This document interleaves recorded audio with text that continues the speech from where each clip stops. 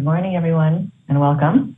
It's 7 a.m. on the West Coast and 10 a.m. on the East Coast. This is Grace Lee, Chair of the Advisory Committee on Immunization Practices. Today is June 17th, 2022, and I'm pleased to call today's ACIP meeting to order. First, I will turn it over to Dr. Melinda Wharton to start with today's announcements. Good morning, and thank you, Dr. Lee. Could I have the next slide, please?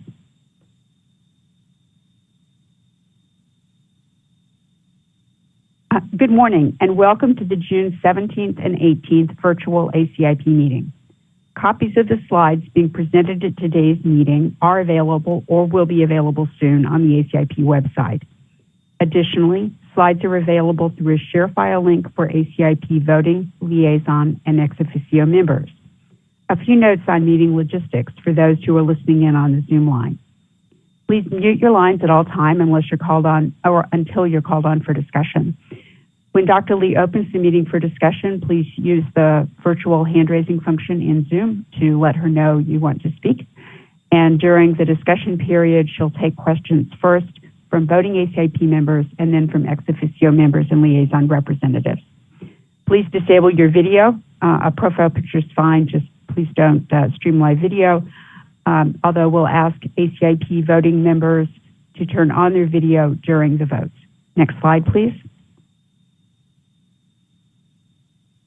The Advisory Committee on Immunization Practices is at its heart a public body, and engagement with the public and transparency in our processes are vital to the committee's work. For this meeting, we'll be holding one oral public comment period today at approximately 2:15 p.m. Eastern Daylight Time. To create a fairer and more efficient process for requesting to make an oral comment, we ask that people interested in making an oral comment submit a request online in advance of the meeting. Priority is given to those advanced requests, and if more people request to speak than can be accommodated, we conduct a blind lottery to determine who the speakers will be. Speakers selected in the lottery for this meeting have been notified in advance of the meeting. Members of the public can also submit written public comments via regulations.gov using docket number ID CDC 2022-0079. Information on the written public comment process, including as well as information on how to make a comment, can be found on the ACIP meeting website. Next slide, please. As noted in the ACIP Policies and Procedures Manual, members of the ACIP agree to forgo participation in certain activities related to vaccines during their tenure on the committee. For certain other interests that potentially enhance a member's expertise while serving on the committee, CDC has issued limited conflict of interest waivers. Members who conduct vaccine clinical trials or serve on data safety monitoring boards may present to the committee on matters related to those vaccines, but those members are prohibited from participating in a committee's votes on issues related to those vaccines. Regarding other vaccines of the concerned company, a member may participate in discussions with the provision that he or she abstains on all votes related to the vaccines of that company. At the beginning of each meeting, ACIP members state any conflicts of interest. Next slide, please. We are currently soliciting applications and nominations for candidates to fill upcoming vacancies on the committee. Detailed instructions for submission of names of potential candidates to serve as ACIP members are now available on the ACIP website. The deadline for applications for ACIP membership has been extended to August 15th, 2022 for the 4-year term beginning July 2023.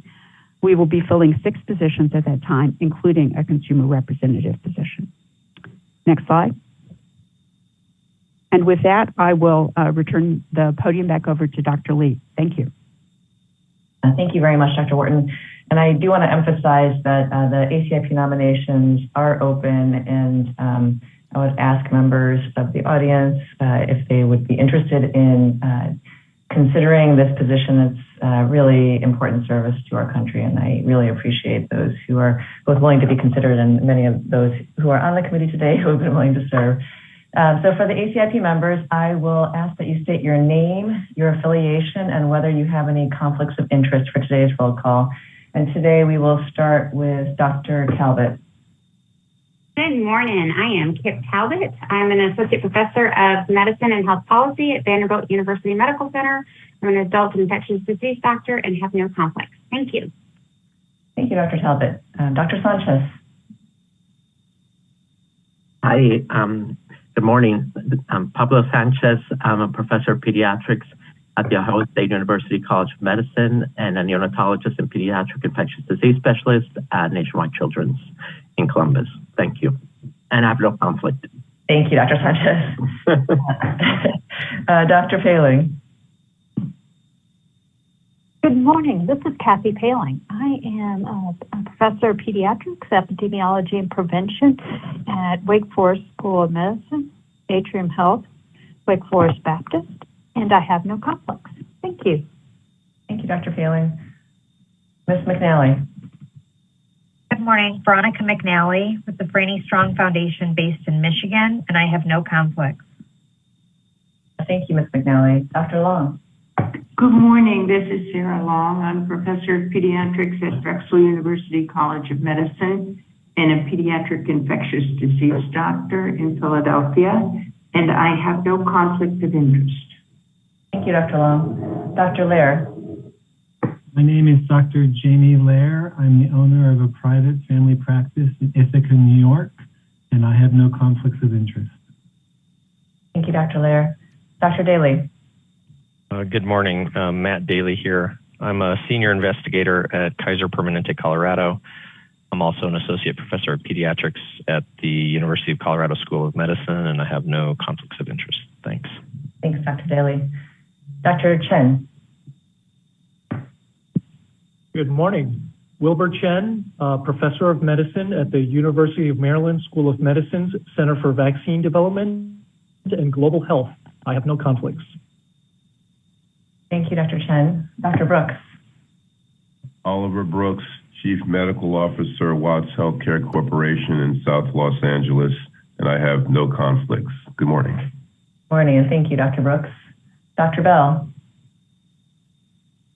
Beth Bell, clinical professor in the Department of Global Health in the School of Public Health at the University of Washington in Seattle, and I have no conflicts.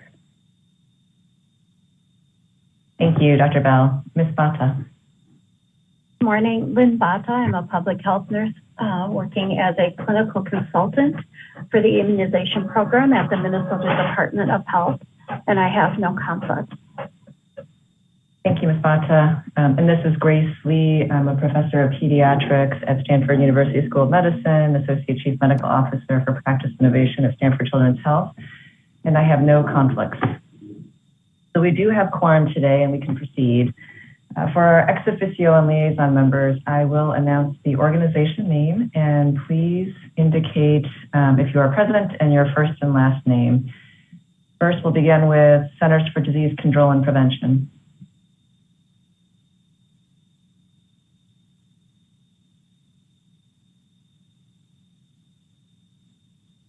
Dr. Posner, are you still muted? Dr. Romero.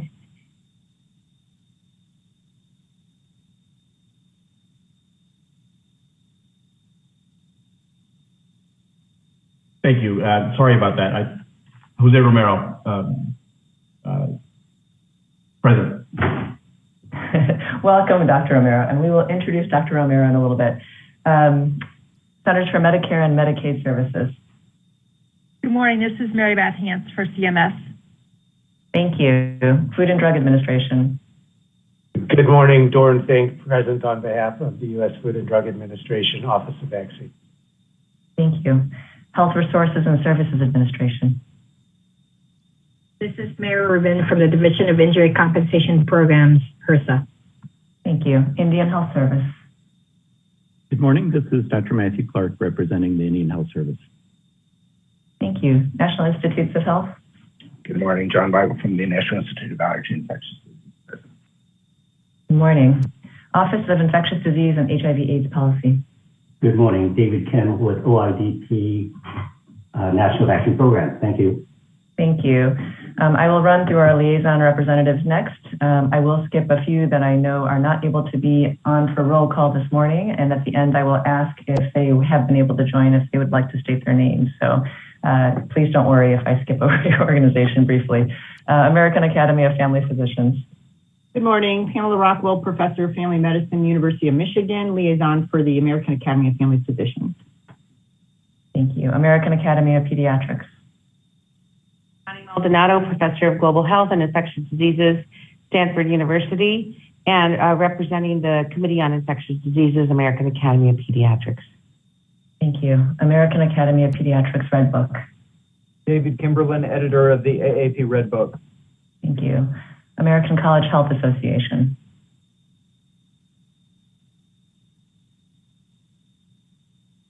American College of Nurse Midwives. Carol Hayes, present. Thank you. American College of Obstetricians and Gynecologists. American Geriatric Society. Ken Schmader for AGS. Thank you. America's Health Insurance Plans. Bob Gluckman here. Thank you. American Immunization Registry Association.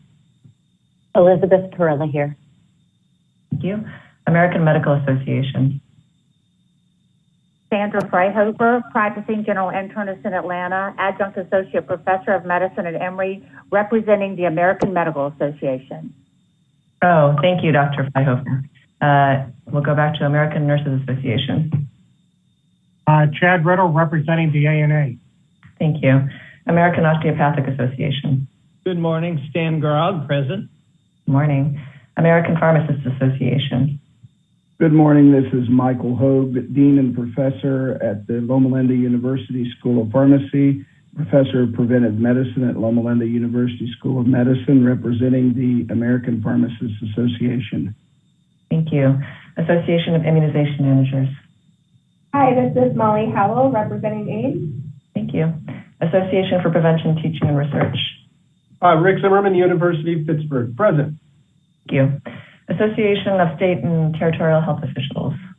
Good morning, Dr. Lee. This is Niraj Shah, the Director of the State of Maine CDC and the President of ASTA. Good morning. Biotechnology Innovation Organization. Council of State and Territorial Epidemiologists. Good morning. This is Paul Cieslak, Oregon Health Authority Medical Director for Communicable Disease and Immunizations, representing CSTE. Thank you. Canadian National Advisory Committee on Immunization. Good morning, Shelley Beeks, the Chair of NACI. Good morning. Infectious Diseases Society of America. International Society for Travel Medicine. Good morning, Elizabeth Barnett, representing ISTM. Good morning. National Association of Pediatric Nurse Practitioners. Good morning, Patsy Stinchfield, representing NAPNAP. Thank you. National Foundation for Infectious Diseases. Good morning, this is Bill Schaffner, Medical Director of the NFID. Morning, thank you. National Medical Association. Good morning, this is Dial Hewlett, representing the NMA. Thank you. Pediatric Infectious Diseases Society. Good morning, this is Mark Sawyer. I'm substituting for Sean O'Leary and representing PIDS. Thank you. Pharmaceutical Research and Manufacturers of America. Good morning, Corey Robertson, present. Thank you. Society for Adolescent Health and Medicine.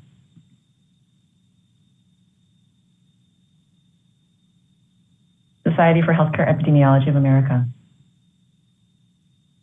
Good morning. This is Marcy Dries, Chief Infection Prevention Officer at Christiana Care, representing SHEA. Thank you, Dr. Dries.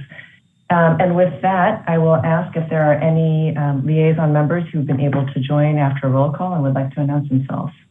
Dr. Lee, it's Jason Goldman, Affiliate Associate Professor at the Florida Atlantic University, General Internal Medicine, Coral Springs, Florida, representing the American College of Physicians. Pleasure to be here.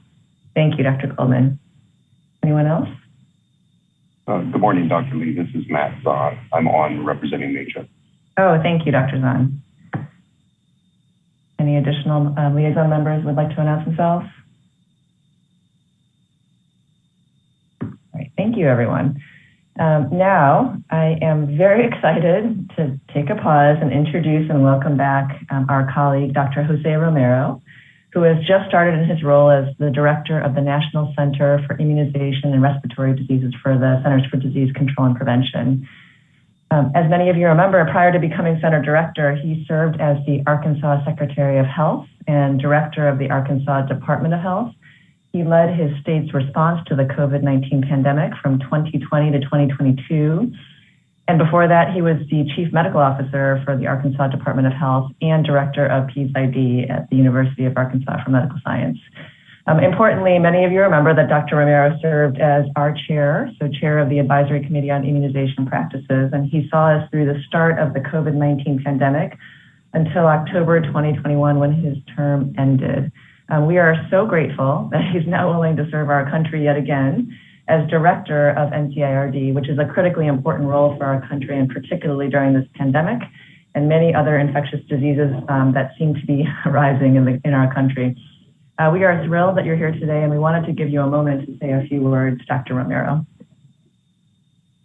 Thank you, Dr. Lee. And with your permission, I'll put myself on video as I address the committee. So good morning to you all. Most of you I have met, and I'm sorry I have not met all of you because of the pandemic. I hope that I can do so in the future.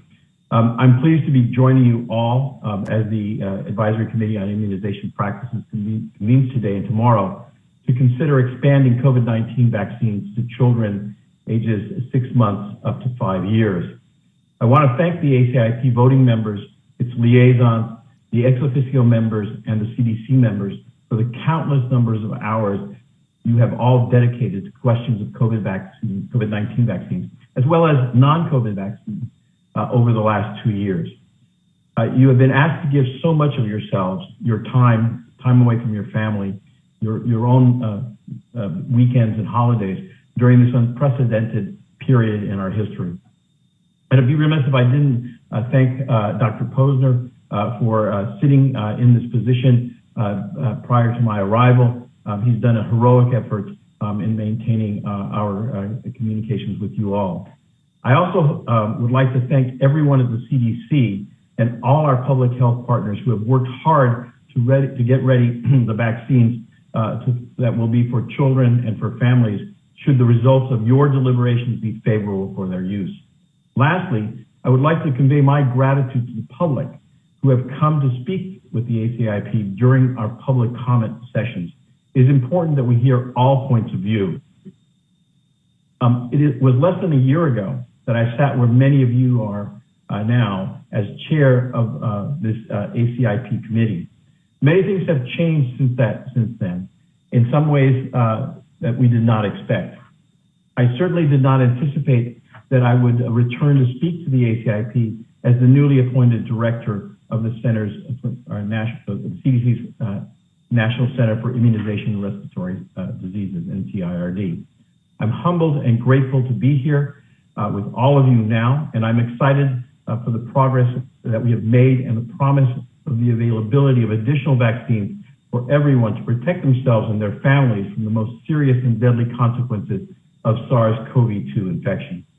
I very much look forward to continuing collaboration with all of you on the work to fight SARS-CoV-2 pandemic, along with our intensified efforts to refocus attention on immunization across the lifespan, with things like catching up on gaps in childhood immunization coverage, addressing adult immunization inequities, and preparing for the upcoming influenza season.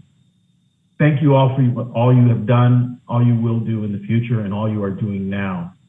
I look forward to seeing many of you at the next Thursday when I am able to join you for the regularly scheduled ACIP meeting. Back to you, Dr. Lee, and thank you for this opportunity to address the committee, its members, liaisons, and the public. Thank you so much, Dr. Romero, and we are so happy to have you back. Next, I'll ask Dr. Melinda Wharton to say a few words to set the stage for today. Thank you, Dr. Lee. First, I'd like to invite our colleagues from FDA to provide an update on recent regulatory action by the Food and Drug Administration. Dr. Marks or Dr. Fink? Dr. Fink. Yeah, hi, it's Dr. Fink. Dr. Marks is otherwise occupied this morning, but I will give my usual update.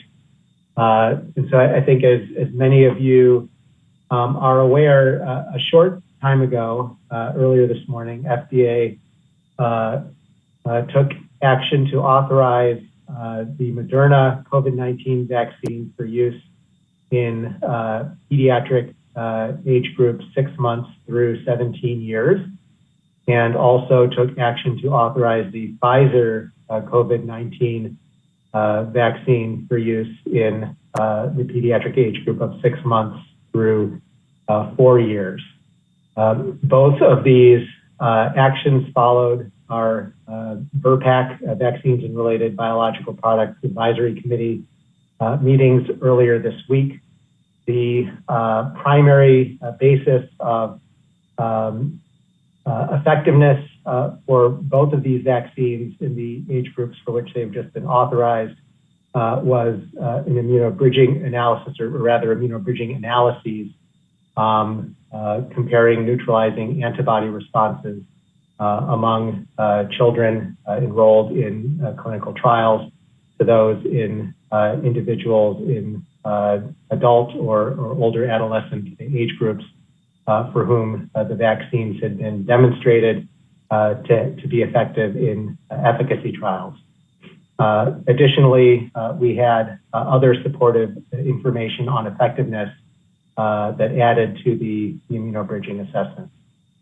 The FDA assessment of safety data was that the safety profile of both of these vaccines in pediatric age individuals from clinical trial experience, as well as available safety information from post-authorization use in older individuals, supported determination of favorable benefit risk, and therefore FDA determined that the known and potential benefits of these vaccines when used in individuals in the age ranges for whom they are authorized outweigh the known and potential risks, and therefore the vaccines are now available in all age groups from 6 months upwards under emergency use authorization. I do want to reiterate a sentiment that was conveyed at the VRBPAC meetings earlier this week, that authorization of these vaccines down to age 6 months represents an important step in our efforts to combat the COVID-19 pandemic, and it provides options to parents and caregivers of children who wish to use the vaccines to improve their protection against COVID-19 and its serious outcomes. So with that, I'll turn it back over to you, Dr. Wharton. Thank you. Thank you very much. So the Advisory Committee on Immunization Practices is meeting today to begin discussions on the use of COVID-19 vaccines in younger children. We will be discussing Moderna's COVID-19 vaccine as a 2-dose series for children 6 months to 5 years of age, and Pfizer's COVID-19 vaccine as a 3-dose series for children 6 months to 4 years of age, and plan to ask for a committee vote tomorrow on these 2 questions. We'll be discussing use of the Moderna vaccine in older children, those 6 to 17 years of age, at our regularly scheduled meeting next week on June 23rd. With that, I'll turn the meeting back over to Dr. Lee. Thank you. Thank you, Dr. Fink and Dr. Wharton. We will move on to our first session of the morning.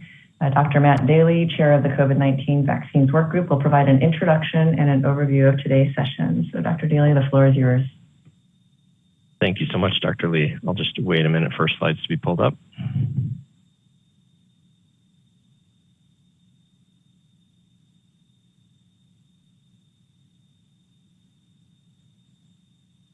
Okay, thanks so much. So I'm speaking today on behalf of the ACIP COVID-19 Vaccines Work Group. Next slide, please. This slide illustrates trends in the number of COVID-19 cases in the United States across all age groups. And since the start of the pandemic, There have been over 85 million reported cases, and currently in the country, we're averaging more than 103,000 reported cases per day. Next slide, please. And then illustrated on this slide are the number of COVID-19 deaths in the United States across all ages. And since the start of the pandemic, more than 1 million individuals have died from COVID-19. And currently, almost 300 people are dying each day from COVID-19 in the country. Next slide, please. To orient you to the figure on the right, age in years is on the x-axis and COVID-19 deaths per 100,000 population is on the y-axis. And as you can see, children at every age have died from COVID-19. And to put these deaths in a broader context, COVID-19 is the leading cause of death among infectious diseases for people aged 0 to 19 years. And COVID-19 is the 7th most common of all causes of death for people ages 0 to 19 years. And among people ages 1 to 4 years of age, COVID-19 is the 5th most common of all causes of death. Next slide, please. This figure shows rates of COVID-19 deaths by vaccination status among all people 5 years of age and older.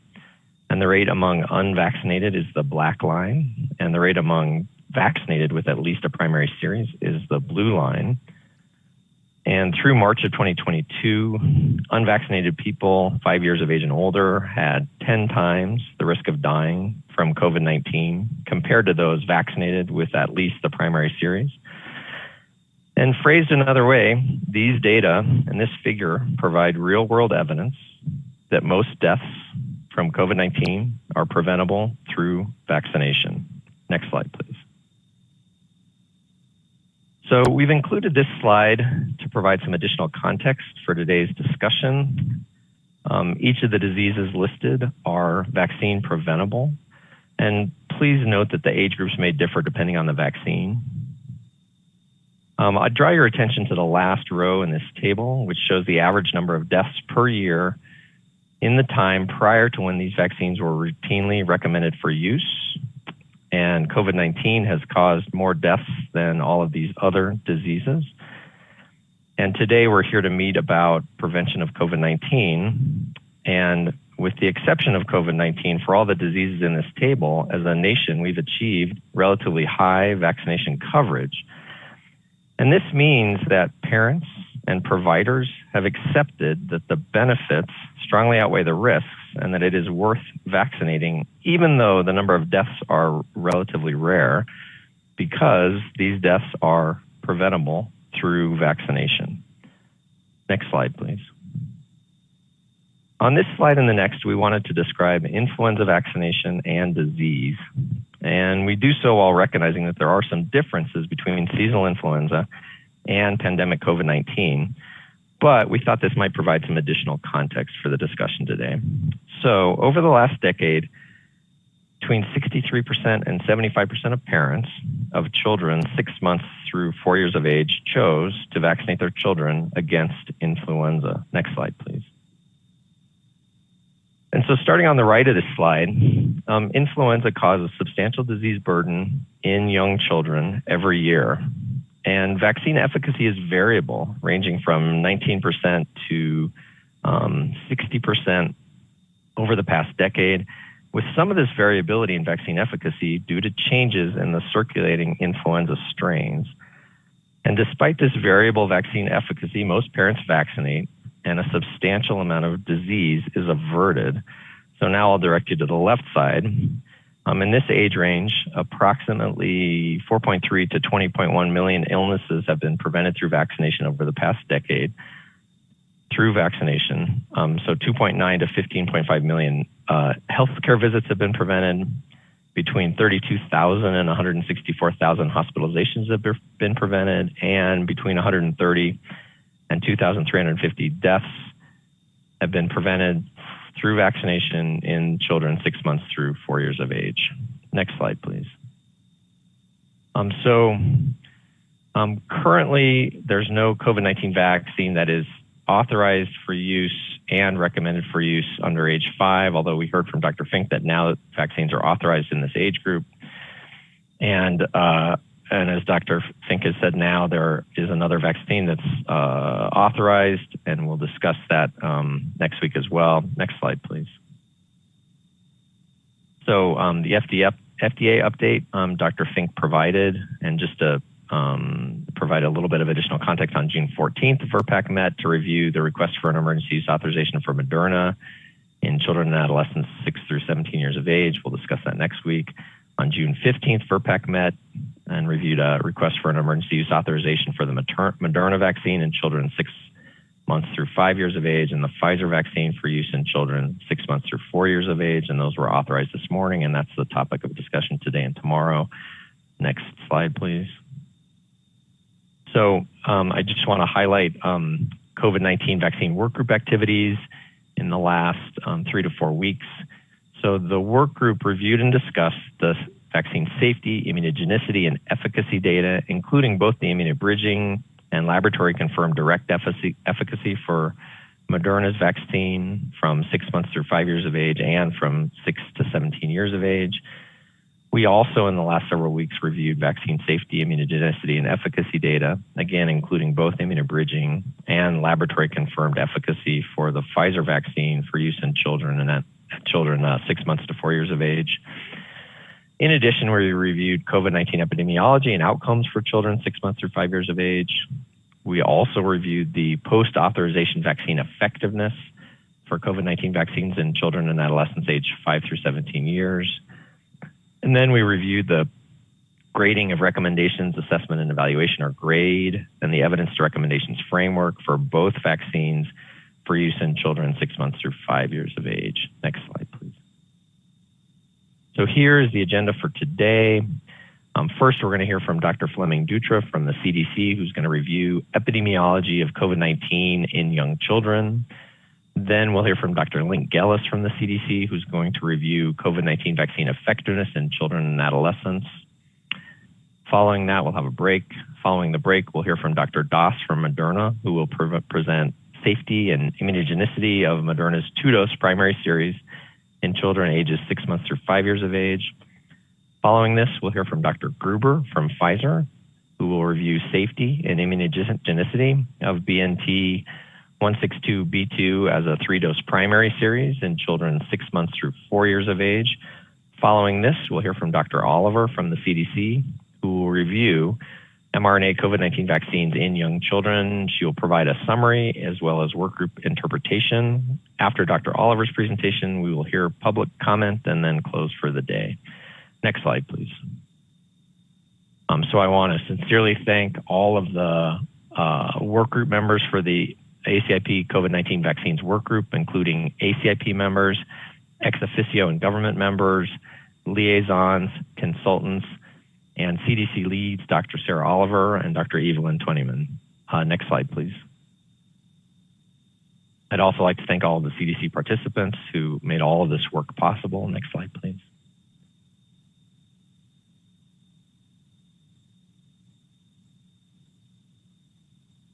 Looks like that's my last slide. So back to you, Dr. Lee. Thank you very much. Thank you so much, Dr. Daly. And I just want to confirm that, I see. Okay. Just a brief announcement that typically the slides will get posted in addition on the ACIP website simultaneously with the presentations. And I believe there's a request to make sure that those are posted for the public. We will work on that at the same time. Thank you, Dr. Daly, for that introduction and for that updated information. It's really helpful to place this in context. Next, we would like to introduce Dr. Catherine Fleming Dutra, who will present on the updated epidemiology of COVID-19 in young children. Good morning. Can you hear me? Yes, we can. Thanks. Next slide. So here's an overview of what I'll cover today. Next slide. Of course, we're talking today about the epidemiology of COVID-19 in children ages 6 months through 4 years. But for purposes of comparison, I will also show data from children ages 5 through 11 years and adolescents 12 through 17 years who have already been eligible for COVID-19 vaccination for some time. Next slide. So let's start with COVID-19 incidence and burden. Next slide. So here we see the trends in the number of COVID-19 cases in the U.S. among persons of all ages, and you just saw this, this graph. As of June 14th, there were more than 85 million total recorded cases of COVID-19 in the U.S. Next. And the Omicron surge started in December 2021 and led to a large spike in COVID-19 cases through the winter of 2022. Next. And as of June 14th, as we just heard, the 7-day moving average was more than 100,000 cases per day. Next slide. So now focusing on the pediatric population, here we see the weekly rate of COVID-19 cases per 100,000 population by age group. COVID-19 case rates were much higher during the Omicron surge compared to any previous time during the pandemic, with the highest rate seen in adolescents 12 through 17 years, shown in dark blue, then older children 5 through 11 years, shown in light blue, and followed by infants less than 1, shown in gray, and children 1 through 4 years, shown in red. Next slide. Total during the pandemic, over 570,000 COVID-19 cases have occurred in infants aged less than 1 year, and over 1.9 million cases have occurred in children ages 1 through 4 years. Next. But not all COVID-19 cases are captured using traditional disease surveillance methods, because some cases are asymptomatic, not diagnosed, or not reported. Tracking the proportion of the population with SARS-CoV-2 antibodies, or the seroprevalence, can improve understanding of population-level incidence of COVID-19. This figure shows the seroprevalence of infection-induced SARS-CoV-2 antibodies from the National Commercial Lab Seroprevalence Study from September 2021 through April 2022 by age group. Seroprevalence in all age groups increased substantially during the Omicron surge. And as you can see, children ages 6 months through 4 years in red had a larger increase in seroprevalence since December 2021 than the other 2 age groups. The study is now continuing with 2-month data collection periods, and the rate of rise in seroprevalence was less steep between February 2022 than the combined March-April time point, when the seroprevalence was estimated at 71% among children ages 6 months through 4 years. Next. Moving on to healthcare associated with COVID-19, starting with emergency department or ED visits. Next. Here is the weekly percent of ED visits with a COVID-19 diagnosis among all ED visits for children ages 1 through 17 years from CDC's National Syndromic Surveillance Program through May 2022. The dashed line marks December 19, 2021, the first date when more than 50% of nationally sequenced SARS-CoV-2 specimens were the Omicron variant, which was followed by a surge in COVID-19 ED visits among children ages 1 through 4 years, 5 through 11, and adolescents 12 through 17. Although a few slides ago, we saw that the rate of COVID-19 cases was lower among children ages 1 through 4 versus older children and adolescents, here you can see during the Omicron surge, here you can see that the trends of COVID-19 ED visits during the Omicron surge were very similar among all 3 age groups. Next slide. Moving on to COVID-19 associated hospitalizations, including burden and severity. Next. Here we see COVID-19 associated hospitalizations per 100,000 population from CDC's COVID-19 surveillance system. Hospitalization rates also increased during the Omicron surge to the highest rates yet seen during the pandemic. During 2022, among these age groups, hospitalization rates were highest among children ages 6 months through 4 years, shown in red, followed by adolescents 12 through 17 in dark blue and children 5 through 11 in light blue. Next slide. To further illustrate this point, we can look at the cumulative COVID-19 associated hospitalization rates. You can see that during the Omicron surge among children 6 months through 4 years, the slope of the cumulative hospitalization rate was steeper than among older children and adolescents. And by March 2022, the cumulative hospitalization rate was higher among children 6 months through 4 years who were not eligible for vaccination during this time than among adolescents who were. Next slide.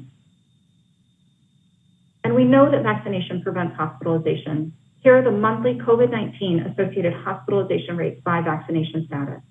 Adolescents 12 through 17 years in dark blue who were vaccinated with at least a primary series shown by the solid line had lower hospitalization rates than those who were unvaccinated in the dashed line. Although children ages 5 through 11 years in light blue have lower hospitalization rates overall than adolescents, the same pattern can be seen after they became eligible for vaccination in late 2021. It's important to note that the benefits of vaccination are more pronounced when the disease burden is high, and we can predict that with future COVID-19 surges, the unvaccinated will continue to bear the burden of disease. Next slide. Next slide.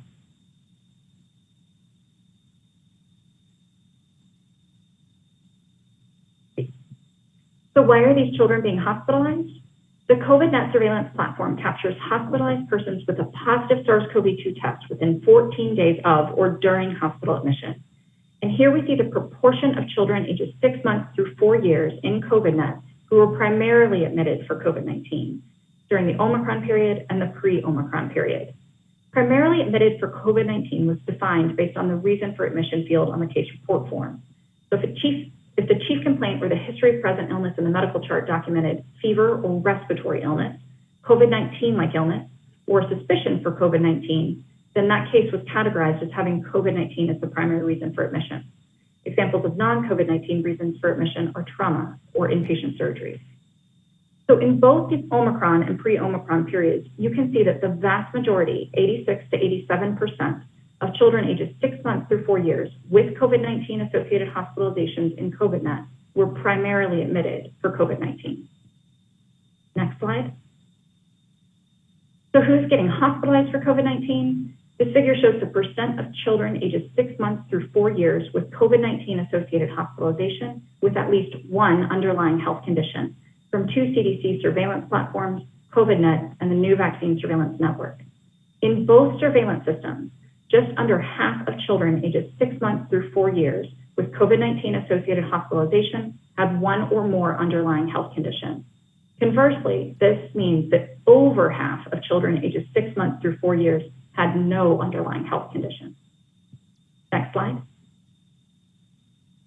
So now let's look at markers of severity among COVID-19 associated hospitalization by age group in COVID-19, focusing on December 19th, 2021 through March 31st, 2022, or the Omicron period. Children ages 6 months through 4 years, again shown in red, were more often admitted to the intensive care unit or ICU than older children and adolescents. During this time, almost 24% of children ages 6 months through 4 years were admitted to the ICU. Children ages 6 months through 4 years were more often placed on high-flow nasal cannula than older children and adolescents. And over 6% of children ages 6 months through 4 years were placed on mechanical ventilation, versus about 5% of children 5 through 11 years and 4.5% of adolescents. These data indicate that during Omicron predominance, COVID-19 associated hospitalization severity among children 6 months through 4 years appeared to be as high or higher than that in older children and in adolescents. Next slide. Now that we've examined the burden and severity of COVID-19 associated hospitalization among pediatric age groups, let's pivot and compare COVID-19 hospitalization in children to other key pediatric infectious diseases. Next slide. And we'll start by comparing hospitalizations for influenza and COVID-19. This figure is from a recent paper which used data from COVID-Net and FluServNet, which conducts surveillance for influenza-associated hospitalizations from October 1st to April 30th each year, the typical U.S. influenza season. The solid black line is the COVID-19 associated hospitalization rate during October 2020 through September 2021, and the solid red line is the preliminary COVID-19 associated hospitalization rate during October 21 through April 22. Influenza-associated hospitalization rates from 2017 through 2022 are shown by flu season in gray and in the dashed red line for the preliminary data from the most recent flu season. Next. Among children 6 months through 4 years, COVID-19 hospitalization rates from October 2020 through September 2021 were lower than influenza hospitalization rates during pre-pandemic influenza season. However, in this age group, the preliminary COVID-19 hospitalization rates during October 2021 to April 2022, which includes the Omicron surge, were as high or higher than influenza hospitalization rates for all influenza seasons shown here. And as we all know, influenza vaccination is recommended every flu season for all children 6 months of age and older. Slide. COVID-19 associated hospitalization burden among children 6 months through 4 years was similar to or exceeded the pre-vaccine era burden of other now vaccine preventable diseases, including hepatitis A, varicella, and vaccine type invasive pneumococcal disease. Next slide. And tragically, COVID-19 is a leading cause of mortality in children. Next slide. This figure shows the number of COVID-19 deaths in children by age through May 11, 2022. And sadly, among children ages 6 months through 4 years, there have been 202 COVID-19 related deaths, accounting for 1.7% of all deaths in this age group. Next slide. And COVID-19 was a leading cause of death among children and adolescents during the pandemic. Previously, we've shown data to ACIP that during 2020, COVID-19 was the 11th cause of death among children ages 5 through 11 years. But this has changed through the course of the pandemic. And looking at data through April 2022, COVID-19 now ranks as the 4th and 5th causes of death among children 0 through 19 years of age. Next slide. COVID-19 associated deaths among children ages 6 months through 4 years, as we've already heard today, exceed the pre-vaccine era burden of other now vaccine preventable diseases shown here. Slide. Multi-system inflammatory syndrome in children, or MIS-C, is another important complication of COVID-19 in children. Next slide. MIS-C is a severe illness in persons ages 0 through 20 years, characterized by fever, multi-system organ involvement, inflammation, and SARS-CoV-2 infection with no alternative plausible diagnosis. It occurs 2 to 6 weeks after acute infection, and 60 to 70% of patients are admitted to intensive care, and 1 to 2% die. Next slide. Here are the daily MIS-C and COVID-19 cases reported to CDC. In total, during the pandemic, more than 8,500 MIS-C cases and 69 deaths have occurred. Reports of MIS-C, shown by the blue line, typically follow increases in COVID-19 cases, which are shown by the dashed black line. However, following the Omicron surge, reports of MIS-C did not increase to the same level as occurred following prior waves of COVID-19 cases. Next slide. Now we can look at the weekly MIS-C case counts by age group through May 31st. Children 6 months through 4 years are shown in dark blue, 5 through 11 in orange, and adolescents 12 through 17 in the middle shade gray blue. Next. And during the pandemic, a total of 1,990 cases of MIS-C and 9 deaths from MIS-C have occurred among children ages 6 months through 4 years. Next slide. And unfortunately, throughout the pandemic, MIS-C has disproportionately affected Black children, which is shown here with the percent of MIS-C patients ages 6 months through 17 years during the pandemic by race and ethnicity and age group. Next. So let's talk about post-COVID conditions. Next. Post-COVID conditions include a range of new, returning, or ongoing health problems occurring 4 or more weeks after acute SARS-CoV-2 infection, and they occur both in adults and children. A large study in Denmark indicated that children ages 0 through 5 years with SARS-CoV-2 infection are more likely than controls who had no known SARS-CoV-2 infection to experience fatigue, loss of taste, and loss of smell lasting more than 4 weeks after acute infection. Next slide. However, evidence regarding the prevalence and spectrum of post-COVID conditions among children, especially young children, is limited by the inability of younger children to verbalize symptoms, few studies that include children, and among the studies that do, a lack of appropriate control groups, and because symptoms frequently occur in children without known SARS-CoV-2 infection, which makes it difficult to determine which symptoms are attributable to post-COVID conditions. Next slide. And there are other impacts of the pandemic on children and families. Next. And childcare has been particularly challenging for families during the pandemic. This Kaiser Family Foundation graph shows the percent of parents during July and August 2021 who said that in the past year, they or another adult in their household left a job or changed work schedules to take care of their children. Next. And these data highlight the disparities of this impact. Parents of children under the age of 5, younger parents, Black and Hispanic parents, and parents with lower household incomes were more likely to report that their household had a job disruption due to childcare needs. And job disruptions have negative impacts on both parents and children. Next. And other impacts of the pandemic on children include worsening of mental or emotional health, widening of existing education gaps, decreased physical activity and increased body mass index, decreased healthcare utilization and routine immunizations, and increase in adverse childhood experiences. Next. So in conclusion, next. To date, COVID-19 has caused more than 570,000 cases among infants less than 1 year and more than 1.9 million cases among children ages 1 through 4 years. The Omicron surge in the United States has led to the highest numbers of COVID-19 cases, emergency department visits, and hospitalization rates among this age group yet seen during the pandemic. Next. Children ages 6 months through 4 years are at risk of severe illness from COVID-19. More than half of hospitalized children ages 6 months through 4 years had no underlying condition. During Omicron predominance, COVID-19 associated hospitalizations among children ages 6 months through 4 years had similar or increased severity compared to older children and adolescents. And the burden of COVID-19 hospitalization is similar to or exceeds that of other pediatric vaccine preventable diseases. And finally, the COVID-19 pandemic continues to have significant impact on families and increases disparities. Next. Presentation is the work of many people that I would like to thank. And next. Thank you. Thank you very much for that excellent presentation. This presentation is now open for questions.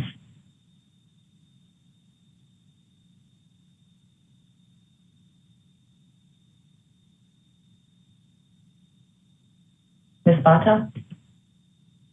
Yes, and thank you, Dr. Fleming, Dutra. Just a clarification about the data related to hospitalization during Omicron and deaths. We saw that rise. Was that a proportional rise compared to the other variants in the original Wuhan strain, or was there something special about the Omicron variant that created more hospitalization?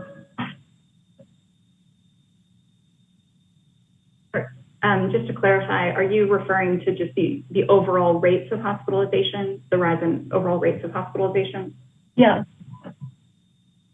I think that's it's an important and interesting question, and I'll start, and if there's others on the line who want to weigh in. I think we see very clearly with the epidemiology throughout the pandemic, or from the case count, the ED visits, and the hospitalization rates, that we saw a tremendous surge in all of those COVID-19 cases, COVID-19 ED visits, and hospitalizations during the Omicron surge. So it certainly reflects the overall epidemiology of the pandemic, that there was lots of transmission and infections occurring in the population.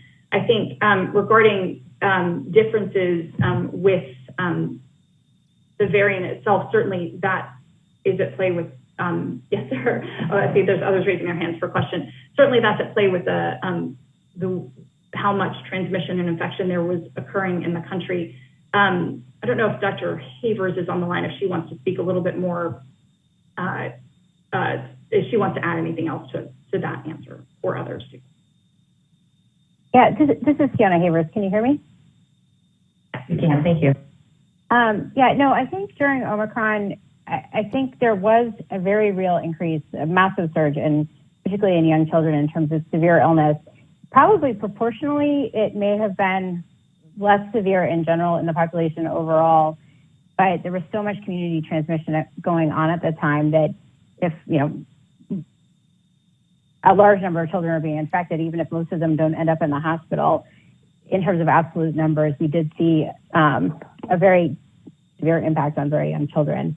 And it was very striking during the Omicron surge. So I don't know if that directly answers the question, but I think it was a very real increase in that time, particularly among young children. It was very disproportionate among young children, as as Dr. Fleming-Dutra showed. Thank you. Dr. Paling. Hi, thank you very much for a fabulous presentation. I would like to highlight a few things to verify that I'm interpreting information correctly and then ask a question. So as I'm looking at this data, I understand that for each age group of children, COVID-19 is either the fourth or fifth leading cause of death, saying that this is not a minor illness in children. And that of the children that get hospitalized, about a quarter will go into the ICU, further verifying it. And humbling enough, half of the children that get hospitalized do not have underlying conditions. So it's not that easy to predict. And that 87% of all hospitalizations are clearly COVID related.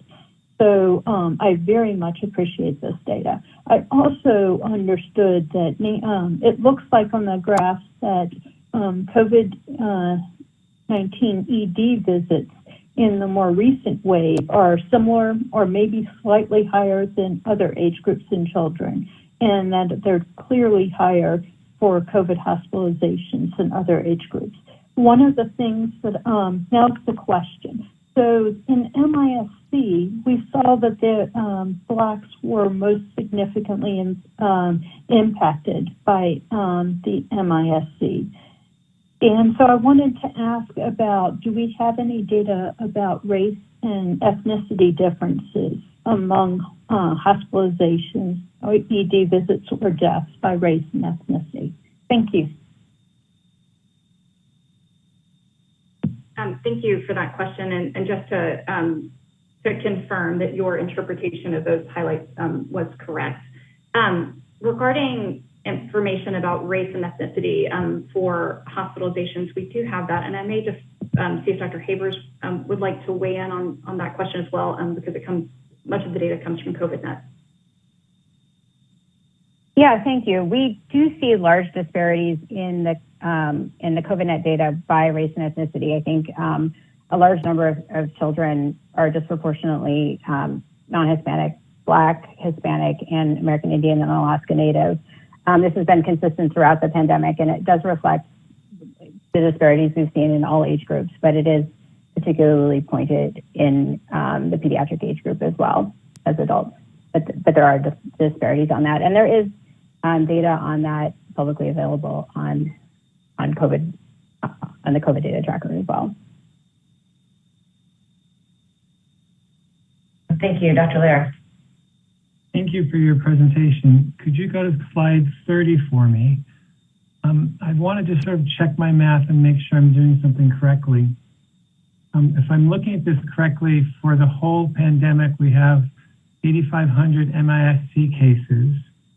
However, when I did the math for the number of COVID cases for children, there's about 15 million. And so what I'm doing, it looks like the order of magnitude is 1 every 2,000 cases of COVID, you have an MISC case.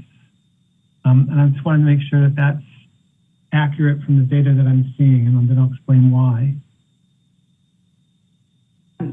Is Dr. Zambrano on the line? We have our MISC unit on the line. Hi, yes, this is Dr. Zambrano. Can you hear me?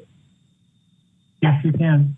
Okay, great. Yeah, so there are a few data sources that have actually interrogated this question. And one thing that's important to note is that even among most MISC cases actually are derived from symptomatic or subclinical SARS-CoV-2 infections. And so sometimes looking at it at the COVID-19 cases as the denominator may actually wind up overestimating your incidence.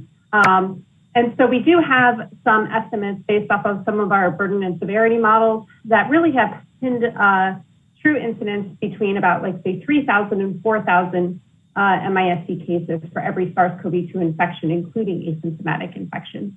And so we are actually in the process of updating that data right now, but I'd also be happy to share some resources that provide that estimate as well. The reason I'm asking is because I have regular questions from parents about what's the risk of my child getting MISC. and they're talking whether it's 1% or 5% or 10%. And my perspective here from this data is suggesting that it's very low, that it's 1 in 2,000 of COVID cases that we know, and that's not even including cases that we don't know. So that's just interesting information for me. Thank you. Thank you. Dr. Daly? Yeah, thanks so much. First a comment and then a question. The comment is just, that I so appreciate your ability to put this in some context and framing. And I'm thinking about it for us as members, but also for parents, because parents have long heard the message that, COVID is less severe than in young kids than in older adults. But I feel like your presentation did such a wonderful job of putting it in context of some other things that parents may be aware of, other diseases, other causes of death. So I feel like it's just so important to put it in context in those terms that parents then can sort of use to help with their decision making, because they're asking, is this vaccine needed? And I feel like your talk goes a long way to make the argument that it is. And then my question is it true that for any given hospitalization, that hospitalization may be as severe or more severe for kids under 5 as for other kids of older ages? Thank you. Yes, thank you for that comment and the question. So if I could have slide 19 again, and I will also ask Dr. Havers to weigh in if she wants to add to this.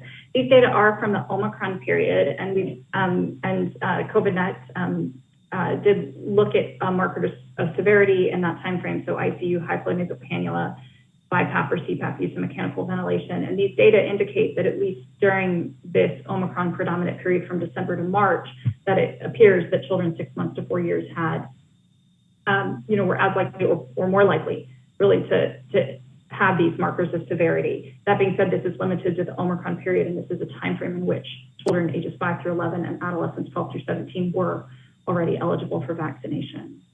Dr. Havers, do you want to add to that? Sure, thank you for that question. I think we are seeing that conditional on hospitalization, a high proportion of kids of all ages have severe outcomes as measured by ICU admission and the use of mechanical ventilation or higher levels of oxygen. But as you can see that, and this is including during the Omicron period, and we published a number of reports about this. So I think it's overall, it's hard to compare severity across age groups, but I do think that, as you can see from these data, that children under 5 years have a high level of fairly severe outcomes. So thank you. Yeah, I mean, this is Matt Daly again. Just to add to that, I mean, I think as a clinician, being moved to the ICU, we always feel like is a sentinel event, because that acknowledges that this illness is life-threatening, and that's why somebody's being moved to the ICU. So that seems like a reasonable proxy for severity of illness, and this is a high proportion. So thank you. Thank you. Dr. Long? Yes, I wonder if we could see the slide about the morbidity and mortality averted by vaccination in the older age groups that you showed us. And I'm so grateful for your putting this together, because these very clear data should just decimate the myth that this infection is not life-threatening in this age group. So thank you for that. And I don't want to take anything away from that, but my question is going to be, what might we expect for this vaccination to do to outpatient and ED visits? So it's that slide that you showed us about things averted in the older age groups. So I believe you may be either talking about slide 23, which is regarding hospitalization, or slide 27 regarding deaths. Maybe we'll start, may I have slide 23? Well, my question really was, on those slides, I was so impressed and wanting to get very clear the deaths and hospitalization. I missed, maybe you didn't show us any prevention of outpatient visits or ED visits in the older age group for which we have a lot of data post-vaccination authorization and recommendations? Maybe you didn't show us. That's my question. I did not have a similar slide for ED visits or cases. I believe that next we'll be hearing a talk from Dr. Link Ellis on vaccine effectiveness, and somewhat different, but may give you a little bit more information on those. Thank you. Thank you so much, and thank you for this information. Thanks very much. Thank you. I do have one other question. This is Grace Lee. It's around this question that people keep asking, which is it a difference in the variants in terms of the clinical presentation of kids, or is it related to background rates of vaccination that is protecting a large proportion of kids? And I ask this specifically for MISC, the difference that you see with the number of cases in the Omicron wave and the number of reported cases of MISC seems somewhat different than in prior waves. But on the other hand, I'm just wondering if now with the 5 to 11-year-old age group and the 12 and older having higher rates of vaccination in the background, if that would be expected, or if you think this truly is related to Omicron versus Delta versus other variants. May I have slide 30 again? And I'm actually going to defer that question to Dr. Zambrano, our MIS expert.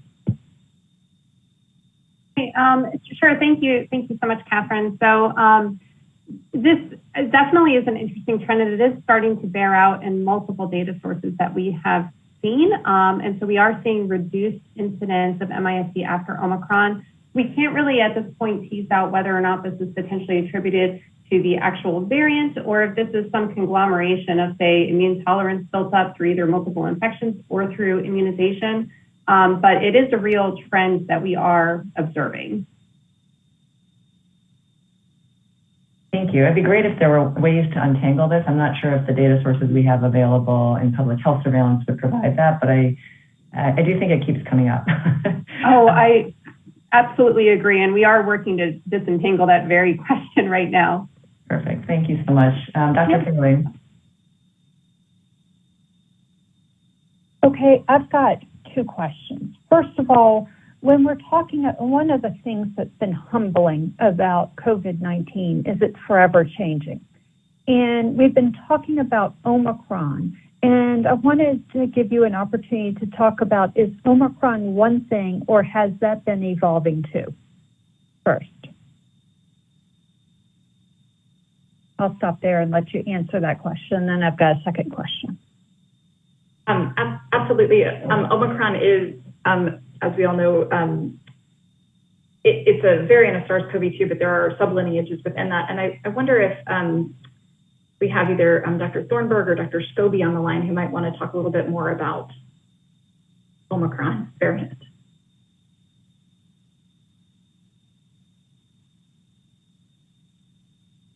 Yeah, this is Natalie Thornburg. Can you hear me? Okay, great. Yeah, so my audio is a little off. Could you go ahead and repeat the question, please? Yes. All right. So one of the things that we have recognized is that COVID-19 is forever humbling. And we've been talking about the Omicron epidemic, but is that constant, or how much has that been changing? Yeah, I mean, the Omicron variants, there are, a lot of different subvariants. And really the first wave that occurred in December, January has been really the most dramatic wave of Omicron. There have been several different subvariants that have sort of changed in prevalence since December. It started with something called BA.1, then BA.2 during the very sort of low time in March and April, and now we're seeing some subvariants of BA.2 and BA.4 and 5 increase. They're all, though, Omicrons that have been circulating, and they do seem to differ a little bit from each other in escape from immunity, but it's subtle differences. They're all Omicrons, but they do not seem to differ in regards to severity dramatically from one another. So it's still really an Omicron wave that we're seeing, but there are subtle differences in the subvariants as they sort of increase and decrease in prevalence. Okay, thank you. That's very helpful. My second question is related to the slide that's on here, and I very much appreciate Dr. Lair's math. And what I understood was if you take into account asymptomatic disease, about 1 in 3,000 to 1 in 4,000 children will get MIS-C. And if I understand correctly, that 60 to 70% of children with MIS-C will be admitted to the ICU, that means your risk of ICU hospitalization is somewhere around 1 in 5,000 to 1 in 7,000. And I just wanted to see if that math is making sense to others. Thank you. I'll let Dr. Zambrano weigh in specifically about MIS-C, but I do want to just frame that that is not the only reason that children with COVID-19 are admitted to the ICU. That, as we saw earlier with the COVIDNet data from COVID-19 associated hospitalizations, about just less than a quarter of children in this age group with COVID-19 associated hospitalization are admitted to the ICU. So that math does not take into account hospitalization for acute COVID infection. And Dr. Zambrano, do you want to? I'm sorry. Thank you. Add any more to that? That's very this is Laura Zambrano. Just to add, I completely agree with you, Catherine. So that Dr. Fueling, that math does add up. I mean, in terms of the overall risk per se of ICU admission attributed to MIS-C, it would probably be in the realm of about, say, 1 in 5,000, 1 in 7,000 infections, including asymptomatic or subclinical infections. But ICU admission attributable to severe COVID is another question entirely, and it is more common. But it is true that about between 60 and 70% of children with MIS-C would be expected to be admitted to the ICU. So it is a very severe clinical complication. Thank you. I apologize. I have 2 more questions. Today I have a bunch of questions for you. Well, one is a comment in that I think that similar to or akin to MIS-C, we talk about, COVID being less severe in kids, Omicron is less severe, but, I'm starting to wonder whether or not it really is that we have now a greater proportion of the population vaccinated. Some individuals have also had infection. So, thinking about severity by variant versus severity by the fact that we are this far into the pandemic and now with a pretty robust and available vaccination program, I wonder if we're not articulating as well the importance of vaccination because we're saying things seem less severe nowadays than before. I think it's really important for the public to know that the counterfactual might not be true. We could be in the same situation today as we were in the very beginning of the pandemic if we didn't have vaccines available. So just, again, an ask to continue to do our best to look at that data to understand if it really is variant specific, how much is it due to the variant versus how much is it due to where we are in this vaccination program and in the pandemic 2 years in, because it does feel like the messaging, comes across differently in the more recent waves. The other, piece related to that and the younger kids is, a lot of younger kids were protected for the longest period of time because we had so many other mitigation measures in place. So it wouldn't be unanticipated that this population of kids who didn't have access to vaccine and who perhaps were protected fairly well until recently would suddenly have a surge of hospitalizations and severe illness. Also, these younger kids, I suppose it doesn't surprise me because we know that younger kids have smaller airways and they have a little bit less reserve, that they would come in, healthy kids otherwise would have come in with severe disease. So again, highlighting the importance of prevention in this arena. And then the final thing, I was thinking and reflecting on the question, and that I think it was Dr. Paling that asked about disparities by race, ethnicity, with regard to hospitalization. I certainly think that there are disparities that exist, but I also wonder about disparities in testing and disparities in circulating rates of infection. And so, how much of that information can continue to help us by highlighting the importance of testing, the importance of having tests available, and really appreciate the government's efforts to continue to make that available to the public. Without access to testing, it's going to be really hard to interpret this information in a robust way. So, are individuals where we see the disparities at higher risk for severe disease, or is it that the background rates of infection are just so high that we are seeing more of them coming in proportionately, becoming hospitalized or with severe illness? I think both could be true, but just it's hard to disentangle this data from what we're able to see today. So just an ask if it's possible to continue to look at that data more critically.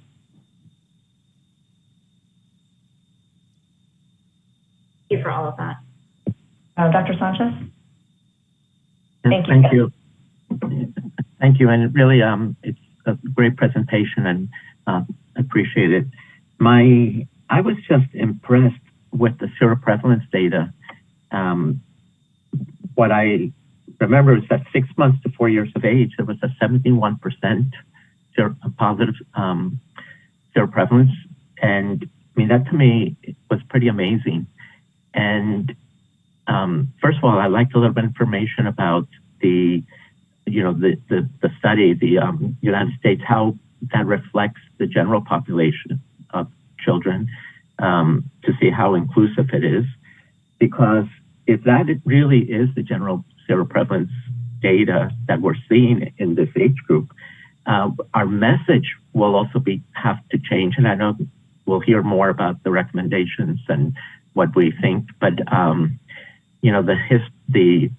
this natural immunity and the fact that that a lot of these children will be getting vaccinated despite the fact that they've had it before, which we know we are recommending in the older children and adolescents. So I'd like a little bit more information on that seroprevalence data, because it really was kind of amazing, 71%. Yes, and can we have slide 10, please? And while you're pulling that up, I believe either Dr. Jones or Dr. Clark may be on, who can speak more to the methods of that study. Hi, yeah, this is Dr. Christy Clark. So thanks so much for this question. Yeah, it really is important information. And in the population of children 6 months to 4 years, you can see that since December 2021, the seroprevalence, or the proportion of that population that has antibodies induced by a prior infection with SARS-CoV-2 has more than doubled, gone from 33% to 71%. Now, regarding methods for this study, all of the samples, all of the estimates are adjusted for the ages of children, for the sex of children, and for rural or urban status of their county of residence, in order to make the results as representative as possible. Now, it is calculated from samples that were submitted for clinical testing at commercial labs. So we did some analyses that are available in the preprint that you see referenced on this slide, to look at some potential sources of bias of looking at commercial lab specimens in this age group. Given that, some children may require more frequent healthcare monitoring than other children. And what we found in that study was we compared children who had ICD-10 codes or were getting lab tests that may have been more likely to indicate that they're getting child care or more routine care, and compared that to other pediatric samples. And we actually found that the seroprevalence among those groups of children are fairly close, and actually just a very slightly higher seroprevalence among those kids who were seeking things that were more likely to reflect child care or more routine monitoring care. And so we don't believe that children who are seeking more frequent healthcare monitoring due to special health conditions are a significant source of bias for these samples. And as I said, they are weighted for several demographic factors. So I hope that that's helpful in your consideration of these data. Thank you. Thank you. Ms. McNally? Do you mind if I just add a little bit to that? Of course. So I just wanted to let you all know that we will, or Dr. Oliver tomorrow will be talking a little bit more about how this will fit into the context of the vaccine recommendations. So stay tuned for that tomorrow. And I believe Dr. Jones might also be on the call. I don't know if you wanted to add anything else. Sure. I mean, just a quick blurb about the benefits of the evidence of vaccination after infection. So infection-induced protection against infection appears very poor against Omicron infection, and it wanes over time, although not as quickly as vaccine-induced protection. And although infection-induced protection against severe disease appears to be more robust, evidence has consistently shown that vaccination in those previously infected substantially boosts protection against both infection and against severe disease. And some of that data will be presented later. Okay. Thank you. Ms. McNally? Thank you. Dr. Fleming-Dutra, I'm not sure if this question is more appropriate for you or for the next speaker, but I'm wondering about the impact of vaccination in this age group on community immunity or herd immunity. Thank you. Thanks for that question. I think it's really important. I probably will defer that question to following the next presentation regarding vaccine effectiveness. Thank you. Dr. Brooks. Yes. First of all, I think this is a really important presentation, and the one in front of it, framing the issue. I think that's we need to understand the need to get these children vaccinated. My question and comment is related to the disruption based on of job continuation. Can you speculate on why you think the higher rates among African Americans and the Latinx are there? Is it higher rates of exposure of COVID-19 of their children? Is it the particular employment? Is it the inability to work from home? I'm just curious about that particular data because I think that's overlooked, the effect beyond illness, but on everyday life of the families. Thank you for that. And can I have slide 38? I have to, these data are from the Kaiser Family Foundation, and it's an excellent question as to why certain groups of parents are more impacted by job disruptions, either leaving a job or changing work schedules to take care of their children.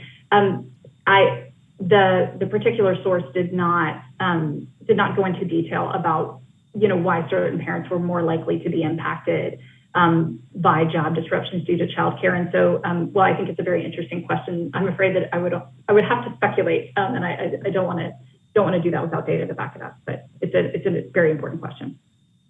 Thank you. Thank you. I think at this time we will move on to the next presentation. Dr. Ruth Lingelis to review updates on vaccine effectiveness in children and adolescents, and look forward to coming back to Ms. McNally's question after the presentation.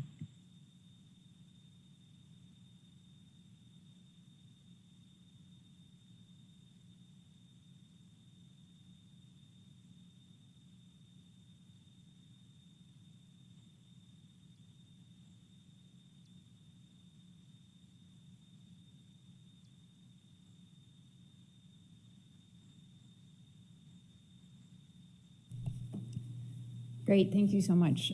Today I'll be sharing updates on COVID-19 vaccine effectiveness during Omicron for children and adolescents. Next slide. I'll start first with CDC's PROTECT platform. This is a prospective cohort study in children aged 4 months to 17 years that includes weekly swabbing regardless of symptom status, so should not be impacted by changes in testing practices due to the availability of home tests. The study uses a Cox proportional hazards model with adjustment for propensity to be vaccinated, site, SARS-CoV-2 circulation, and community mask use. Results were separated by age group, 5 to 11 years and 12 to 17 years. Next slide. Dr. Lingelis, would you be able to step a little closer to the microphone? Sure, is this better? Yes, thank you. These results are updated from the Folks et al. MMWR published in March and extend those findings through April 23rd. Here we have VE against infection for 5 to 11-year-olds on the top and 12 to 17-year-olds on the bottom, further separated by time since last dose. Note that for the 5 to 11-year-old group, there was not enough power in the 60+ days after the second dose, and so the confidence interval was too wide to make meaningful conclusions, so we have not included that estimate.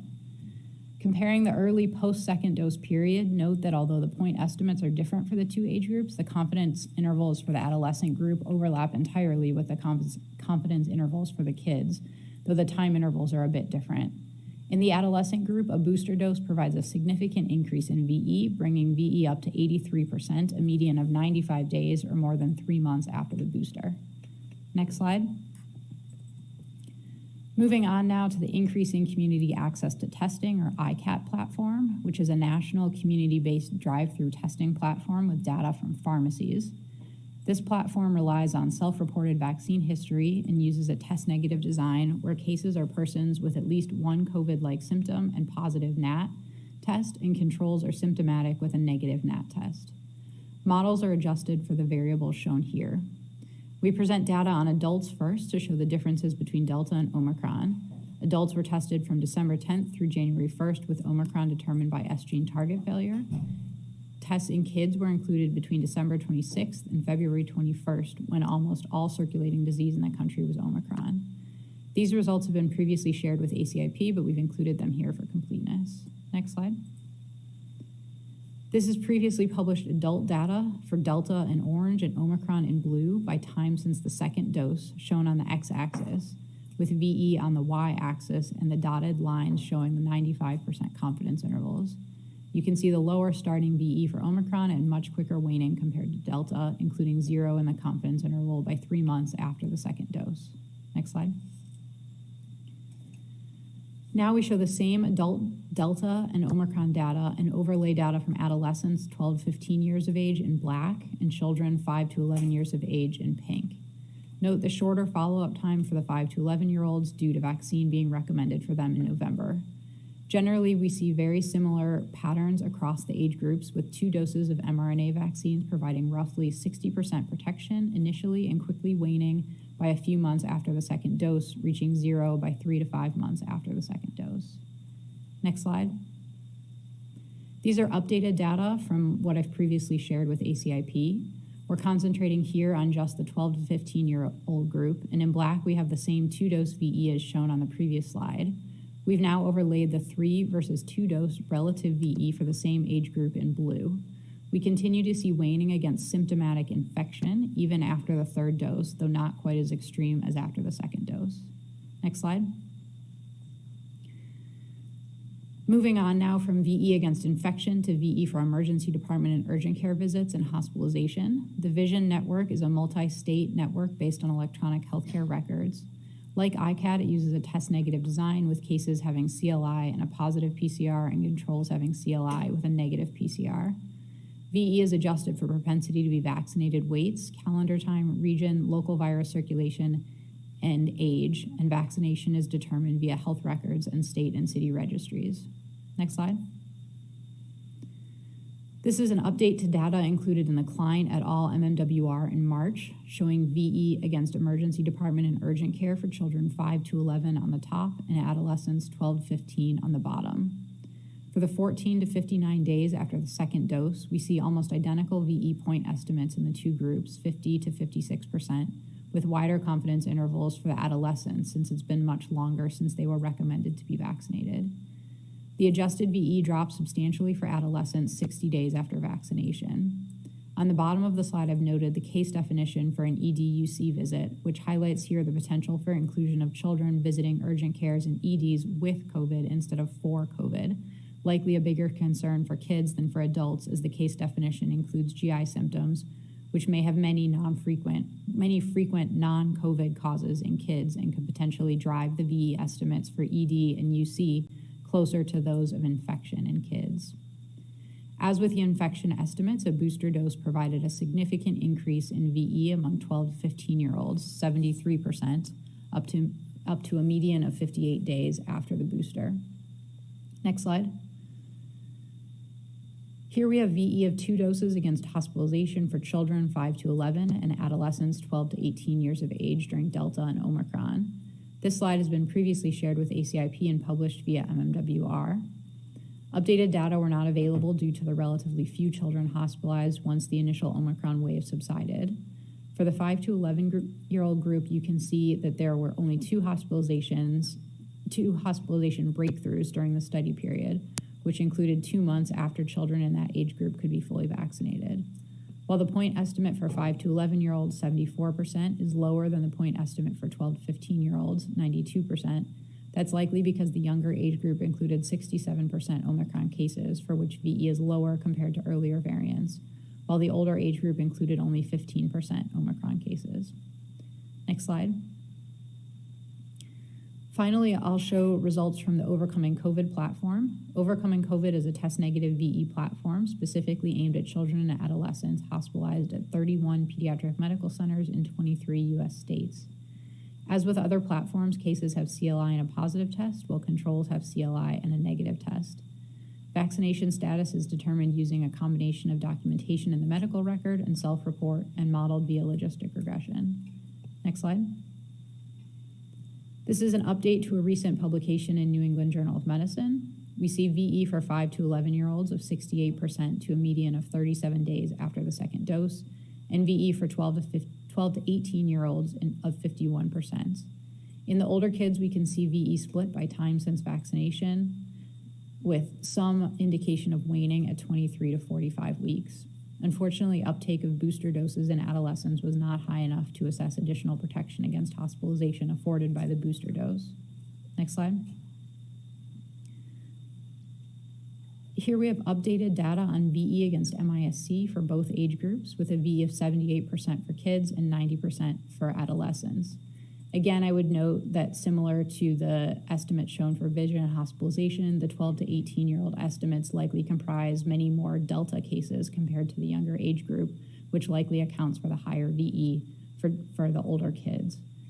We do not see a signal here for waning in the adolescent group, and similar to hospitalization, we did not have enough power to assess additional protection due to a booster. Next slide. In summary, VE against infection, for two-dose VE declined quickly for children and adolescents during Omicron and followed a similar pattern to that of adults. A booster dose in adolescents substantially improved VE compared to 2 doses, though some waning appears evident. A similar pattern was noted for emergency department and urgent care visits, with VE similar after 2 doses in both age groups, with evidence of waning and substantial additional protection from a 3rd dose among adolescents. Finally, for severe disease, 2 doses provided protection for both children and adolescents, with some waning evident for hospitalization in adolescents. There was not enough power to assess waning in children or the impact of boosters against hospitalization or MIS-C in adolescents. Next slide. I'd like to acknowledge the individual shown here, and I'm happy to take questions. Thank you. Thank you, Dr. Lynn Gillis, and this presentation is now open for questions.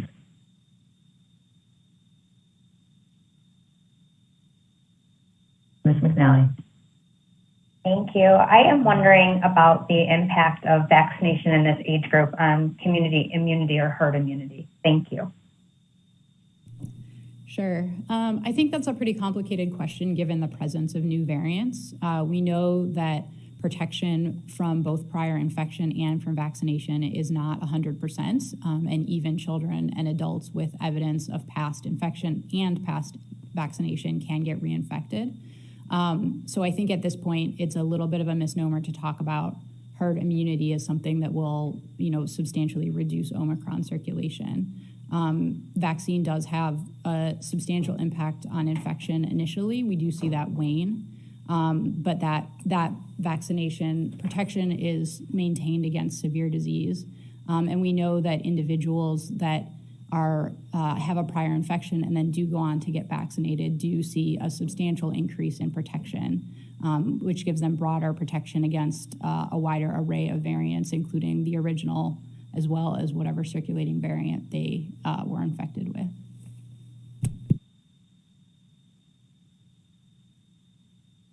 Paling.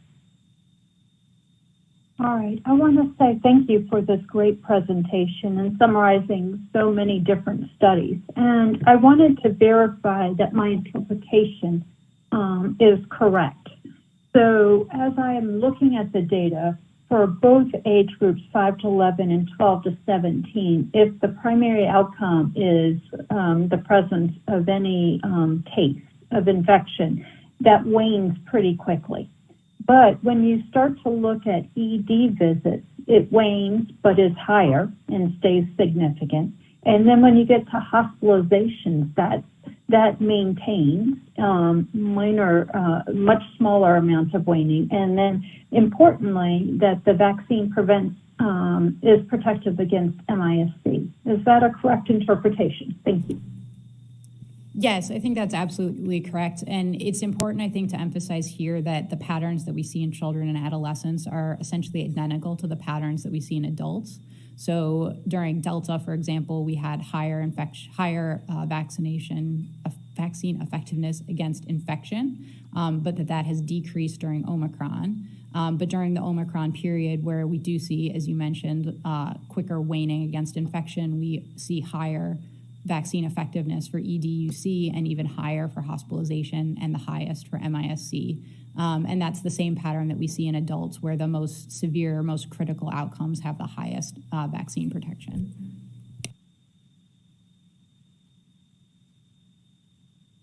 Thank you. Dr. Daly. Yeah, thanks so much. Could you go back to your summary slide?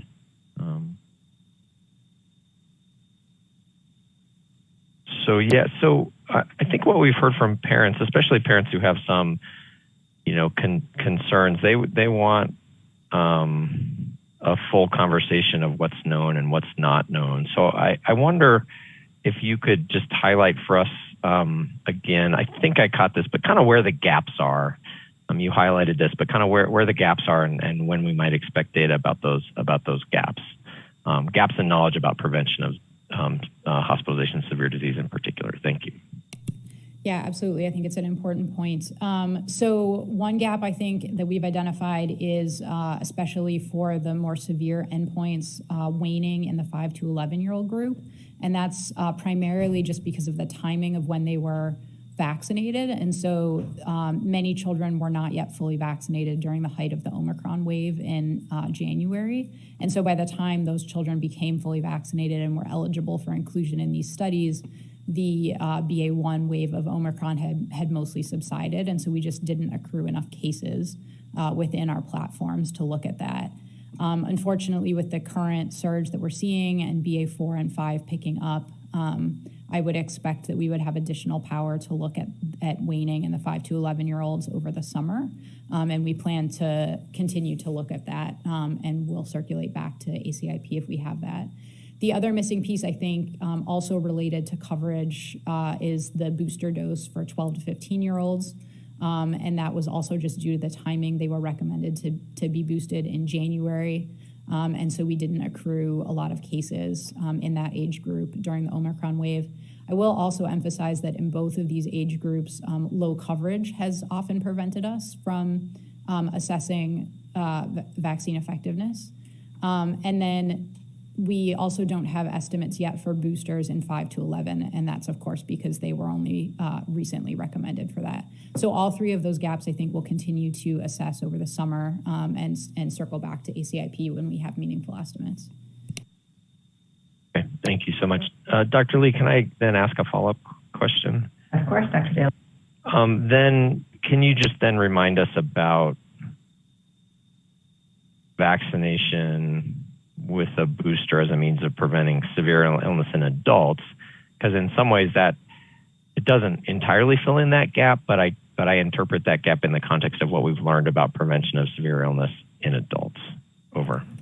Yeah, absolutely. And so we know from the infection data, where we do have a lot more data on kids, that kids are following an almost identical pattern to adults. So I think it's a fair assumption that we would see similar patterns against severe disease in children as in adults. And in adults, we know that 2 doses during Omicron does give some protection, but wanes more quickly. A third dose largely restores protection that the 2 doses initially afforded, and then we see much slower waning of the 3rd dose compared to 2 doses. So for those 5 to 11-year-olds and 12 to 15-year-olds that have not gotten vaccinated, a primary series is going to provide a great initial protection against Omicron, but a booster dose will give them longer lasting protection.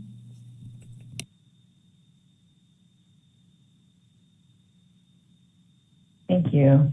Any other questions?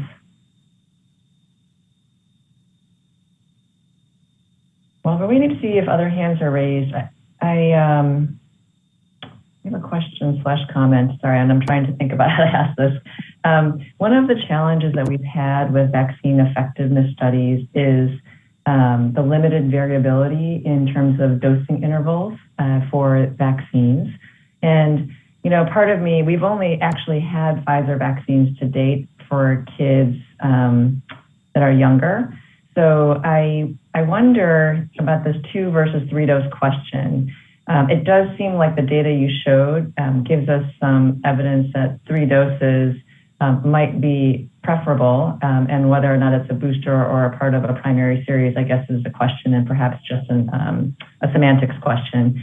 But I do think that, you know, I feel still challenged by the fact that maybe 3 doses should have been the baseline to begin with.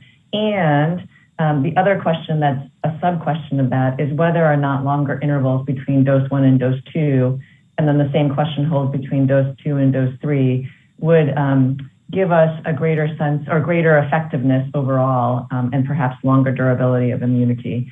So just wondering if that is something that you can continue to look at, recognizing we have very limited variability in dosing intervals. But that information to me still seems important about whether or not additional doses are needed, additional booster doses are needed. Yeah, thank you, Dr. Lee. I think that's an important question. It's something that we have looked at repeatedly in a number of our platforms in the United States, and I'm aware of international data showing higher effectiveness with further spacing of the vaccines, but in the US, individuals followed pretty closely the 3-week interval for Pfizer and 4-week interval for Moderna, and so we just haven't had enough variability in our own data to look at it. Yeah, so maybe it's a question back to Pfizer and Moderna to ask about whether or not those dosing interval studies could be done to give us a better sense of how to make this immunity more durable. Dr. Long. Yes, thank you. This is somewhat related. Can you find the slide that you show us the trajectory of waning for 3 doses versus 2 doses in olders?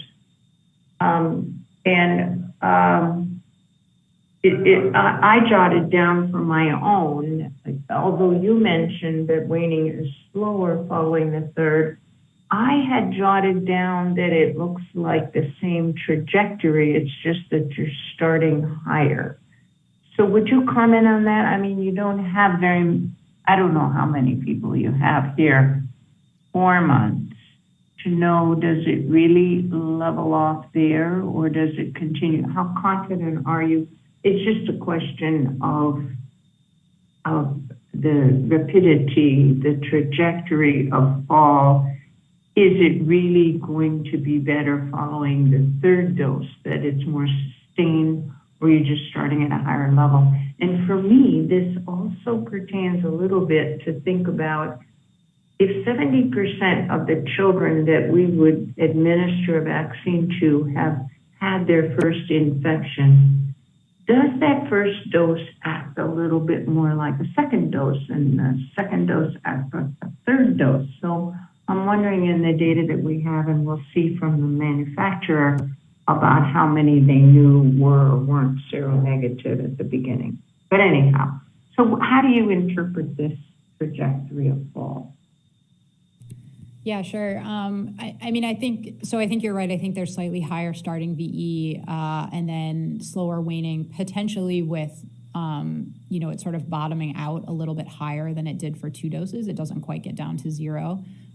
So there's the potential there that we would see a little bit more lasting protection of some degree in 3rd dose vaccinees, but I think we just need a couple of more months of data accrual there. And then of course at 5 months, so I think we just need a couple of more months of data accrual. As far as prior infection, for this particular analysis, we did exclude individuals who reported a prior infection. So these should be, individuals with no history of prior infection receiving a true 2-dose or 3-dose series. I believe that there will be more information shared specifically about protection from prior infection during the meeting tomorrow. Thank you. Thank you. Dr. Lair? Thank you. I would like to second Dr. Lee's comments on the 3-dose series and the possible increasing spacing between the vaccines. This is more a comment, and I don't really expect an answer, and it might be a comment from the FDA, but I'm not sure how we're ever going to get the data or the information that's going to tell us that this is really a 3-dose series, or that we should be spacing the first 2 doses by 2 months. I want to thank the manufacturers for getting the vaccines out as quickly as possible, and they found out that this pattern worked, and it was wonderful to have these vaccines, but we don't know if what we have right now is the best way of giving the vaccines. And I'm not sure how the FDA or the ACIP is going to figure out the best way, or if there is a best way. But Dr. Plotkin brought this up many, many months ago, probably over a year ago, that this really might be a 3-dose vaccine all along, and we just started off with 2 doses because that worked and that allowed us to vaccinate the population. So I'm curious, interested if anyone has any ideas on how we are going to get that information to find the best way of vaccinating our population. Thank you. Yeah, I mean, I think in the US, it's unlikely that we'll have real world data just because people have been following the recommendations pretty closely. So I think we would have to rely on international data. This is Jordan Fink from FDA. I'll just jump in that, yes, I agree that we're unlikely to get relevant data from the US. And so we will have to look at international real world data, but this is something that could be studied by the vaccine manufacturer, looking at different dosing intervals. And you asked, I think you asked a couple of different questions. One related to the optimal dosing interval, and then one related to, is this a 2-dose regimen or a 3-dose regimen? And we've had to adjust and build on to our authorizations and our labeling as we go along. And I hope that one of the things we have an opportunity to do over the summer, as we're preparing for a fall vaccination campaign and potentially a change in vaccine strain composition, although that remains to be determined. I hope that we have some time to take a step back and really think about what makes the most sense in terms of regimen, and try to simplify things a little bit for patients and healthcare providers. Over. Thank you, Dr. Fink. That was really helpful. Yes, I mean, I think you're right. This question is answerable, and we still have opportunity because we still have a lot of children who are not yet vaccinated and who will likely receive, more than 1 dose or 2 doses or 3 doses of COVID vaccines over their lifetime. So I think this is really helpful and still an opportunity for us to study this. And so look forward to our manufacturers presenting and to hear their thoughts about this. Dr. Paling, and then we'll go to break. Okay. Dr. Legelis, one of the things that we've been thinking a lot about is children or people across all ages that are immunocompromised. Fortunately, that's not a huge population in children, but do you have any insights about VE among children who are immunocompromised? Thank you. Sure. Yeah, I mean, generally, we just have not had power to separate by immunocompromised status in any of our platforms to look at VE. I mean, I would refer back to Dr. Fleming-Dutra's presentation and note that, you know, over half of these hospitalized kids do not have underlying conditions. And that's generally been true, you know, even amongst the vaccinated. What we see is that hospitalized kids tend to have more underlying conditions than the general population, but certainly not all. And then for immunocompromised in particular, I would say that, you know, just like with general VE, I think we would expect it to follow a similar pattern to adults, where we do see lower vaccine effectiveness amongst immunocompromised adults, and that's why there's the additional primary series dose and now an additional booster dose recommended for them. And so I would refer to tomorrow, where I think we'll talk about the dosing regimens and additional doses for immunocompromised. Thank you. And with that, we will break. I want to thank our speakers again, and thank you for the robust discussion today. We will break until the top of the hour, so 12 p.m. Eastern Standard Time, 9 a.m. Pacific Time. Thanks, everyone.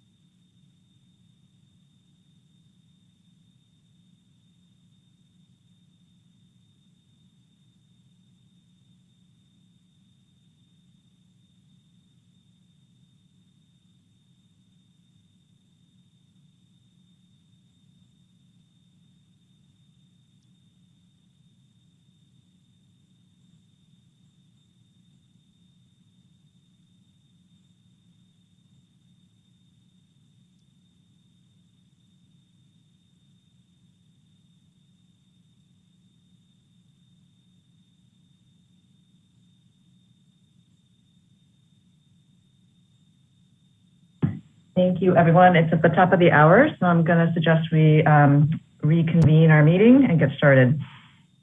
First, we will have Dr. Rituparna Das from Moderna presenting on the Moderna COVID-19 vaccine mRNA 1273, safety, immunogenicity, and efficacy in children ages 6 months through 5 years of age. Dr. Das, the floor is yours. Great, thank you so much. And I will share my screen and let me put it into presentation mode. Great. All right, good afternoon. My name is Rita Das, and I'm the Vice President of COVID-19. Do you mind just swapping it? We can see. Oh, sorry, thank you. No, you're totally fine. All right, is that better? Yes, perfect, thank you. Okay, great. So we're here today to discuss the use of mRNA 1273 as a 2-dose primary series for the prevention of COVID-19 caused by SARS-CoV-2 in young children 2 to 5 years and infants and toddlers 6 to 23 months of age, where, as Dr. Fleming-Dutra just showed, the greatest increase in the burden of hospitalization with the Omicron surge was seen. The proposed 2 doses at the 25 microgram per dose level are to be administered 1 month apart. Our data in these age groups comes from study 204, where more than 6,500 infants, toddlers, and young children were enrolled, and more than 5,000 received at least 1 25 microgram dose of mRNA 1273. Overall, this represents a substantial safety database for these groups. The median safety follow-up times in both age groups are more than 2 months. In the early cohorts, which is the dose-finding part of the study, we have children with 7 to 8 months of median safety follow-up. Study 204 was conducted in 2 parts for each of the age strata. Part 1 was an open-label dose escalation study and was conducted first to select a dose level for further testing in Part 2, which was the placebo-controlled part of the trial. Both 25 and 50 micrograms were studied in the 2 to 5-year-old children. The 25 microgram dose was chosen for these older children, so the 50 microgram was not investigated in the younger children. Overall, the 25 microgram dose was chosen for both age groups because it showed an acceptable tolerability profile and demonstrated a high likelihood of meeting the pre-specified immunogenicity success criteria for the study. After Part 1 was completed, a DSMB meeting occurred to ensure the committee's concurrence with the selected dose. Part 2 was designed to randomize the children in a 3-to-1 ratio to receive either mRNA 1273 or saline placebo. The children will be followed for 12 months after receiving their last dose of vaccine. The data we will present today focus on the randomized phase of the study. Overall, the demographics were well balanced between the vaccine and placebo in both age groups. The mean age in the youngest group was approximately 16 months, and it was 3 years in the older age group. Gender, race, and ethnicity also were well balanced. On to the safety from the study. The specific safety objectives included solicited local and systemic adverse reactions collected for 7 days post-vaccination. Unsolicited adverse events were captured for 28 days after each vaccination, and serious adverse events, medically attended adverse events, and adverse events of special interest, including myocarditis, pericarditis, and MIS-C, were followed throughout the entire study. Starting now with the local reactions in children 2 to 5 years of age. In this figure, mRNA 1273 is shown in blue, and the placebo is shown in gray. Pain was the most common event, with similar rates and severity following dose 1 and dose 2. Most local AEs, including pain, were grade 1 or grade 2, with few grade 3 reactions. The median duration of local adverse reactions in this age group was 2 to 3 days. Looking at the infants and toddlers 6 to 23 months old, pain again was the most common local adverse reaction, although reports of pain in this youngest group were more similar to placebo, both post-dose 1 and post-dose 2, compared to the older age group. Systemic adverse reactions were evaluated according to age. Young children's events were fever, headache, fatigue, myalgia, arthralgia, nausea, vomiting, and chills. For infants and toddlers, the events were fever, irritability and crying, sleepiness, and loss of appetite. Headache and fatigue were the most common systemic adverse reactions in the children's 37 months to 5 years. Among the vaccine recipients, systemic adverse reactions were more frequent post-dose 2 compared to post-dose 1, although this difference was less pronounced than we've seen in older age groups. Duration was 2 to 3 days, very consistent with other age groups. In this slide, we're showing the systemic adverse reactions collected for infants and toddlers. On the top are the 24 to 36 month groups, and on the bottom are the 6 to 23 month groups. Here, reporting rates of systemic adverse reactions were similar between dose 1 and dose 2. Also, these systemic events were reported at similar rates among vaccine and placebo recipients. I will discuss fever separately since this is a particularly important event in the assessment of pediatric vaccines. This slide shows fevers by increment among children 6 months through 5 years. Overall, fever after any dose occurred in about a quarter of the children. The distribution of temperatures was similar between the two age groups. Fevers of greater than 40 degrees Celsius were rare.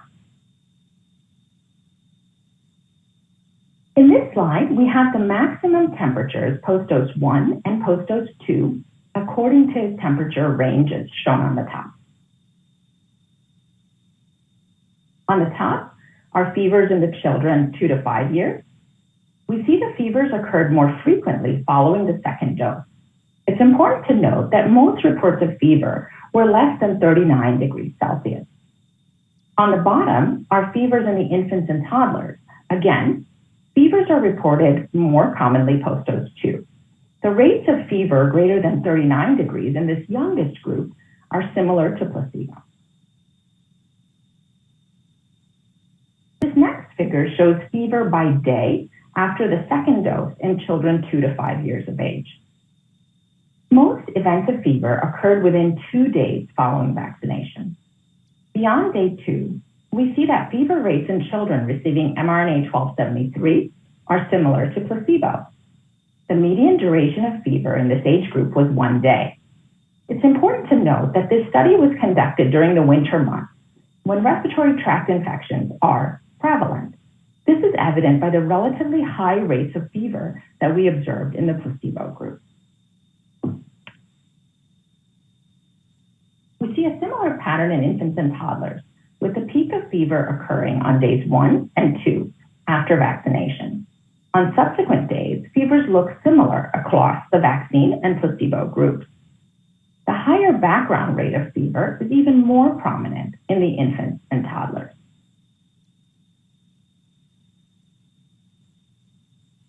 There were 15 children with fever greater than 40 degrees Celsius in the mRNA group and 3 in the placebo group. The peak temperature of greater than 40 degrees Celsius had a duration of less than 1 day. Of the 15 vaccine recipients, 6 of the children also had symptoms of concurrent viral infection. There was one febrile seizure which occurred proximal to vaccination and was considered related by the investigator. You'll recall that febrile seizures can occur actually in up to 5% of young children. The child in the study also had a maculopapular rash onset 2 days after the seizure and went on to have a subsequent seizure associated with another fever approximately 6 weeks later. The child has remained in the study and received dose 2 of the vaccine without events. Next, I'll discuss unsolicited adverse events. Presented here are the events reported up to 28 days after any injection in children 2 to 5 years. The incidence of unsolicited AEs was similar among vaccine and placebo recipients. There were no SAEs considered to be related by the investigator. Incidence of medically attended AEs were similar, and there were no AEs which led to discontinuation of the vaccine or from the study. After the data cut, one event of urticaria was reported on day 1 post-vaccination that did lead to discontinuation. There were no events of death or adverse events of MIS-C or myocarditis. Among the infants and the toddlers, the incidence of unsolicited AEs overall and the MAAEs were similar among vaccine and placebo recipients.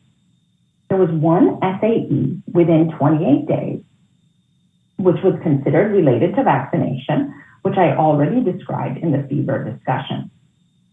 Since the data cut of our submission, which was in late February, we pulled the SAEs from the live database in early May to provide further reassurance of the long-term safety of mRNA-1273. The updated analysis did not identify any new safety signals, and there were no SAEs which were considered by the investigator to be related to vaccination. Next, we'll turn our attention to the immunogenicity data. Vaccine effectiveness was successfully inferred by meeting the predefined co-primary immunogenicity objectives, which were agreed with the FDA. These included geometric mean concentration and the difference in seroresponse. In each age group, immune responses were compared to the 18 to 25-year-old immunogenicity subset from the 301 study, where primary efficacy of the vaccine against any and severe COVID-19 disease was demonstrated. In the middle of this slide is the immunogenicity from children 2 to 5 years. The two co-primary immunogenicity objectives were met for these children. The ratio compared to young adults was 1.01 with a lower bound of 0.88. The seroresponse rates were close to 100% with a difference of minus 0.4% with a lower bound of minus 2.7%. Now looking at the infants and toddlers 6 to 23 months of age on the left column in the lightest blue, we see again that both co-primary immunogenicity endpoints were also met. The ratio compared to young adults was 1.28 with a lower bound of 1.12. In addition, the seroresponse rate was 100%. The group difference of 0.7% was seen with a lower bound of minus 1.0%.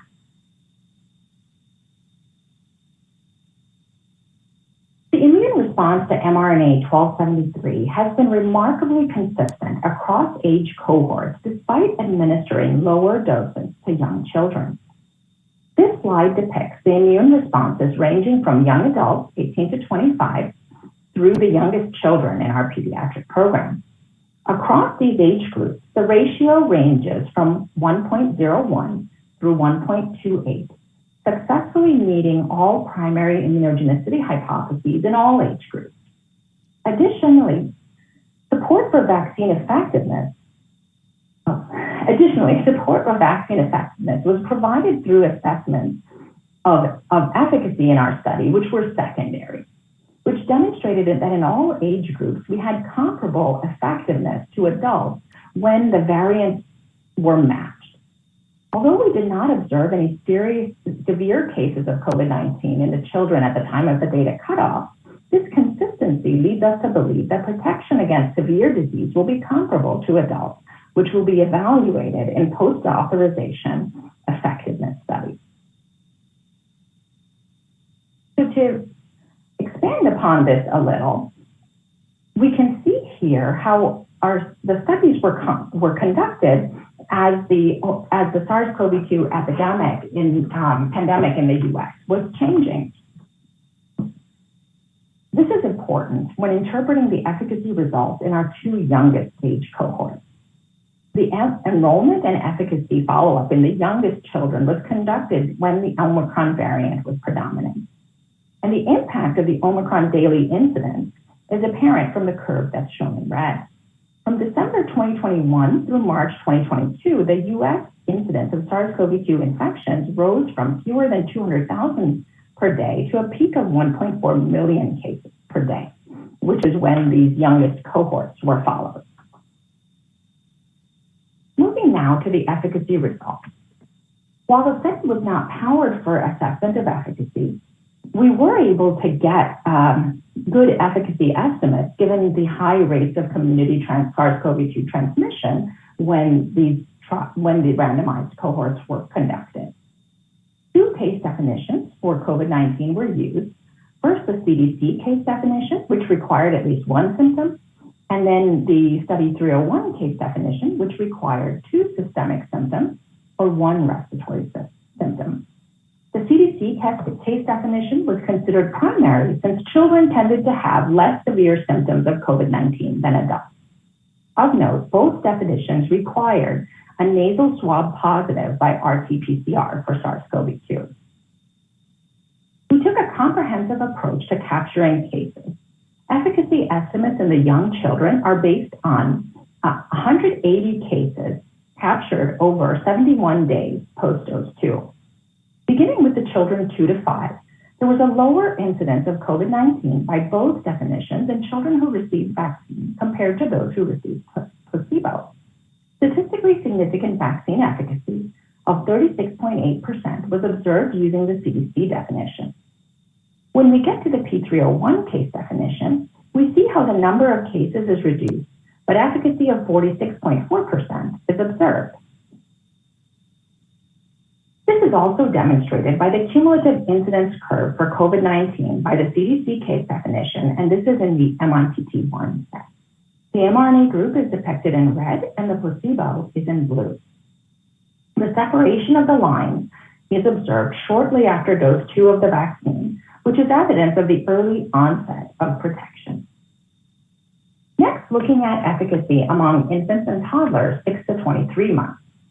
Efficacy estimates here are made on 85 cases captured over 71 days post-dose 2. We see again statistically significant efficacy of 50.6% when the CDC definition is used. When we see the P301 definition, the point estimate is directionally similar, and the confidence intervals are wider due to the drop in the number of cases.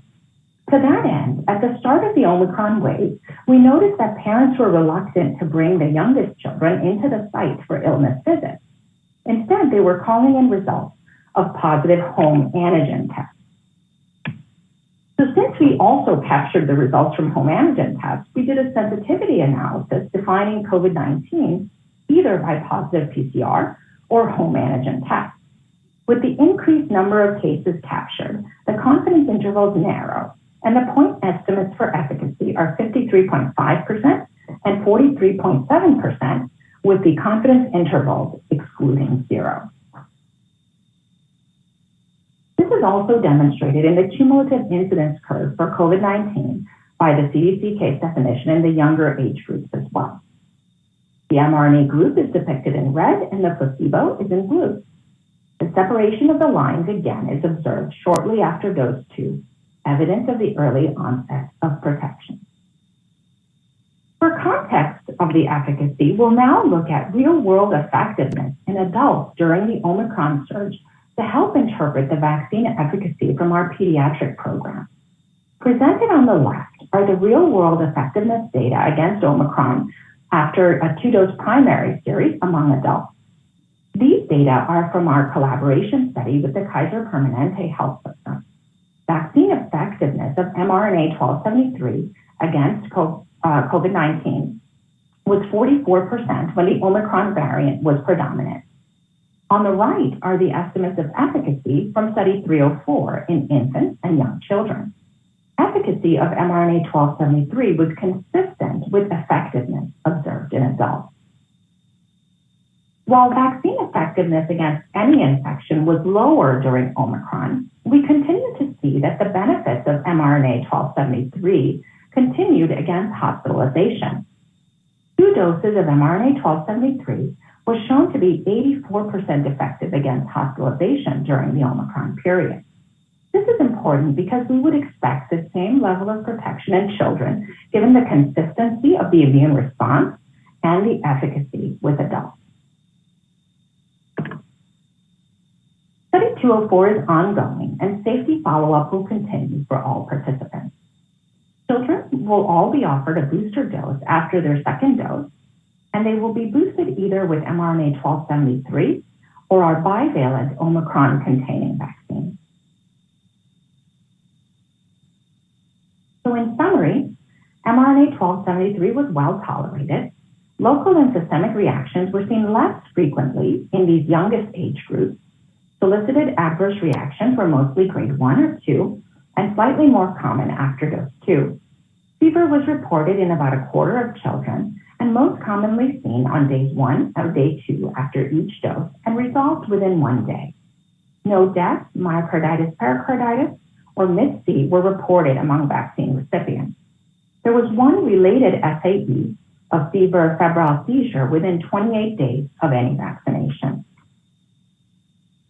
The primary immunogenicity objectives were met. 2 doses of mRNA-1273 were shown to be immunogenic. GMCs and seroresponse rates were non-inferior to young adults. Vaccine efficacy can therefore be successfully inferred based on immunogenicity. In both age groups, direct efficacy against COVID-19 was observed during the Omicron period, again consistent with effectiveness observed in adults. Based on the information we've shown here today, we've demonstrated that the benefit-risk profile for mRNA-1273 is strongly favorable in children 6 months through 5 years of age. I'd like to take a moment to acknowledge all our study investigators, site personnel, our colleagues at BARDA and the COVI-PN and NIH, and really most importantly, the infants, toddlers, and children who participated in the trials and their families. Without you all, our pediatric program would not have been possible. Thank you very much, and I'll be happy to take any questions. Yes, it does. This presentation is now open for questions, and I see Dr. Peeling has her hand raised. Please go ahead. Thank you, Dr. Stuss, for a very clear and informative presentation. I've got 2 questions. The first is, could you clarify what the placebo is? And then the second is, we saw that some children probably had COVID-19 in the past. And do you have any data about those that were seropositive before being vaccinated? Thank you. Yes, absolutely. So the placebo was saline. And then let me pull up a slide. We had about 6 to 8% of children with baseline either seropositivity or a day 1 SARS-CoV-2 positive from a nasal swab. And so we had immunogenicity data from those children as well. And I can share them now. Okay, here we go. Okay, and you see here, so make this a little bit larger. Yeah, you see here that the, for the seronegative, I'll call them seronegative, we had for the 2 to 5 years, the GMC was 1425. For the seropositive children, it was over 6,000. And for the 6 to 23 month olds, for the seronegative children, their GMC was about 1,700. And for the seropositive children, it was much higher.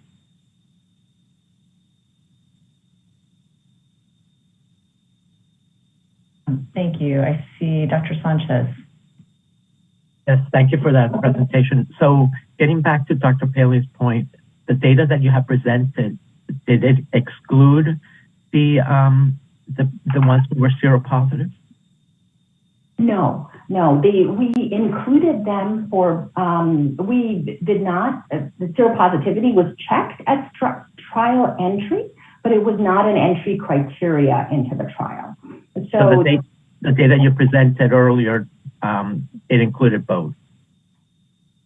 Yes, so the safety data I presented did include both. The immunogenicity data I presented only includes per protocol immunogenicity, which is only the seronegative. And then I just showed the seropositive immunogenicity data as well. I can put that one back up. And that's okay. I just wanted to clarify. Okay. But actually, I had another question. In the 6 to 23 months, where was the vaccine administered? So it was left to the to our investigators' discretion to be administered in the arm or in the thigh. And so we only saw data about axillary swelling. If it was administered in the thigh, was there any inguinal adenopathy seen? Yeah, so those youngest, actually we allowed thigh administration, I think, through both age groups. Oh. And our swelling was measurement was proximal to the site. So the question that was given to the parents and to the investigators was axillary or groin swelling. So then you did see some inguinal swelling or groin swelling? Yes, we did. Thank you. Thank you. Ms. Bata. Thank you. And thank you, Dr. Das, for this nice summary. One of the questions I had when I was looking at the systemic reactions, particularly related to fever, I was seeing some really higher fevers on day 4 and day 5. And then you were talking about children who were PCR positive with the first dose. What kind of inclusion criteria did you have related to respiratory infections? So yes, so I can put up the fever slide again. Apologies, let me put this up. Okay, so this is a 2 to 5 year old fever slide. And as you can see here, the top is the vaccine, the bottom is the saline placebo, and we see most of the fever being on day 1 or day 2. And then the hash is the greater than 39 here. So beyond day 1 or day 2, there were some there were some in the hash greater than 39, but it was fairly rare after day 1 or day 2. For the inclusion-exclusion criteria for the study, they did not. The children were not supposed to be acutely febrile when they were in the study, but if they had like cold symptoms or something, they were allowed to be in the study, and they just could not have been SARS-CoV-2 positive or like known SARS-CoV-2 positive in the past 14 days for study entry. Thank you. Thank you. Dr. Paley? So thank you again. I have 2 questions. One is, we understand that the goal was to vaccinate within 4 weeks. And could you share the extent, what the range was, and or what percentage of them would have been vaccinated more than 8 weeks apart? And the second is, can you please clarify what percentage of children had underlying conditions? Thank you. Okay, yes. So our investigators and our study parents were incredibly compliant. I think it was over 90% vaccinated right within 4 weeks. There wasn't enough variability to really warrant analyses of like significantly longer ranges. And then, Dr. Palin, you had a second question, and I'm sorry, I forget. What was the underlying conditions that were included, and some examples? So the underlying medical conditions, I do have a slide on that one.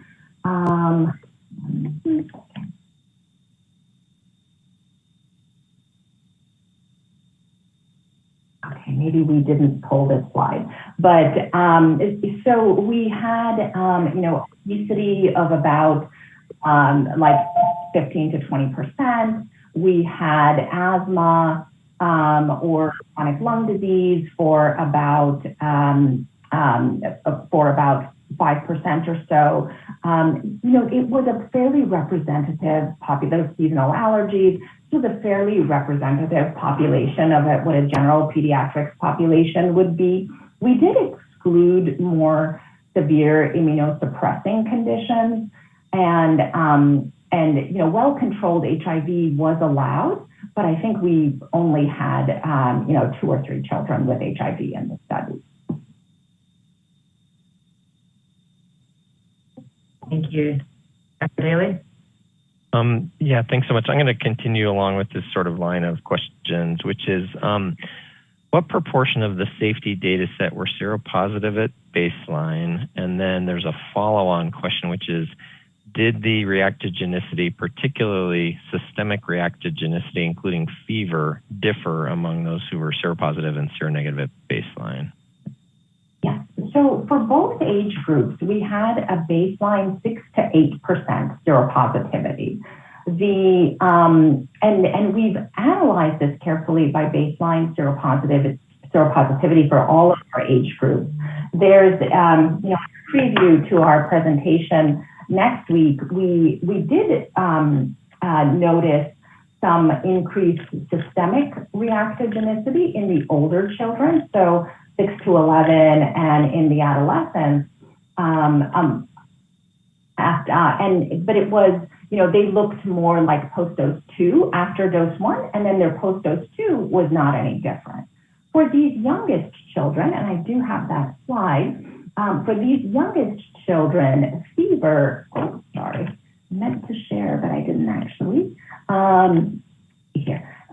For these youngest children, it was really only fever that was different. So post-dose 1, the blue is the baseline seropositive, and the black is the baseline seronegative. We saw a bit more fever after dose 1. After dose 2, it evened out. For the younger, this is for 2 to 5, and then for the younger children, we saw kind of the same thing. There was a bit more fever, but the rest of the solicited adverse reactions were not different. Great, thanks so much. And I have Dr. Lee, while I've got the floor, can I ask 2 follow-up questions?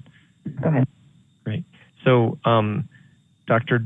Das, for fever, do you know if any of the children who experienced fever sought emergency department care or were hospitalized for that fever or had sort of workups for that fever?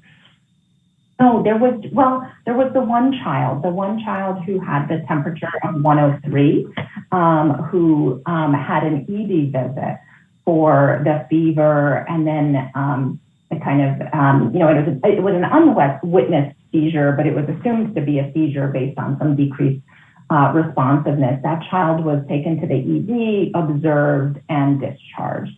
There was no other reports of ED visits or hospitalizations related to fever in the study.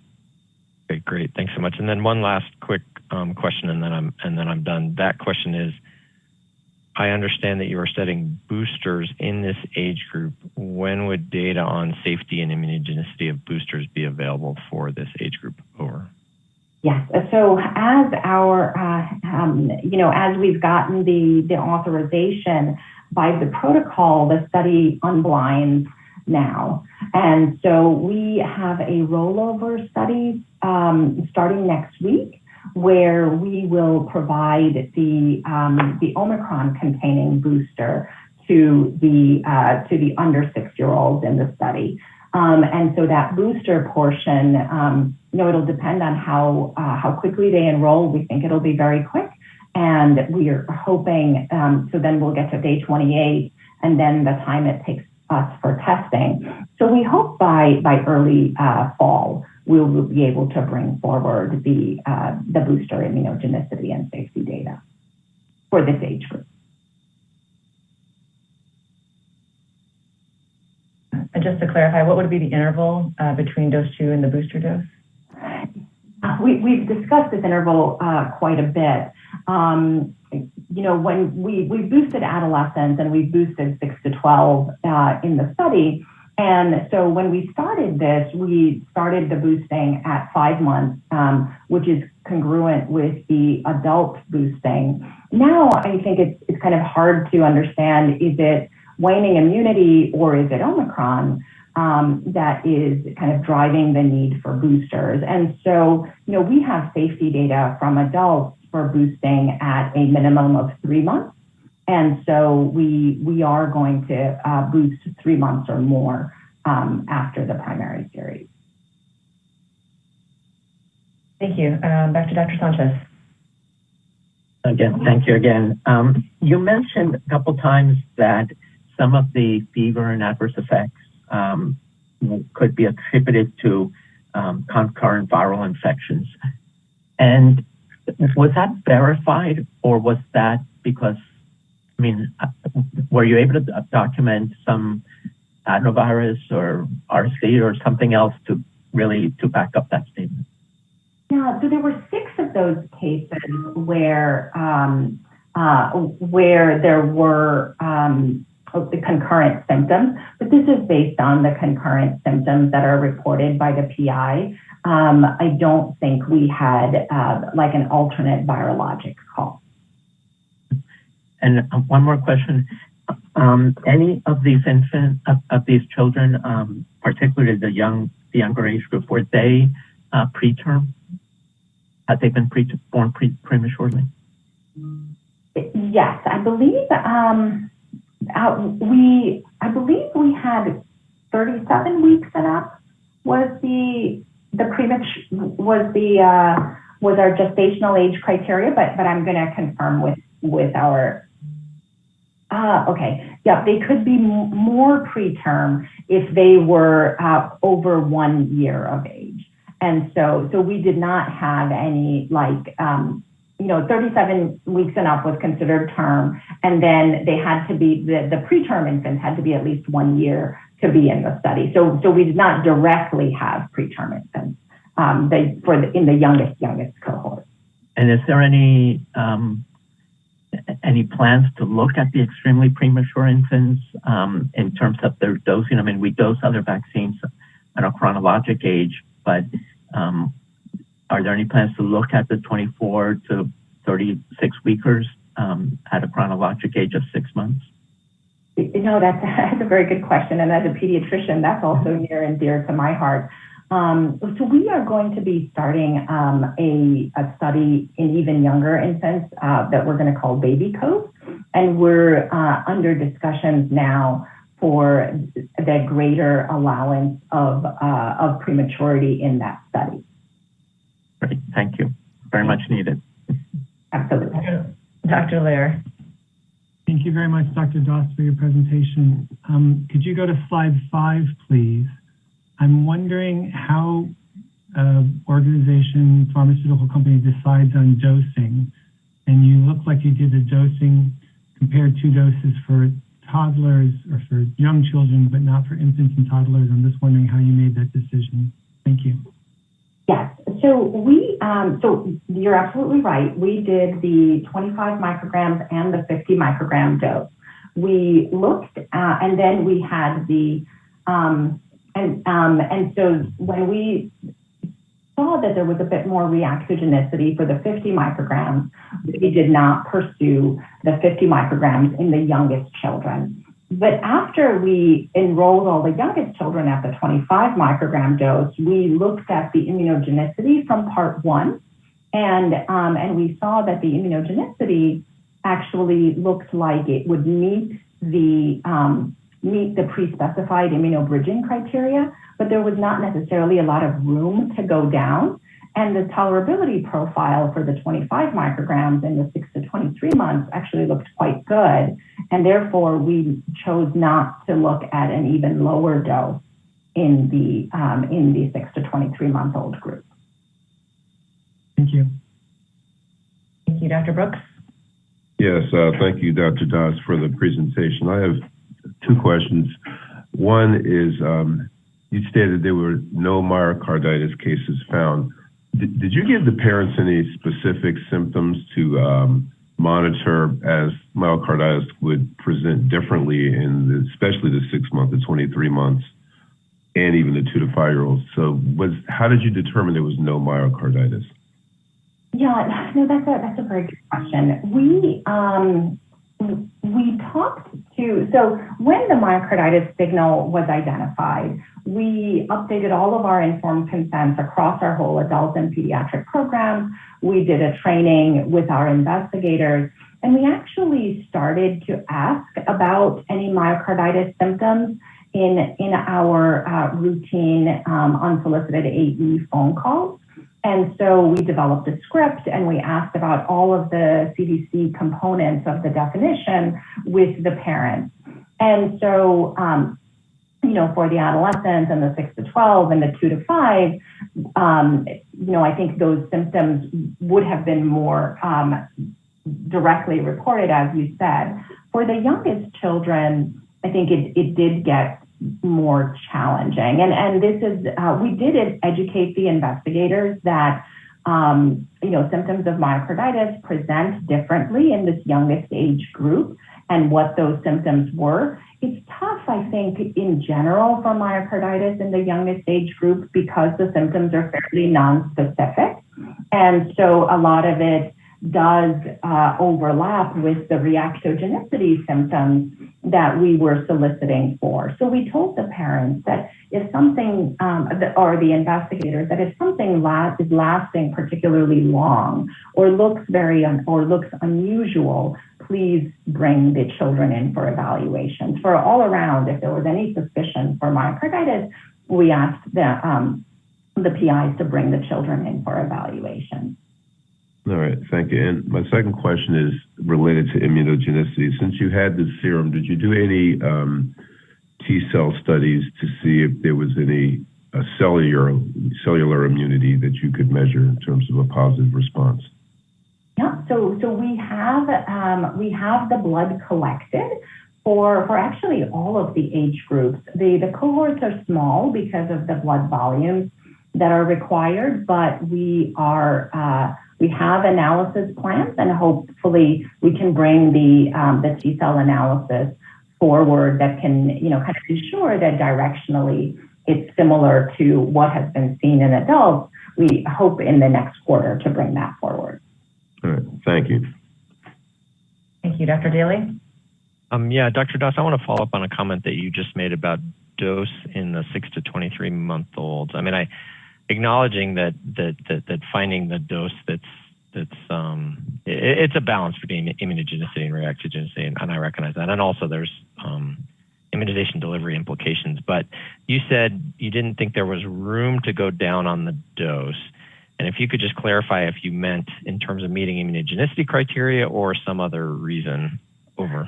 Yeah, it's solely for meeting the immunogenicity criteria. As you know, we were asked to make sure, well, our study had that the GMR ratio had to be 0.8. And in our discussions with the FDA, the preference was that if lower doses than the adult dose, than the 100 microgram dose were being investigated, that GMR ratio should not be lower than 1. And so we were not confident about meeting that GMR of 1 if we went with a lower dose. And that's why we went with the 25 micrograms. That said, when we're doing our baby code study, we will be doing more kind of down dosing of the immunogenicity. Thank you. Dr. Hogue? Thank you, Dr. Doss, for the presentation. We appreciate it. I'm wondering if you could just remind us, I'm sure many people have questions about, this is the age group where we're giving lots of routine immunizations from this age. Most of our routine immunizations, in fact, fall in the age group that you're presenting data on. Can you remind us about whether the children in this study were also during this time frame receiving their routine and recommended vaccinations, and any comment on concomitant administration of the vaccine, of your vaccine with those routine immunizations? Over. Yeah, no, that is a very good point. We did not allow concomitant immunization for this first, for kind of this first pass study. We did ask the investigators to offset flu vaccine by 2 weeks and offset other routinely administered vaccine by 4 weeks. And so we do not have concomitant administration data yet. Fully take the point that that is an important piece, and our future studies will look at concomitant administration, both in terms of immunogenicity and reactogenicity. Thank you. Dr. Paling. Thank you. I've got 2 questions. One is, could you share what you learned about lymphadenitis? We do know that these vaccines are reactive and lymphadenitis is relatively common. And then the second is, on your upper age, children 5, were there any that were enrolled and by the time they got to the second dose were eligible for the next dose up? Thank you. Yep, so I will take your second question first. So we did not adjust the dose. I know the age cutoff can kind of be arbitrary, but our investigators followed the rule that they got whatever dose they started with. So if they started with 25 micrograms and they turned 6, they would still get a 25 microgram dose, so they would stay within the cohort. In terms of the lymphadenopathy, we did see lymphadenopathy, the incidence of lymphadenopathy in children. I believe it was a bit lower than, it was a bit lower than, I shouldn't make the statement about the comparison with adults. Actually, the number is escaping me, but for the 2 to 5 year old age group, we had that it was about post-dose 2, it was 9% in the vaccinees, but it was all grade 1 or grade 2. There was no grade 3 or grade 4 lymphadenopathy. For the youngest children, it was also, again, about 9% post-dose 2, and it was all grade 1 or grade 2. And could I follow? Could you Sure. clarify the time frame of resolution? No, I just have the data in front of me for the within 7 days. I know we did the analyses for the resolution. I don't have them at my fingertips, but I will follow up with that question. Thank you. Dr. Brooks, you have your hands raised. I just want to make sure. Did you have another question?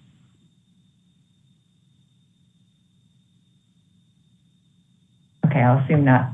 I did want to follow up on a point, and now I can't remember which colleague of mine made the point, which is this question about concomitant vaccination. It has to do with whether or not, and perhaps it's a question for Moderna/FDA, whether or not the labeling will include information about the risk of febrile seizures, which can happen with any infection or with vaccines, and what that might look like. And then just thinking about our clinical considerations team and also the AAP and PIDs, whether or not there's any comments about at least providing information to families about the risk of febrile seizure generally and then specifically.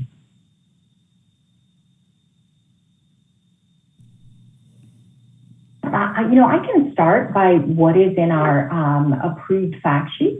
So in our approved fact sheet, we do have the case detailed out, the case of the febrile seizure that occurred after the first dose.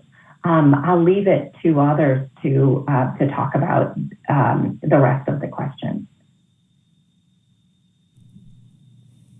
Yeah, I'll defer. This is Dr. Oliver. I'll defer to Dr. Fink if he wants to comment on the EUA specifically, but I can say we have a presentation tomorrow on clinical considerations, and febrile seizures will be mentioned there, but I can save the discussion and the exact language for tomorrow.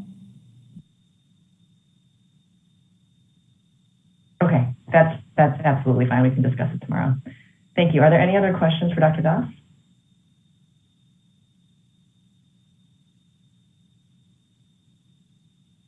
I don't see any additional hands raised. So as planned, we will take a break until the top of the hour, so 1 p.m. Eastern Standard, 10 a.m. Pacific Time, and we will return to hear Dr. Gruber from Pfizer. I want to thank Dr. Das for her presentation and for patiently answering all of our questions, and we'll look forward to talking to everyone very soon. Thank you.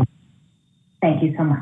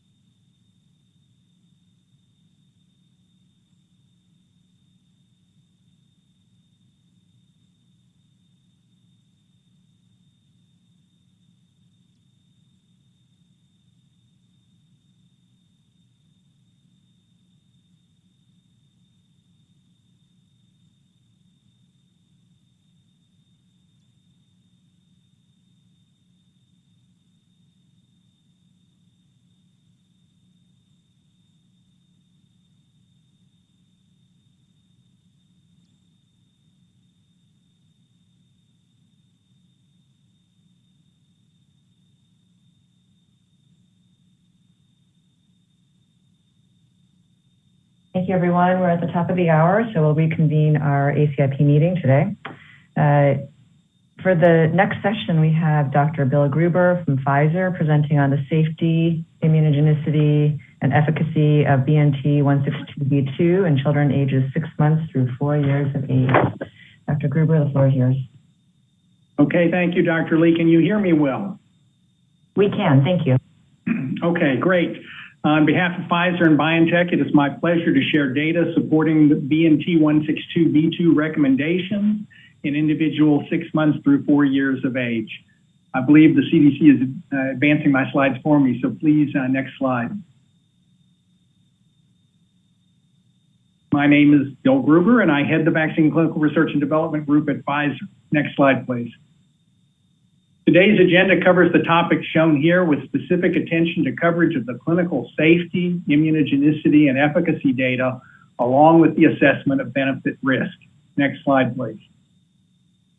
I'm now going to share with you the clinical data that supports recommendations for this age group. Next slide. We began in 5 to 11-year-olds before progressing to 64 participants in vulnerable 6 month through 4-year-old age group to achieve the right balance in safety profile and immune response. We found that nearly 19% of 2 to less than 5-year-olds who received 10 micrograms developed fevers after the first and second dose, and 1/3 of these fevers were severe. This could be poorly accepted by parents, reducing adherence to the primary 3-dose series. In contrast, the 3 microgram dose had a much better tolerability profile, combined with comparable to better immune responses to the SARS coronavirus 2 reference strain. Therefore, the 3 microgram dose level was advanced into phase 2/3. To infer efficacy in the pediatric population in the pivotal study, immunological non-inferiority to a 16 to 25-year-old population for whom efficacy was established was assessed in addition to safety to satisfy emergency use authorization immune response criteria and infer efficacy. Although not required for EUA approval, COVID-19 surveillance was conducted, permitting an early evaluation of vaccine efficacy. Next slide, please.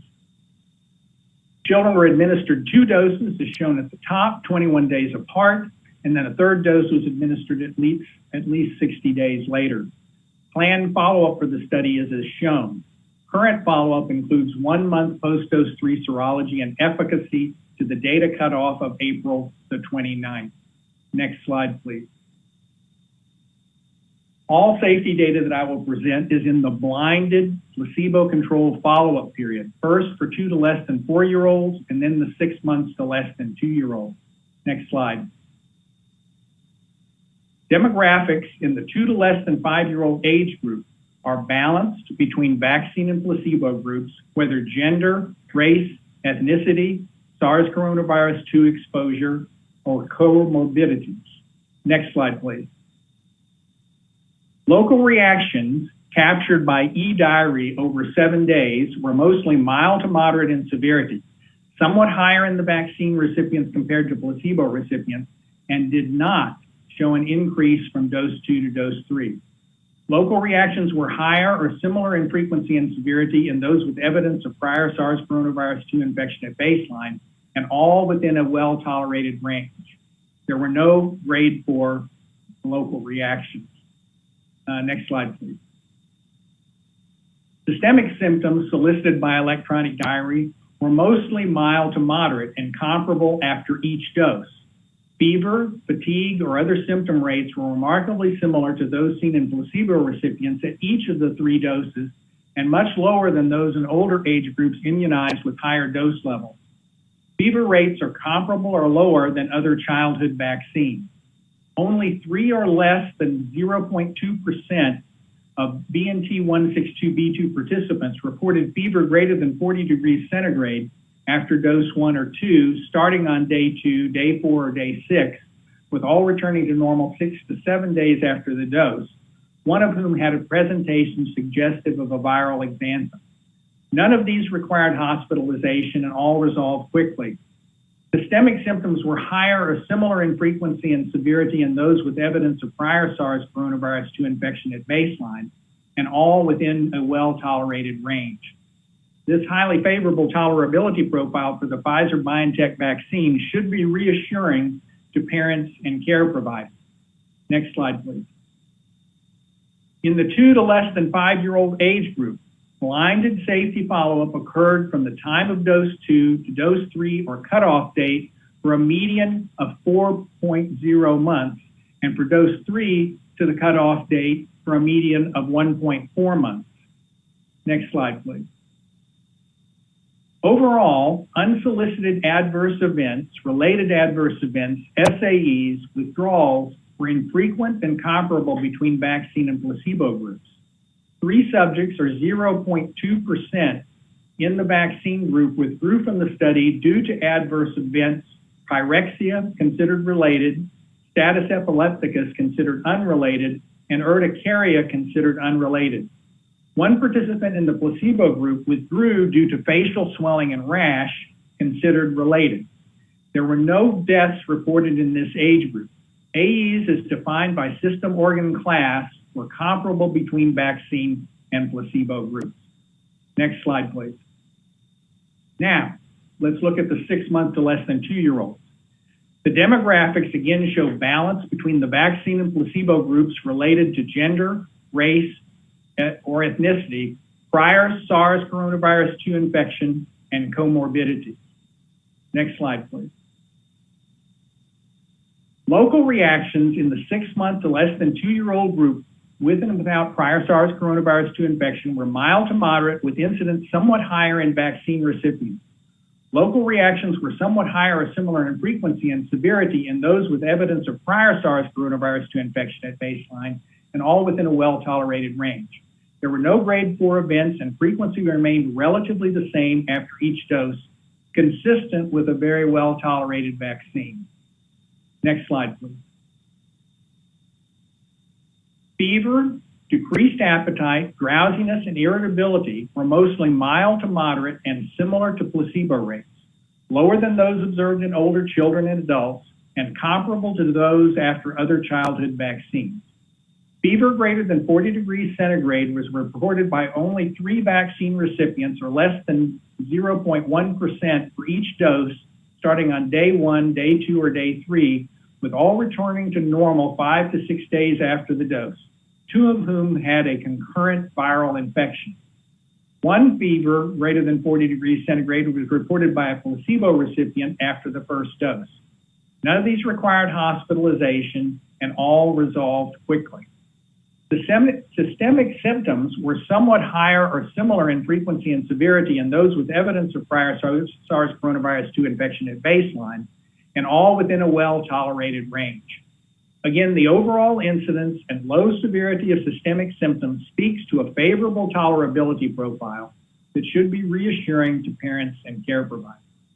Next slide, please.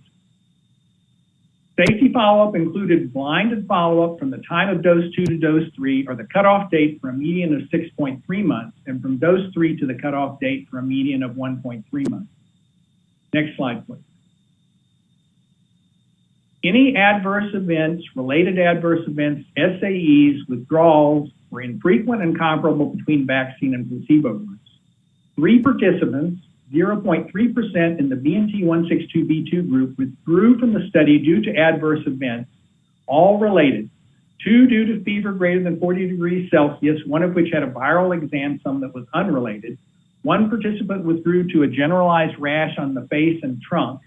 There were no deaths reported in this age group. AEs, as defined by system organ class, were comparable between vaccine and placebo recipients. Next slide, please. Few adverse events of special interest were recorded. Predominant categories were potential angioedema and hypersensitivity, comprising mainly urticarias and rashes, balanced between groups. No CDC-defined adverse events of special interest were observed. Next slide, please. The carefully selected dose level of 3 micrograms for the BNT162b2 vaccine was shown to have a favorable safety profile and was well tolerated in infants, toddlers, and very young children. Vaccine reactions were mostly mild to moderate and short-lived, with systemic reactions comparable to placebo. Reactions were comparable after dose 1, 2, and 3. The unsolicited adverse event profile mostly reflected reactogenicity or common childhood illness. Favorable safety profile should encourage vaccine adherence for each of the 3 doses. Next slide, please. Demonstration of non-inferior immune response in children less than 5 years of age compared to immune response in 16 to 25-year-olds after 2 doses was judged by the FDA as sufficient to meet immunologic success criteria for emergency use authorization. Next slide, please. Immunobridging criteria for 2 to less than 5 years of age were not met for geometric mean ratio, but were met for seroresponse after dose 2. Geometric mean neutralization titers are shown for 2 to less than 5-year-olds, light blue, compared to those in 16 to 25-year-olds, dark blue, after dose 2 at the top of the slide. I draw your attention to the GMR in the tan box at the top of 0.61, which failed to meet the lower confidence bound of 0.67. However, the difference in seroresponse in these groups shown at the bottom right of minus 0.9% and 95% lower bound of minus 4.3% are above the minus 10% criteria. Success was not declared due to not meeting the GMR criterion. Next slide, please. However, in consultation with the FDA, a similar comparison was made between GMTs in the 2 to less than 5-year-olds to greater than or equal to 65-year-olds in the pivotal efficacy trial. In this case, the GMR was 1.92 with a lower bound of 1.56, well above the 0.67 non-inferiority criteria. Although this was a post hoc analysis, vaccine efficacy in the greater than or equal to 65-year-olds was 94.5%. So a non-inferior immune response seen in the 2 to less than 5-year-olds is likely to predict efficacy. As you will see, 35.9% efficacy in this age group was observed in 2 to less than 5-year-olds after the second dose. Despite the likely benefit of a level of 35.9% efficacy after dose 2, based on the growing importance of Omicron, we judged a 3-dose series as important to provide improved protection, just as is required for every other age group. Next slide, please. Immunobridging criteria of 6 months to less than 2-year-olds compared to 16 to 25 years of age were both met. Immunobridging criteria were met for both the geometric mean ratio, shown 1.03, lower bound of 0.9, above 0.67, and difference in seroresponse at 1.7%, well above the minus 10% criterion. But again, based on observed efficacy data I will share shortly, we judged that just as for every other age group in an Omicron predominant environment, a 3-dose series would prove necessary for a high level of protection. Next slide, please. Immunobridging criteria in the 2 to less than 5-year-olds were met for both GMR and seroresponse, comparing post-dose 3 responses to post-dose 2 responses in 16 to 25-year-olds, which infers vaccine effectiveness after dose 3 in this age group. The median dosing time between dose 2 and dose 3 was 10.7 weeks. The geometric mean ratio observed was 1.30, lower bound of 1.13, well above the 0.67 success criteria. Likewise, difference in seroresponse was 1.2%, lower bound of minus 1.5%, well above the minus 10% non-inferiority success criteria. Next slide, please. Now, let's look at the 6 month to less than 2-year-olds. Immunobridging criteria were met for both GMR and seroresponse, again inferring vaccine effectiveness in this age group. The median dosing time between dose 2 and dose 3 was 12.9 weeks. GMR was 1.19 with a lower bound of 1, well above the 0.67 required success criteria. Difference in seroresponse was 1.2% with a lower bound of minus 3.4, again well above the minus 10% required success criteria. So for both younger children as well as the older children, immunobridging criteria were met, inferring vaccine effectiveness. Next slide, please. Given that most current COVID-19 cases are caused by Omicron, we also evaluate the ability of 2 and 3 dose immune sera from 6 months to less than 5-year-olds to neutralize Omicron compared to sera from adults. In this graph, the older comparator group is a 24 to 74-year-old adult sentinel cohort from the licensure trial. Immune responses to Omicron, shown in pink, were compared to those of the reference vaccine strain, shown in blue using a plaque reduction neutralization assay. GMTs are shown on the y-axis and age groups are shown left to right. As you can see, we see comparable immune responses across all three age groups to the reference strain and Omicron. However, as reported by several groups, Omicron responses after only 2 doses are low and uniformly so across the pediatric and adult age groups. Low Omicron neutralization titers after 2 doses seem to correlate with lower efficacy against 2 vaccine doses for Omicron. Next slide, please.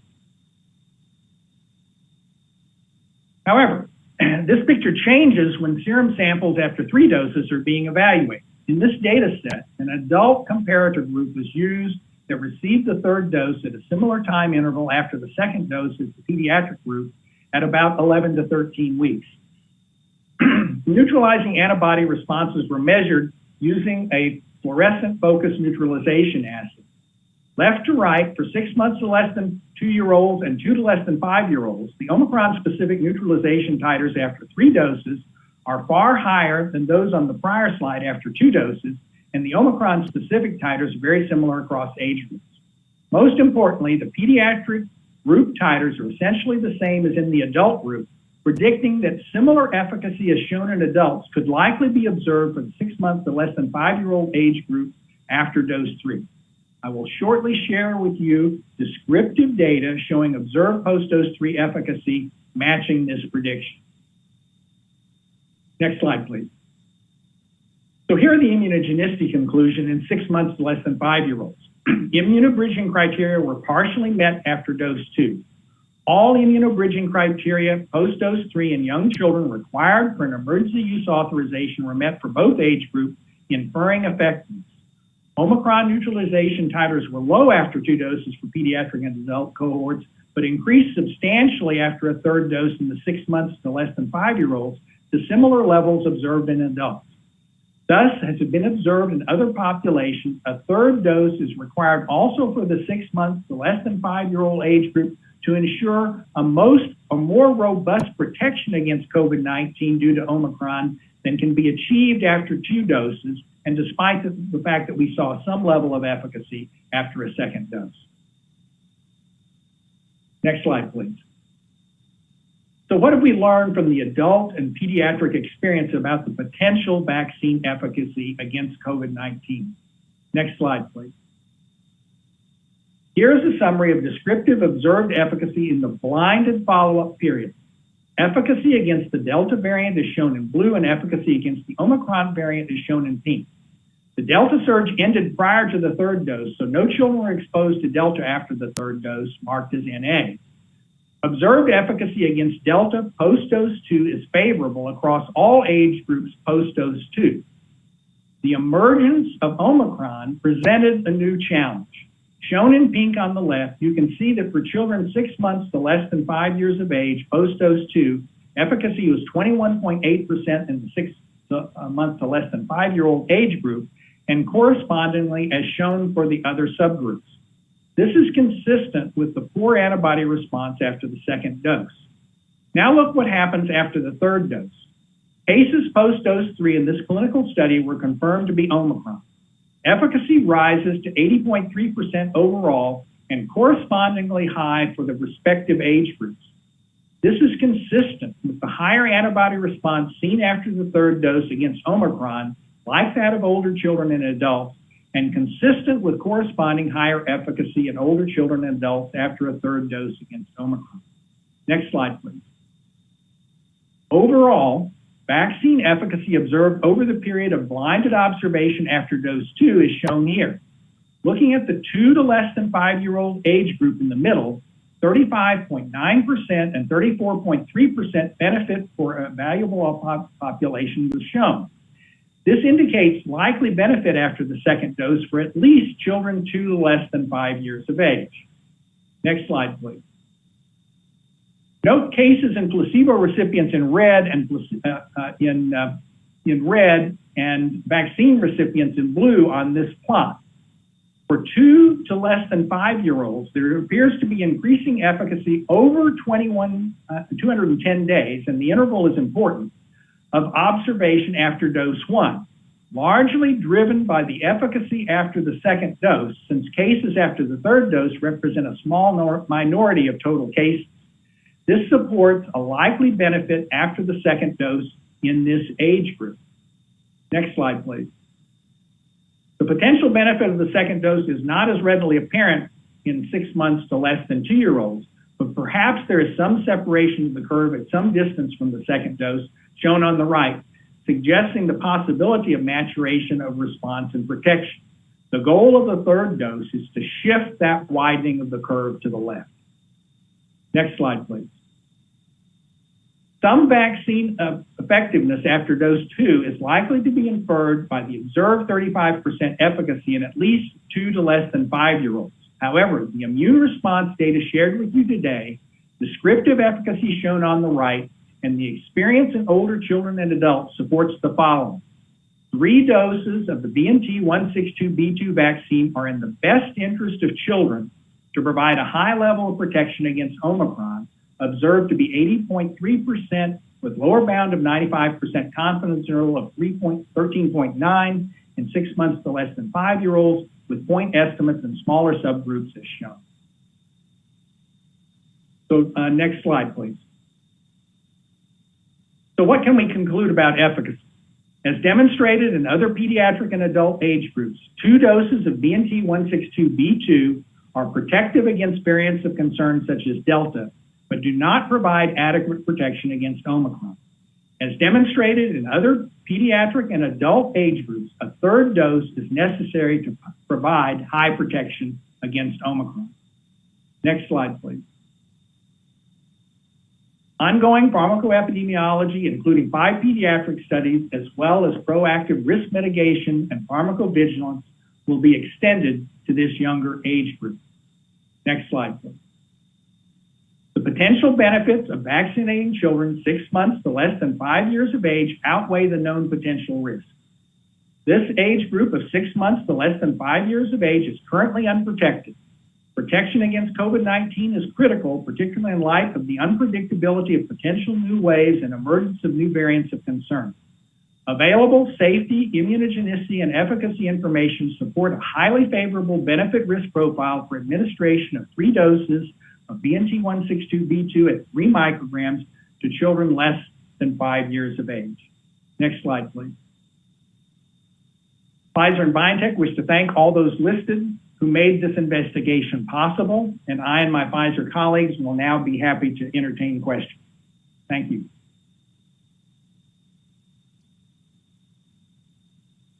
Question is open for this presentation is open for questions. Dr. Long. Hi, thanks, Dr. Gruber. Can you go back to slide 30? And I'm sure you said this early in the presentation, but I just want to be sure I understand showing this efficacy after the third dose. What is the definition of the clinical problem that you're protecting against? Is it infection? Is it so it's symptomatic illness with at least one symptom. One symptom. So it's the CDC definition. Okay. And then, yes, go ahead. No, I was just saying it's close to that. That's correct. Okay. And then I didn't write down the number, but the slide that shows it's the Kaplan-Meier plot of cumulative something over time in older people after 3, That's probably slide 32 in the 2 to less than 5-year-olds. Maybe yes, I think it was very close. Yes. So, and this was an assumption slide trying to show that there was efficacy from a third dose, that these people likely received a third dose. Yeah, so I think, let me see if I can explain this slide in a little bit more detail. So yes. In the interest of time for the overall presentation, I didn't get a chance to really describe all the details here. But what you see on the x-axis is the timing from dose 1. So this includes, of course, children who have had now dose 2, and you can anticipate if I put a line there, it'd be at about day 21 for dose 2. Okay. But you can see, and then dose 3 was basically, as I told you, about 11 weeks or so out from the time of dose 2. So you can, and remembering that the total number of cases that we had in this age group post dose 3 were 7. So the fact is that most of the cases that you're seeing here are actually still post dose 2. And that I think is what drives the conclusion and the estimate of around 35% or efficacy or so is the fact that most of the efficacy you're seeing here is driven post dose 2. And then of course I share with you the table that speaks to the post dose 3 efficacy, which is specifically focused on looking after dose 3, if that helps. Yes, I was really pretty interested in time since any dose.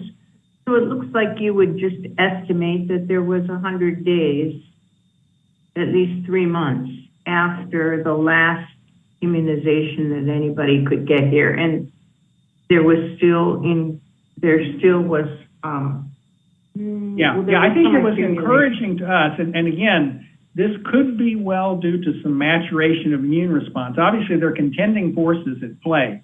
We know that essentially everybody, particularly after 2 doses, shows waning protection against symptomatic disease, less so against severe disease, and that protection is more sustained after a 3rd dose. But this would suggest, if you look, and again, I don't want to make too much of the curve because the numbers start becoming smaller, farther out you go, but you do get some impression that maybe there's even some widening here. And I think it's important, and I think you'll see this in the CDC slides that we've had a chance to take a look at, that it's a little dangerous to compare efficacy against, across, different studies with different follow-up. But I do think the follow-up here out to 210 days is particularly important because it does suggest that, at least in this age group, there may be some persistence of protection. And of course, our goal is not to have children wait out to 210 days. Our data would support giving that 3rd dose so we can boost that efficacy up to 80% or more.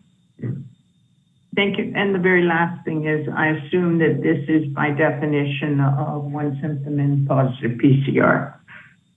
Yes. These are nucleic acid amplification tests, either based on a central lab test or an approved test from a local laboratory, but it had to, we had to meet specific predefined requirements for that to be acceptable. So this was not home testing. This was all laboratory testing. Thank you.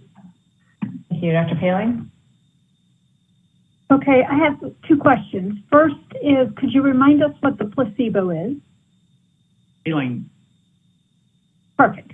And then the second thing is, how much difference in timing between the 1st and 2nd dose did you have? Did they all cluster right at 21 weeks, or do you have some experience about spreading the doses between dose 1 and 2?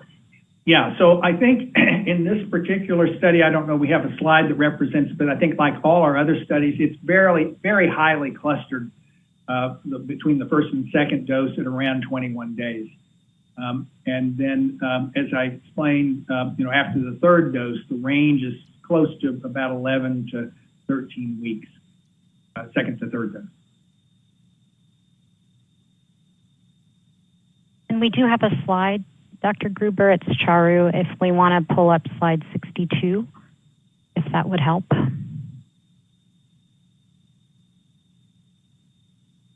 I'll leave it to Dr. Paling. Do you want us to pull up the slide? Thank you. Yeah. All right. So let's see if it's slide 62, if we want to pull that up. We see it. Thank you.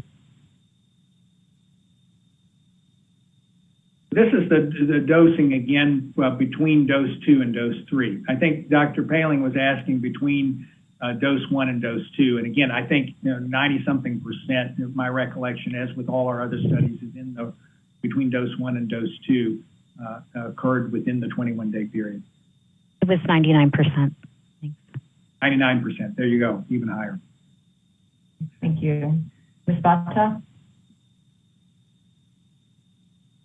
Thank you, Dr. Kruger, for this brief summary. I appreciate it.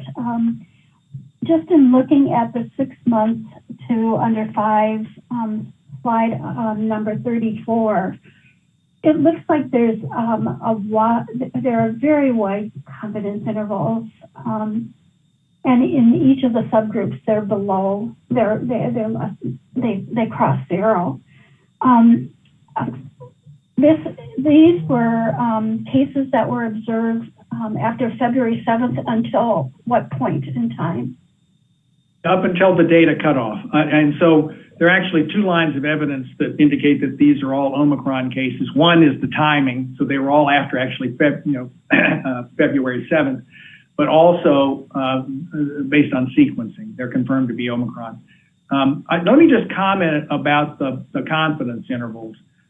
We recognize, obviously, the 6 months to less than 2-year-olds, you're talking about 3 cases here. And I think the argument we're making is that overall, when you roll this up, the findings are consistent with what we see in other populations. I think it's important also to keep in mind that, we think about our other age groups, 5 to 11, 12 to 17, for which we provided in the past, or I'm sorry, 12 to 15, for which we provided data in the past. The total numbers of subjects were not much bigger than what we have here. And what we didn't do at that time, nor were we required to do, was sort of break it down by smaller intervals. So when you talk about the 6 months to less than 2-year-olds, that's obviously a smaller proportion of the population. There are fewer total children that were sort of recruited there. And you can see the denominators as shown there. In a smaller age segment who may or may not have, equivalent exposure, perhaps they're in a more protected state. So again, we actually look back, I don't think we have the slide in this set, but we actually look back. If we were asked, for instance, to look, in 2-year intervals between the 5 to 11-year-olds, we would have found some for which the lower confidence interval was below 0.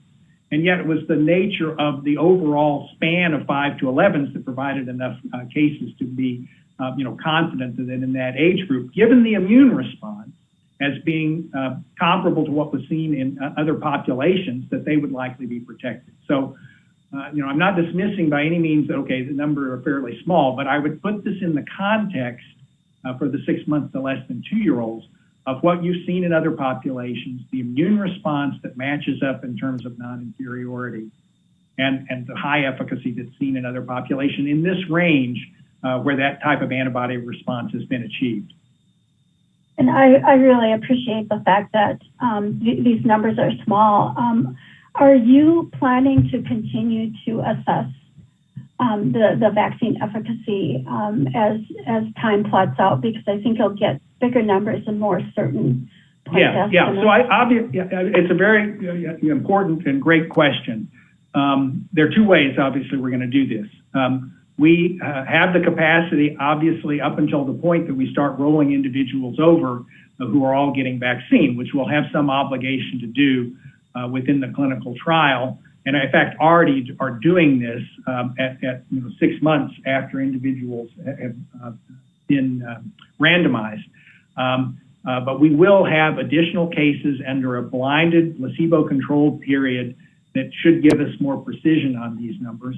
And of course, after licensure, just as we always do, we'll be taking advantage of the Kaiser Permanente population that served us so well in the past to better identify true effectiveness. And of course, it will give us the long-term benefits as well of durability, of protection, not only against milder disease, but severe disease. And I might add, I think there's great comfort that we have had that it does appear to be the case in older populations that protection against severe disease leading to significant medical attention or particularly hospitalization seems to be better preserved. And given that the antibody responses are well matched here and the vaccine efficacy that we're seeing is already high after a 3rd dose, it gives me real confidence that we should see the same thing in this population, but we'll definitely study it. Thank you. Thank you. Dr. Sanchez. Thank you. And thank you, Dr. Gruber. And I'm going to be asking similar questions than with the previous talk as well. Where was the vaccine administered in these children? Was it either the arm or the eye? Yeah, so there were instructions given to the investigators, consonant with other instructions for pediatric vaccines, that children less than 2-year-olds would have it administered in the thigh, and children over 2 years of age were to have it administered in the arm. And along with that, when you reported the swelling as an adverse effect, was that local swelling at the site, or were you talking more about adenopathy and in the older children, inguinal swelling and adenopathy? Yeah, this was local swelling. I will say, and we actually have a slide with this that was presented at the VRPAC where we talked about the system organ class comparisons, that lymphadenopathy was extremely infrequent, less than we'd seen in other populations in both age groups. So, from that perspective, it seems that we're seeing less of that manifestation of vaccination. And how about the prematurity issue? Were any of these? This is the advantage of having had a chance to listen to Moderna's talk. So we looked that up real quick, and 1.6%. I don't know that we have immune response data. I think we also are obviously looking as to what the future course will be to investigate vaccine in children less than 6 months of age, where I think we'll have a better opportunity to identify potential implications of prematurity as we get into that younger age group. And we're in discussions with FDA about how best to do that. And how about concomitant vaccines? I'm sorry, Dr. Lee, I hope this is okay. No, please go ahead, Matt. Yeah. So concomitant vaccine use, again, was a temporary exclusion for inactivated vaccines and rotavirus 2 weeks before or 2 weeks after. For other live virus vaccines, it was 4 weeks.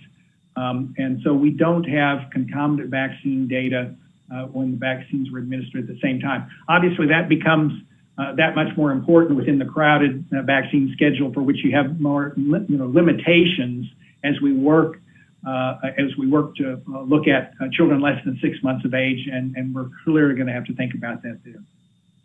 And then finally, it doesn't seem, and just correct me, that you did not do any surveillance for positive PCR, so we don't know about asymptomatic infection or transmission.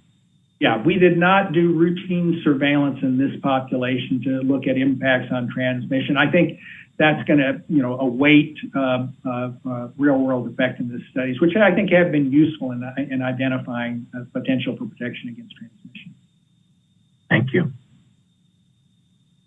Thank you, Dr. Bell. Thank you, and thank you very much for the presentation. I also appreciate the efforts to evaluate efficacy, which I know is difficult, obviously, in this situation. And with that in mind, it makes the immunologic data that much more important. We're really relying on immunobridging. And so I got a little bit confused as you were showing the immune response with the comparison populations. It seemed like sometimes it was adolescents, sometimes it was young adults, sometimes it was people older than 65. Then there were other age categories. And I just wondered, as I say, I got a bit confused, and I just wondered if you could help us, if you could explain a little bit more for us what the comparison groups were in the immunobridging studies. Yeah, so I'm happy to do that. So for the purposes of meeting emergency use authorization criteria, the population chosen to which we compared was 16 to 25-year-olds from the pivotal study. Now, why was that the case? Well, as is often the case, you want to make your comparison to a population for which you have demonstrated efficacy in a well-controlled trial. And so 16 to 25-year-olds are from that population. Now, why 16 to 25?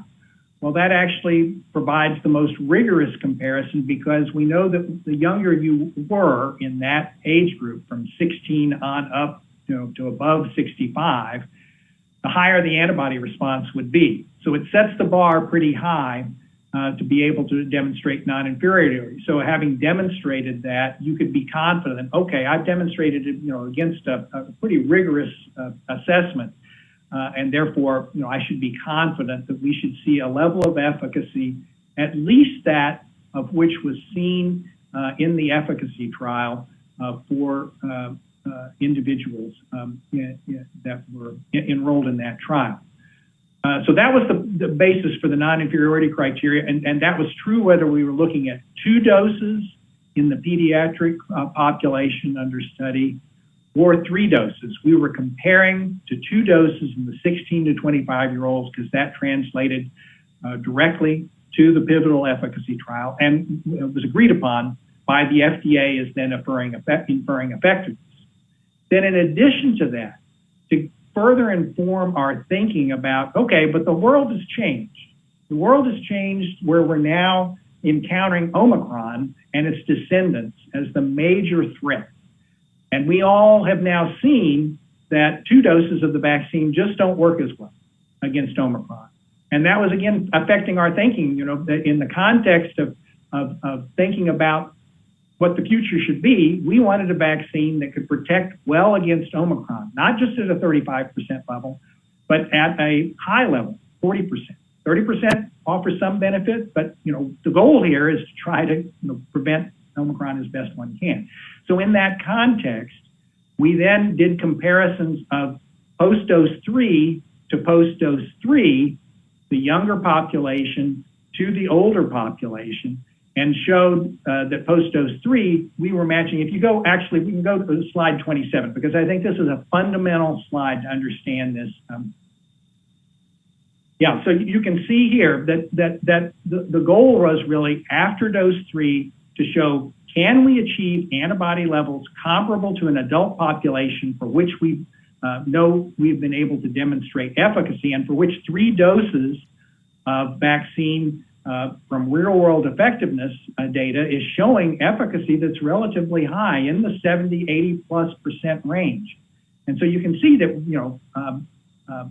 given the limitations of the sample size, you have overlapping confidence intervals. You see, 139 for the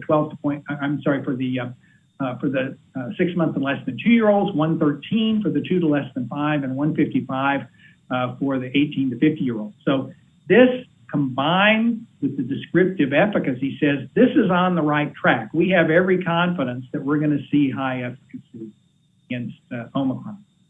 Hopefully that explains. Thank you. Dr. Lee, could I just ask a follow-up question, please? Please do. Could we go to slide 22, please? So this was what started my confusion, and just to ask you a little bit more, what the thinking was about using a greater than 65-year-old comparison population. I recognize this is only after dose 2, and it's a small slice of the overall picture. But nonetheless, I just got a bit confused. Thank you. Yeah. So this was, again, I want to emphasize, this was a post hoc analysis. So back in February, when we were first greeted with the information that I've shared with you, and Omicron was really taking hold, and we were trying to assess, okay, what is in the best interest of children? We said, well, look, the individuals over than 65 years of age, it isn't as if they had no efficacy. They had quite a high degree of efficacy. So arguably, could one have chosen this as a comparison group of non-inferiority? And how would we have fared in that circumstance? And so we did that in consultation with the FDA and demonstrated that, yes, if we made that comparison, not only would we have passed, you can see that the lower confidence interval suggests that we're well above. At 1.56 geometric mean ratio, if you see there on the right-hand side, we're well above the criteria of 0.67 that would be required if we made that comparison. So if the goal was really to compare to a population with efficacy, we would have passed at that point, suggesting, okay, there probably is some likelihood of benefit. And in fact, for the 2 to less than 5-year-olds, looking back as we just shared with Dr. Long and showed during the core presentation, you can see efficacy in that age group. So this was just another measure to give us some sense of where we were. But I want to emphasize that we considered that 35% or slightly higher efficacy was just not enough for us to, be confident that we were doing right by children and why we needed a third dose. 2 doses could offer some potential benefit, but the goal here is to get to a high level of efficacy and get children vaccinated as quickly as we can. Thank you. Dr. Daly, do you have a follow-up question to this? Because I actually wanted to ask a clarifying question on this thread. Why don't you jump in, Dr. Lee? Okay, thank you. If we could go to slide, I just want to confirm that I understand the data. I'm actually going to ask you to run through a couple of slides for me because Sure. I'm also confused. So on slide 22, that's where we were. If you go to slide 21, so this is post-dose 2, the neutralization NT50 titers, post-dose 2 in the original population that was per protocol. Is that right? Right, that's correct. Okay. And then the sort of post-hoc analysis is what you showed, the comparison to the older adults, which we understand that they probably did not have as great immunogenicity on slide 22. Oh my gosh, 22, sorry. 22, right. Okay. And then in slide 23, I think what you're saying is that when you did that comparison, you didn't see that low GMR as you did for the younger kids. So it looked equivalent following 2 doses for each. Well, yeah, so let me be clear about this slide to make sure we're all talking about the same thing. So this isn't the 6 months to less than 2-year-olds. Yes. So back in February, when we had this data, we had met the non-inferiority criteria. And ostensibly, we could have proceeded to potentially say, okay, we've met non-inferiority in this age group. Based on that inferring efficacy, we could proceed. But again, the conscious decision was made based on the efficacy that we were seeing in Omicron in both age groups, that it was in the best interest of children to wait until we had the 3rd dose data and we could show, convincing high level of efficacy. Okay. And that was, and we had to wait for that 3rd dose. Children were just starting to get dosed in January with that 3rd dose. Okay, thank you. Yes, I got the age groups confused. So the younger groups were okay. At least they seemed equivalent post-dose 2. The older groups looked lower compared to the original population. I mean, if you don't mind, if we go back to 21, because I just want to clarify, again, it wasn't, we passed one test, the seroresponse test, but we didn't pass the geometric mean ratio. And so, the criteria was we really needed to pass both. Yeah. But there was some suggestion. And again, I think given, let's face it, given what we've now seen in terms of efficacy, one can argue that this is not as precise a measure of what you're likely to see. And hence the reason why it made some sense to say, well, look, there's some evidence here that based on seroresponse, we might have efficacy. Let's look at the older population as a comparator and see if that, would have been a better predictor. And in fact, in retrospect, it probably is, in this context. Okay, thank you. And then if you go to slide 24, then this is post-dose 3 of the 2 to less than 5 compared to post-dose 2 of the 16 to 25. So it, in a way, it looks a little higher, but essentially equivalent to. So I'm just trying to understand. So I'm thinking my interpretation of this is that 3 doses is as good as 2 doses in the 16 to 25-year-old population here. Yeah, well, again, statistically speaking, you can see that the lower bound is actually above 1. So you could argue that the geometric mean titer is, statistically actually higher than it is in the 16 to 25-year-olds after a 3rd dose in the 2 to less than 5-year-olds compared to, after a 2nd dose in the 16 to 25. So it certainly meets the non-inferiority criteria and is actually a little bit greater. And if you don't mind, we can go and just, speak to the same thing on slide 25, which is the 6 months to less than 2-year-olds. You see the same thing, that we're right at, with the lower bound of 1. The FDA had hoped that at least the point estimate would be 1. Well, we've got the lower bound of 1. I mean, to meet the criteria, we needed to be above 0.67. The FDA said, appropriately to try to, increase the likelihood that protection would be seen, that the point estimate should be 1, but in fact, our lower bound is 1. So in both instances, we actually exceeded the criteria that was required for this comparison, and hence the reason, as you've heard today, this is part of what supported the approval for emergency use. Okay. So I think, thank you. So basically, so the 2 doses in the younger age groups, I'm going to speak very broadly. I recognize it's really for the 2 to 5-year-olds, 2 to 4-year-olds, is lower. The immunogenicity or the GMR doesn't meet it for following dose 2, but it clearly meets it following dose 3.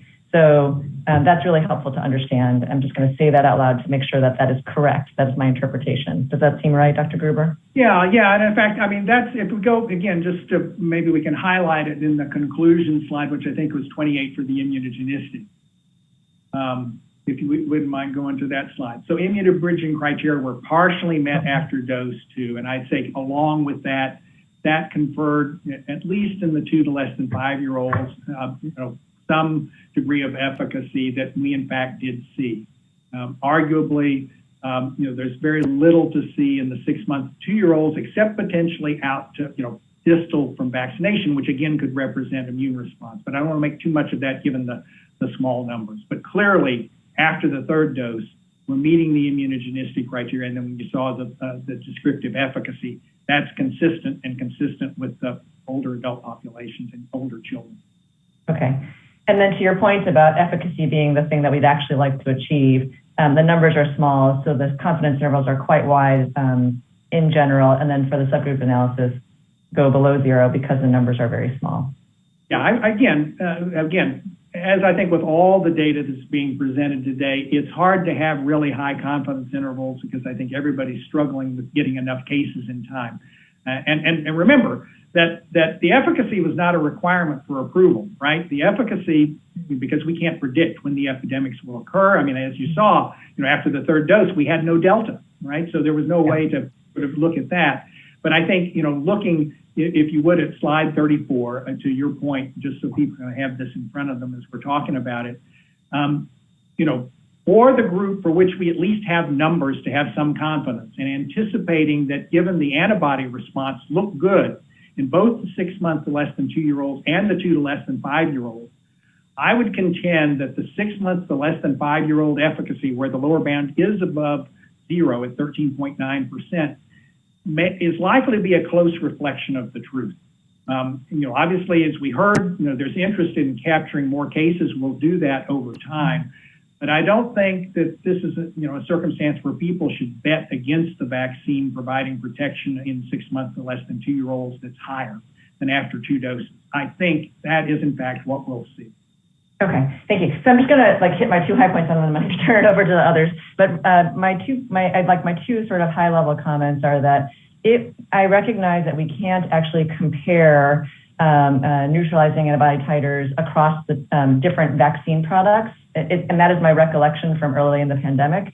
But it seems like it is challenging now as we're starting to leverage and use that as the key to get to authorization or approval, particularly for the younger age group. So comparability across trials, I feel like seems more important now than ever. And then this is just a generic comment. And then the second thing I just wanted to state is that, it's been really hard for us as parents and as pediatricians because recognizing that older adults were the group that was dying at the highest rate early on in the pandemic, it does feel like children have become the lowest priority in the pandemic. My request is just to continue to make them a priority. I think the durability of both effectiveness, immunogenicity, and efficacy are incredibly important. So just would really strongly ask that we continue to take a look at, longer intervals, how many doses are appropriate, et cetera, as we have this population in front of us that is still highly unvaccinated. So I still think rather than waiting for the post-market effectiveness studies to come through and for us to then retrospectively look at that data, I do feel like this is an opportunity for us to prioritize kids, pregnant women, immunocompromised populations, and make sure we can do deeper dives into that prospectively, given that we continue to have a lot of uncertainty around the data. So thank you for indulging. Dr. Lee, can I respond to both of those 2 things? Oh, sure. Okay. All right. So the last one, I couldn't agree more. After all, I'm trained as a pediatrician and infectious disease and vaccine specialist. So, my heart is in making sure that this happens. And I think, as you may have heard in the VRPAC presentation, we have plans to do just the things that you're talking about, not solely relying on the real world effectiveness, but also working to look at intervals, particularly as we get out of a pandemic period. I think as far as the former is concerned, you're absolutely right. It's dangerous, and I think a false way to go to compare efficacy against trials. And certainly in the circumstance where interval follow-up is particularly important, and we know that there are differences that occur over that period of time.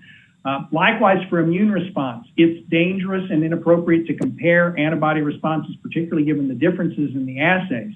Where you can, though, make those comparisons, as I've tried to point out here, though, in a well-controlled circumstance where you're essentially running, in this case, the pediatric assays at the same time as you're taking sera from the adults. So these are not historical results. We're running these at the same time in the same assay to make these comparisons. And where you can show that, hey, we've got good antibody response after the third dose compared to what we see in adults for Omicron, I think you can take that to the bank with some confidence that, okay, that's likely to predict efficacy, as it did here, given the descriptive efficacy we provide. Thank you. Dr. Daly. Yeah, thanks so much. Some of the issues that I was going to raise were covered by Dr. Lee, but I do think there's still a couple points that I would like to discuss. I mean, I think I'm going to try to focus my comments on the entire age range of 6 months to less than 5 years. What I come away with is that the FDA established immunobridging criteria for emergency use authorization, and those criteria were not met for a 2-dose series, and they were met for a 3-dose series. And so I think of this as a 3-dose primary series. And I think that's important because I don't want parents to get the impression that 2 doses is sort of good enough. And so, I think when we talk about whether there's some separation after 2 doses, I think we need to be cautious about that. I'm interested in seeing that data, but again, I think we all need to approach this as we have evidence that this met criteria established by the FDA for a 3-dose primary series. Then I think this is a good slide to stay on if we could, which is that I also feel like the message that I've heard from parents is they want to know the full story. And it's in the interest of transparency, and then they want to make the best decision that they can. So if parents are told we think a 3-dose series is 80% effective or has a vaccine efficacy of 80%, I'm concerned that parents are going to misunderstand our certainty in that estimate. So could you talk to the audience about what a confidence interval of 13.9 to 96.7 means when parents are trying to interpret a statement or a press release that we have vaccine efficacy of 80%? And then I have some additional questions. Yeah, so let me address the second question, I guess, first. I mean, the first question, well, actually, let me speak to the first question. Obviously, we are getting approval as a 3-dose series, but I think it was important to share the post-dose 2 data because I think there have been some misconceptions that nothing was being seen in terms of the potential for at least some efficacy after the second dose. And it was really a conscious choice on our part to move forward with a 3rd dose because we thought, again, to your point, it's in the best interest of children. And I really think that there is no circumstance in which, frankly, 3 doses aren't going to be required to provide that level of protection. As far as the confidence interval is concerned, obviously over time, there's some expectation that we will get more precision. And as I mentioned, we have the potential to acquire additional cases since the cutoff of April the 29th, which of course still was during a period of time when Omicron was circulating, that we can further inform what this efficacy is. But we're at this point in time now, and this is the data we have, and I think the need is urgent to start immunizing children to get 3 doses in because the future is uncertain, and we often find ourselves on our back foot, trying to catch up. I think in this context, it really means that 95% of the time, looking at the top number here of 80.3, that the efficacy is going to be somewhere between 13.9 and 96.7, but with the center of the curve around 80.3%. So most of the curve is in a circumstance where you're likely to have a high degree of efficacy given this case split, remembering that this is a 2-to-1 randomization. I don't think that this is much different than other sorts of efficacy that we've been hearing about today, whether we're talking about 2 doses or 3 doses. In some circumstances, I think the confidence intervals, depending on the definition, can be in this range. So my sense is that the totality of the data needs to be kept in mind here, that the nature of what we see in terms of antibody response, particularly to Omicron after a 3rd dose, provides some reassurance. The experience that we've seen in other populations after a 3rd dose where that level of antibody has been achieved provides us some confidence. And limited as these numbers may be, they're in the right direction. They're consistent with what we're seeing, and our anticipation is that real-world effect in this data, as well as any further data that we can acquire from the controlled trial, should also be consistent. Yeah, thanks for that, Dr. Wright. I just think that if there's a press release about 80% vaccine efficacy, that there's some assumption that there's a fairly high degree of certainty around that. And this shows that the confidence intervals are wide. And again, I think, I have the same hope that you do, that the efficacy is high and matches the immunogenicity data. But I feel like in the interest of sort of full transparency to parents, it's to me appropriate to acknowledge the uncertainty around that as well. So if you could go to slide 20. You are muted. You can mute or unmute yourself by pressing *6. Series, and I'll wait for a sec till we get to slide 27.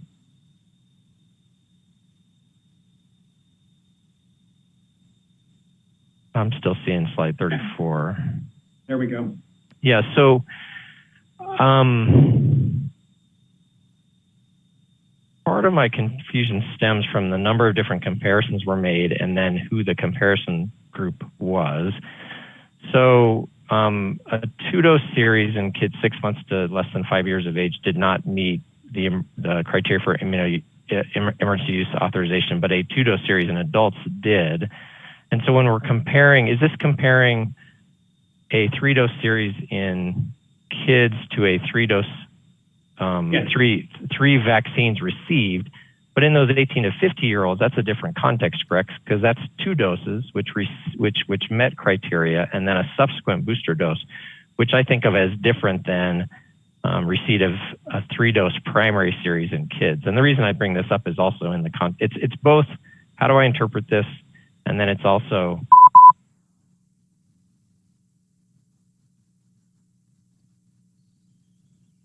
let me see if I can. So just to be clear, that the comparison here is different than what we were talking about in terms of the non-inferiority criteria, non-inferiority comparison to meet success criteria. In this case, we're specifically focused on, okay, what is the coin of the realm here in terms of something we could potentially hang our hat on that would allow us to predict efficacy? And I think the level of antibody response that we've seen to Omicron after a 3rd dose in older populations, it comes the closest to anything that we have to sort of saying, okay, when we got a higher antibody response, we had higher efficacy. And so making that assumption in this context where these individuals got 2 doses, but note the interval with a booster dose at basically 13 weeks, which is pretty close to the 10.6 weeks and the 12.9 weeks that you see in the 2 to less than 5-year-old and 6 months to less than 2-year-olds, respectively, after they got the 3rd dose. So in my mind, whether we call it a primary series or we call it 2 plus a boost, in this circumstance, we're comparing the same type of series. And I think you've heard argued, I would subscribe to this, that in a world of Omicron, we're frankly talking about a 3-dose series for everybody. 3 doses are required to protect against Omicron. And so we've done the best job that we could to compare like to like 3 doses with the 3rd dose with the difference between the second dose and the third dose essentially standardized here, so we could be comparing like to like, and we're getting a similar GMT, which should provide a similar level of efficacy. And again, despite the limited numbers, the efficacy that we're seeing matches the sort of efficacy that we're seeing in this circumstance in adults, which in my mind, and we have others that can speak to this, is in the 70 to 80+% range. Well, I would disagree with so I appreciate that, and thank you for running through that with me. I would disagree in some ways with the assumption that this is like to like in all contexts, because obviously it's an older age range, but it's also at a 30 microgram dose, which is 10 times the dose that we're studying in children. And so, I want to make sure not to make too many assumptions about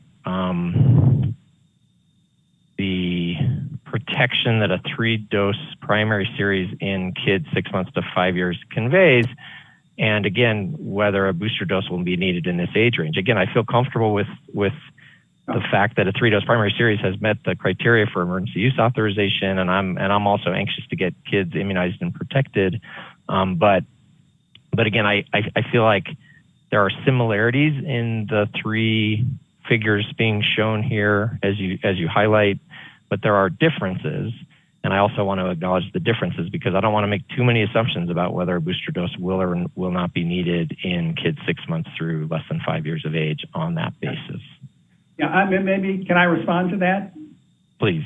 Oh, yeah. So let's face it. In the older adults, we're already talking about 4th doses that are being administered to high-risk populations. We're obviously contemplating what our future will be, informed by the VRPAC meeting that's going to happen at the end of this month about what we do in the fall.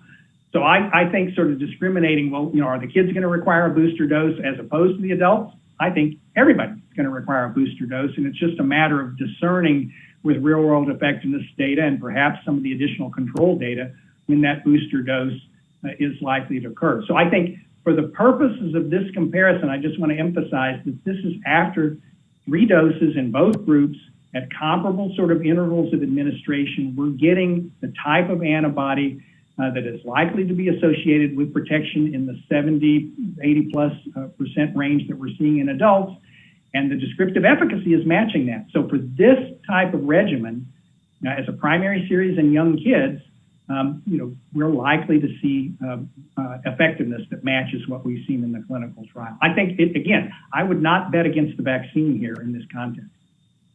Well, and just to be clear, I'm not betting against the vaccine. I'm just arguing for as much transparency about what we know and don't know with parents. And that includes sort of what to expect after a second dose and what to expect about whether additional doses will be needed.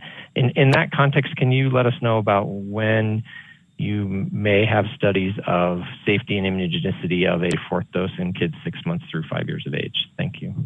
Yeah, so I think obviously that's under discussion, as well as what we decide to do, informed by the VRPAC meeting at the end of this month. We already have plans afoot and are putting protocols together basically to look at moving forward with an Omicron vaccine or an Omicron plus a reference strain vaccine, or potentially other options that may be put forward in the setting of BA4 and 5. So we're going to tailor this to what seems to be best suited for what the future is most likely to bring in the fall. And so that work is already underway, and we're we are in and will be in further discussions with the FDA about that. But I think it does need to be informed by the decisions that are made at this month, so we don't go off on a tangent for something that, frankly, doesn't become the vaccine of the future. Okay, thanks so much. Thank you, Dr. Daly. I'm going to hand it over to Dr. Fink to respond, and then we're going to go with short questions for the last 3, and we have to move on to Dr. Oliver's presentation after that. Thanks, Dr. Lee. While this slide is up, I just wanted to say a few things in the interest of full transparency. So first of all, this slide represents late-breaking data that Pfizer provided to us just shortly ahead of the VRPAC, and we haven't had a chance to verify these immunogenicity analyses.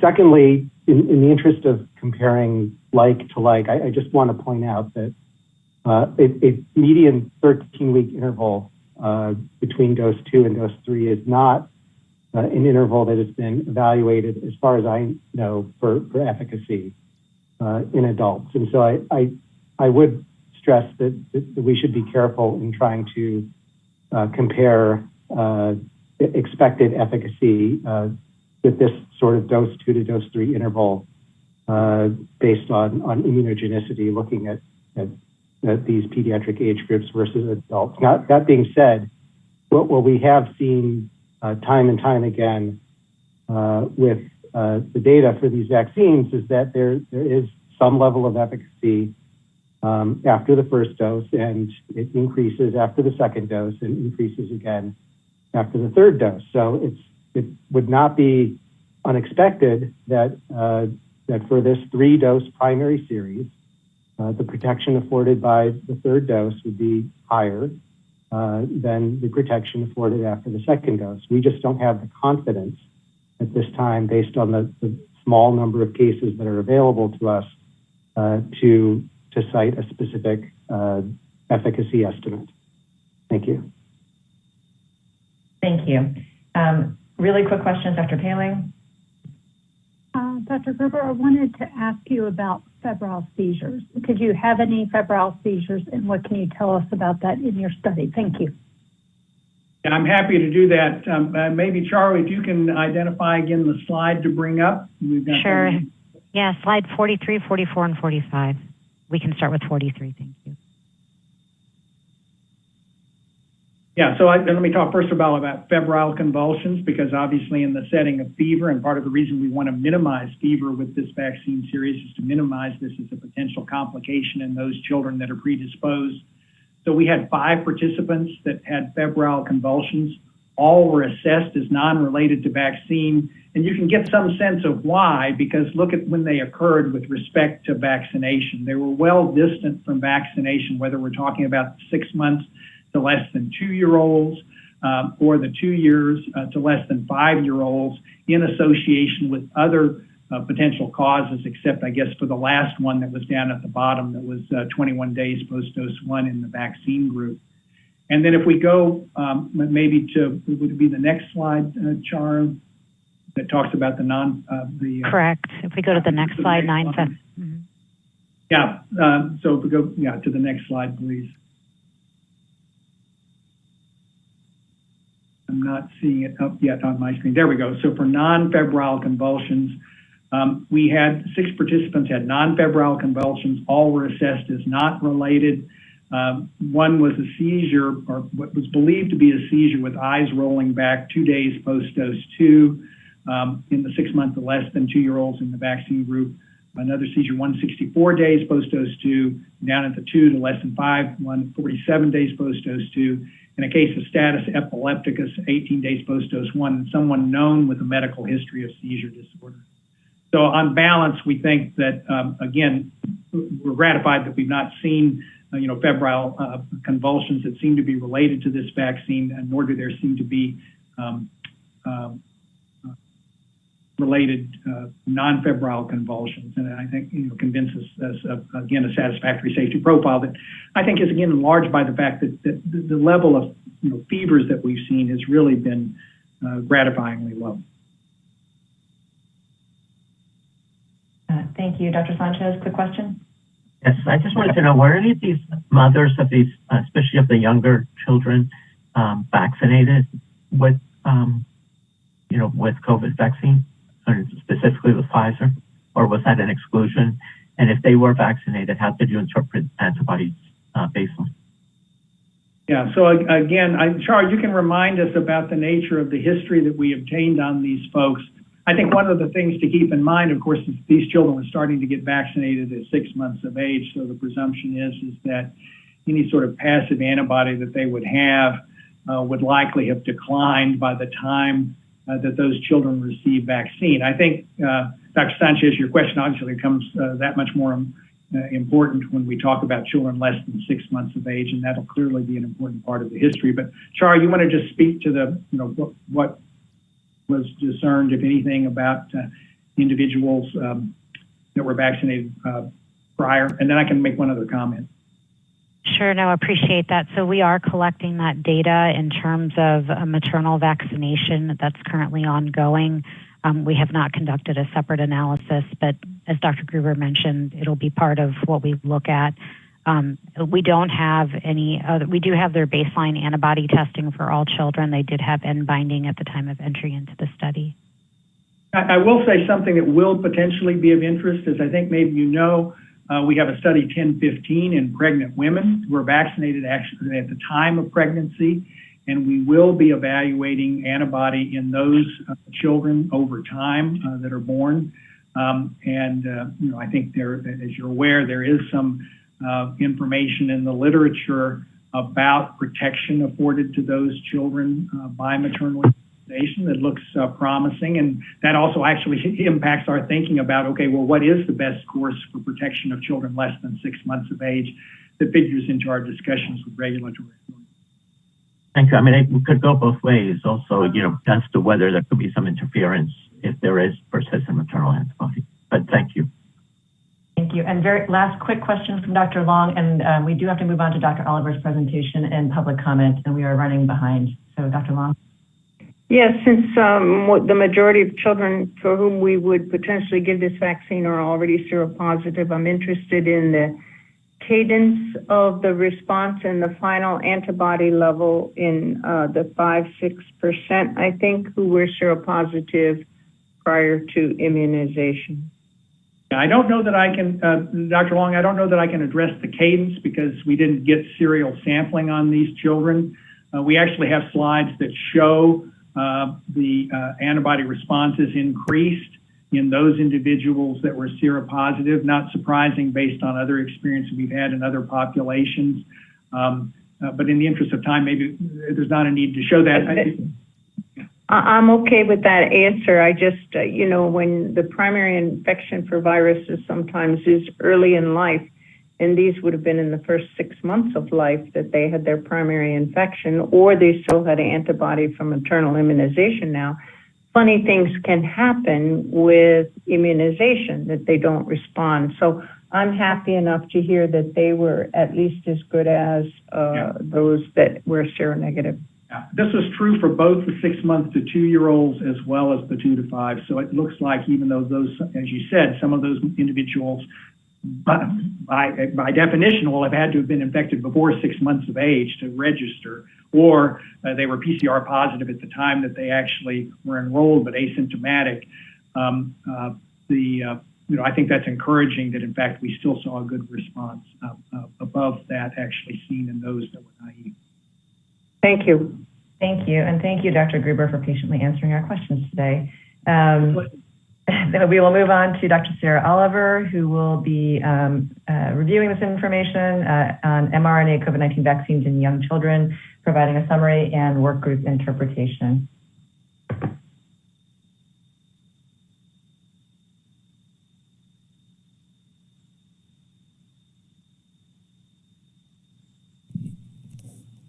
Thanks so much, and good afternoon. Next slide.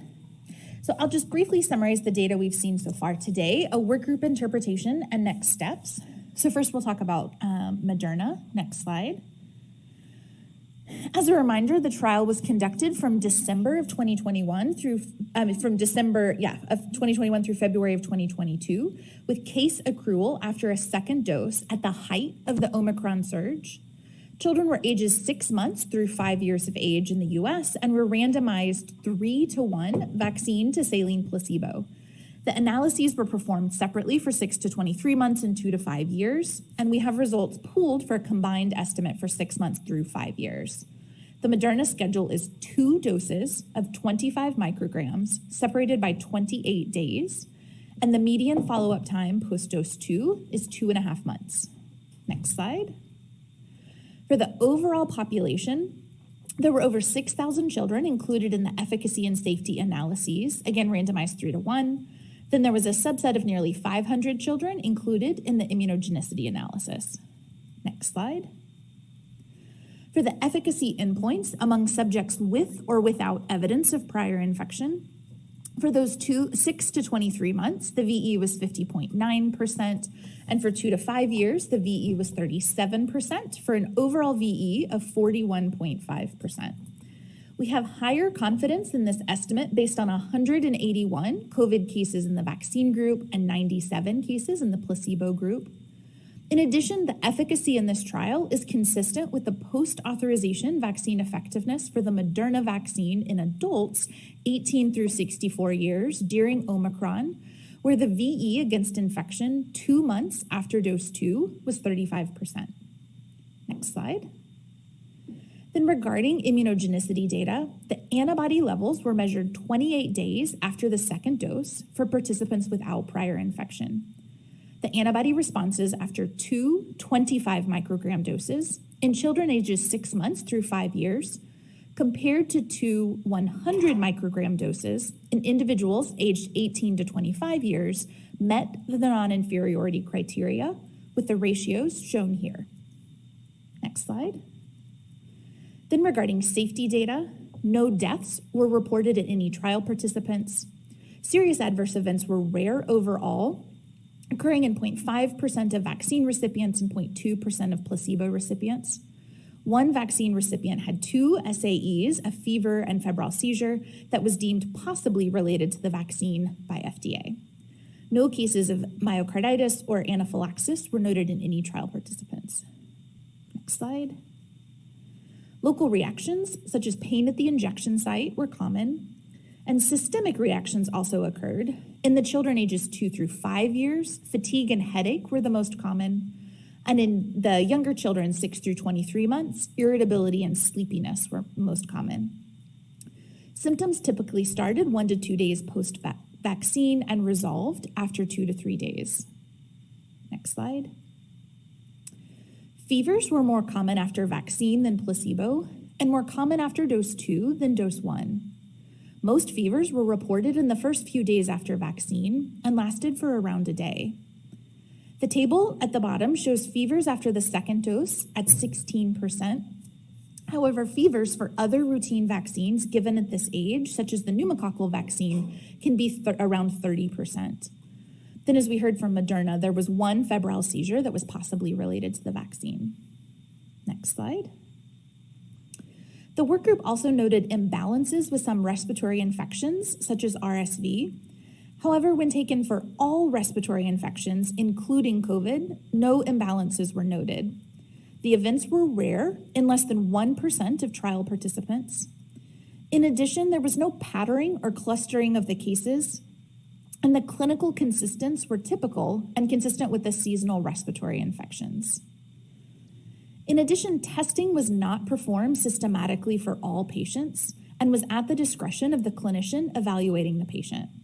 Because of this, testing for additional respiratory pathogens varied and may have varied by the results of COVID-19 testing. Then for the Moderna trial, lymphadenopathy was a solicited adverse event. So lymphadenopathy, either in the axillary region or the groin, was noted in 9% of vaccine recipients compared to 2% of placebo recipients. Next slide.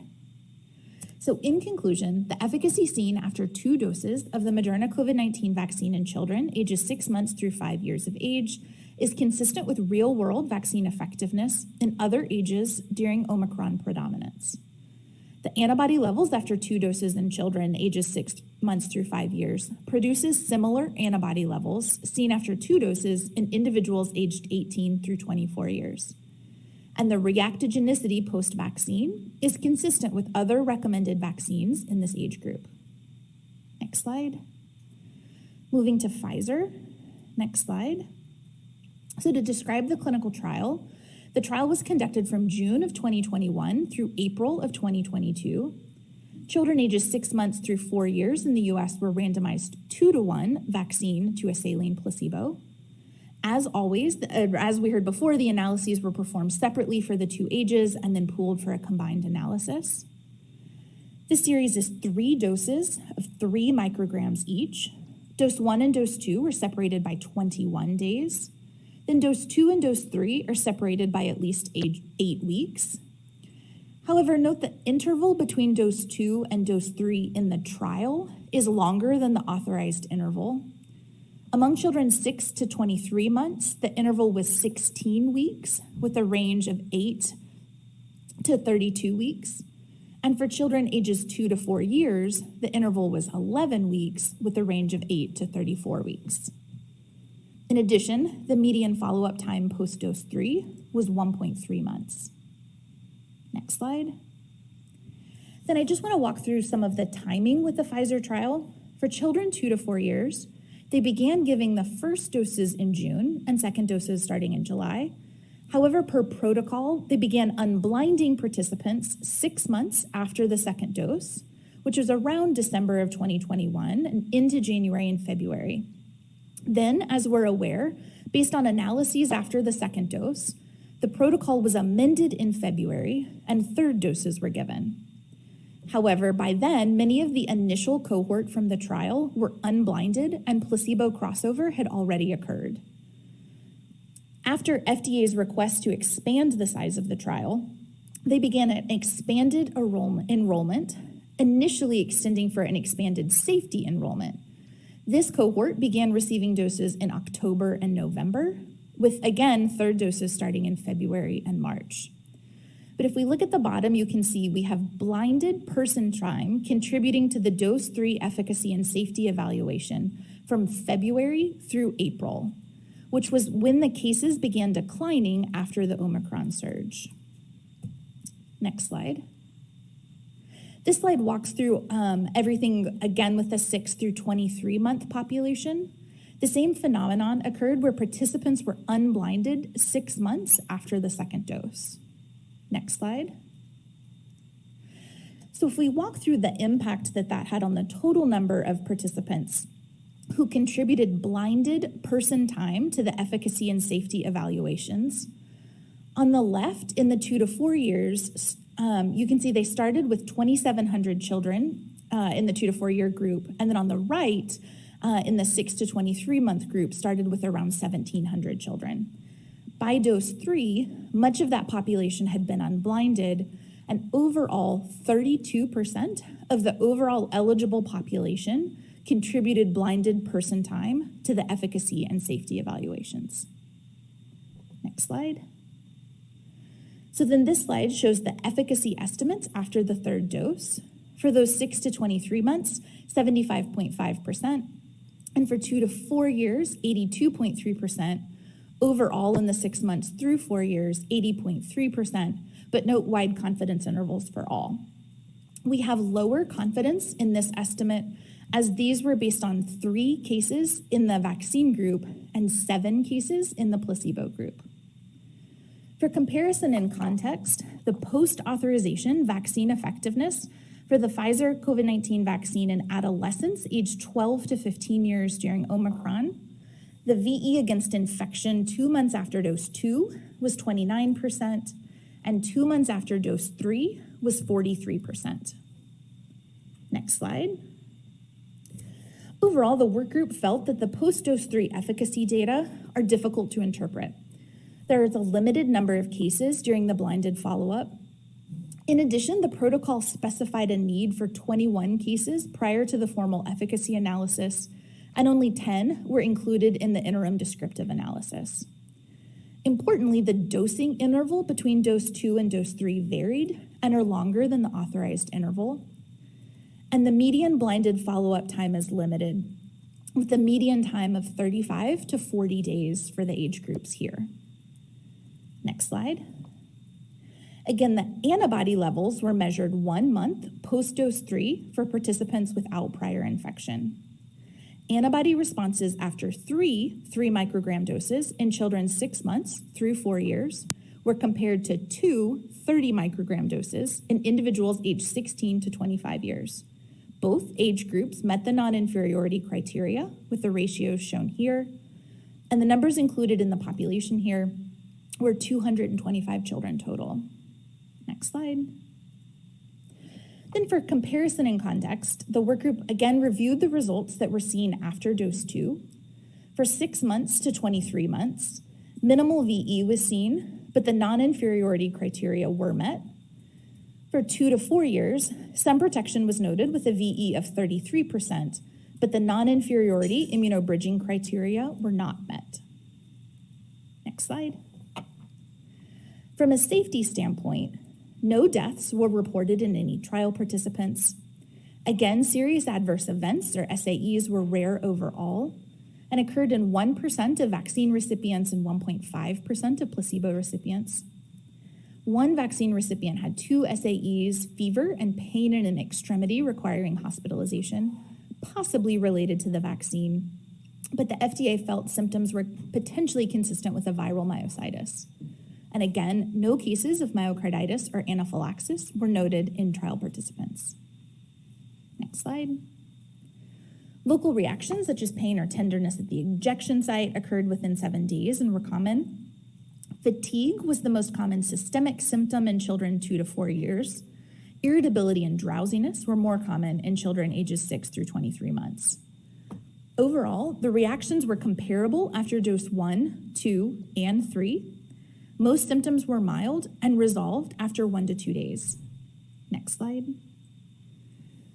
And specifically for fevers, fevers were reported with similar frequency after both vaccine and placebo, and similar frequencies after doses 1, 2, and 3.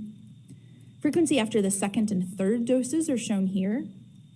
Then most fevers were reported on days 1 and 2 after any dose and lasted for a median of 1 day. Next slide.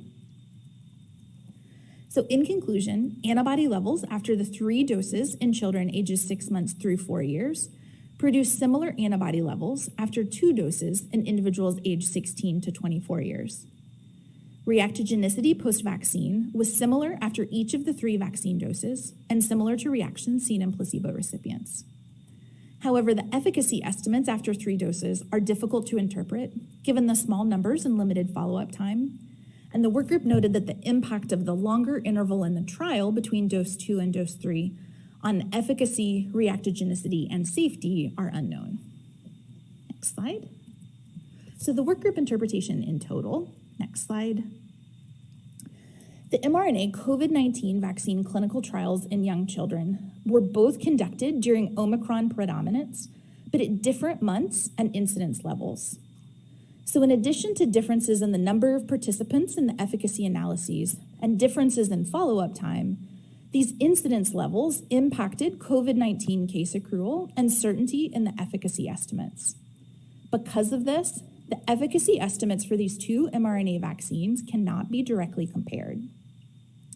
However, both vaccines met the non-inferiority criteria for neutralizing antibody levels.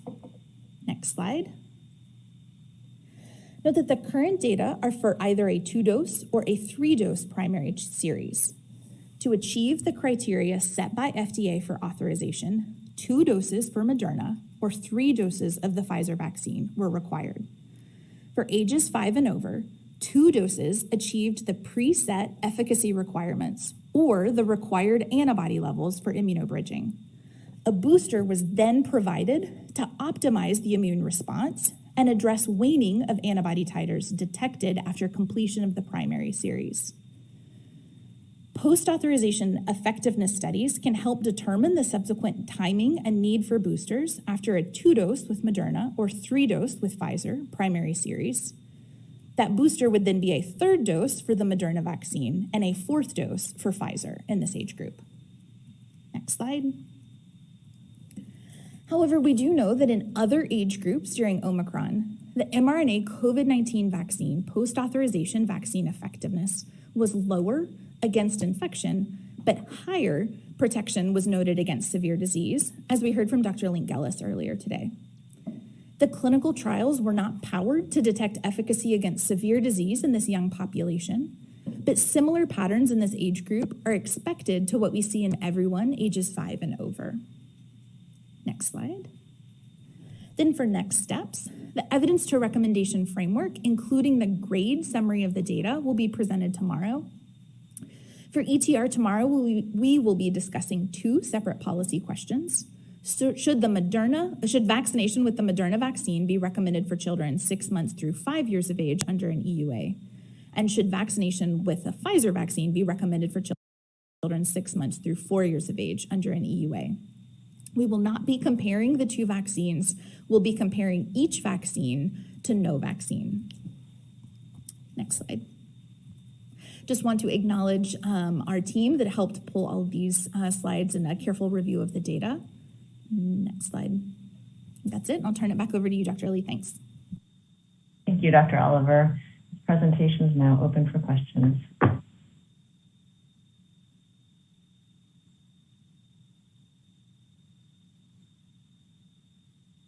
Dr. Lair.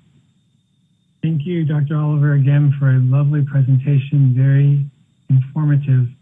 I want to see if you can convey the nuances the work group felt about the Pfizer vaccine and the difficulty in evaluating the efficacy compared to it meeting the FDA criteria, and if that was enough to give the work group pause about approval for the Pfizer vaccine. Thanks. I'm happy to maybe kind of start that discussion and then we can finish it tomorrow, because I do think some of this may come out in some of the ETR determinations as we walk through everything.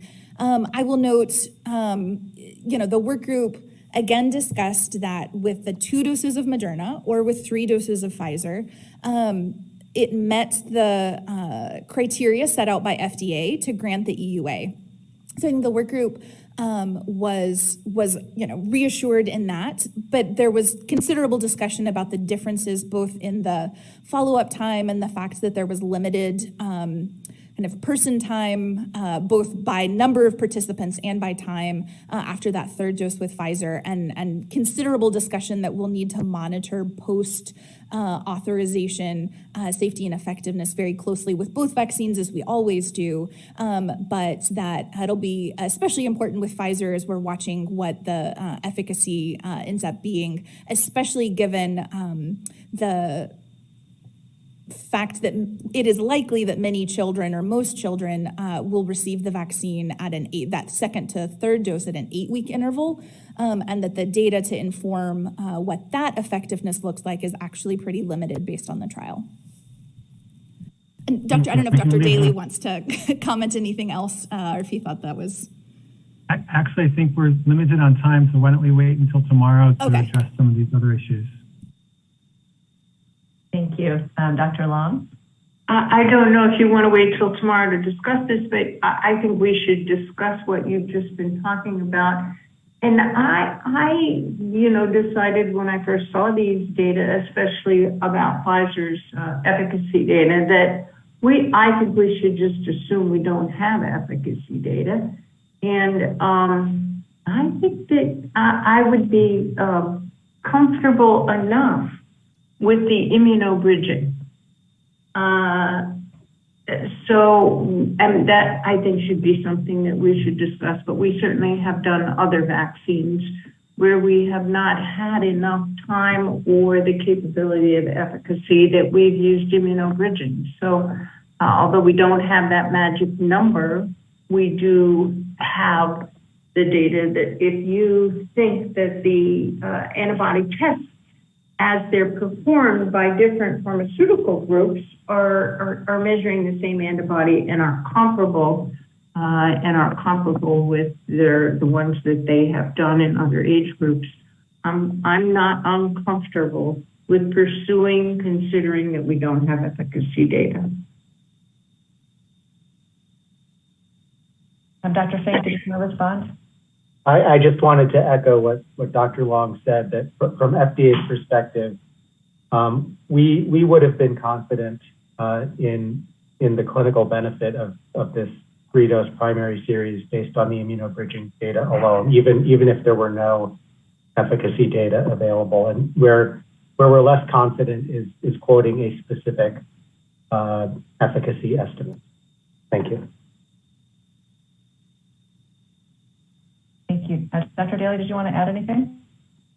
Oh, just that from the COVID vaccines work group point of view, our discussion was very much along the lines of what Dr. Long said, and our interpretation was along the lines of what Dr. Long and Dr. Fink said. Thank you.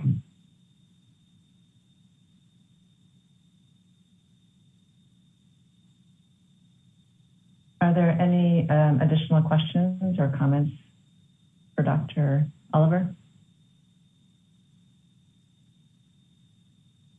And I don't want to stifle discussion, but I do want to make sure that I want to make sure we have enough time for that discussion because I think it's incredibly important for our consideration of the votes. But we do have an additional day tomorrow for this discussion with additional context from presentations.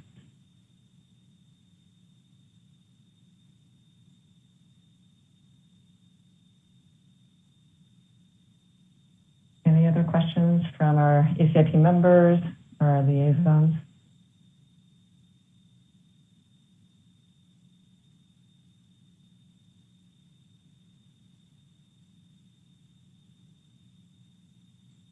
Okay, I don't see any additional hands raised at the moment.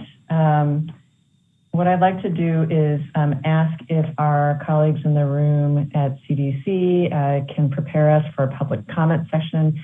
I think what I'll do is just take a 2-minute break as we ask our public comment speakers to get online, and then we will begin with the public comment session in 2 minutes. Thank you.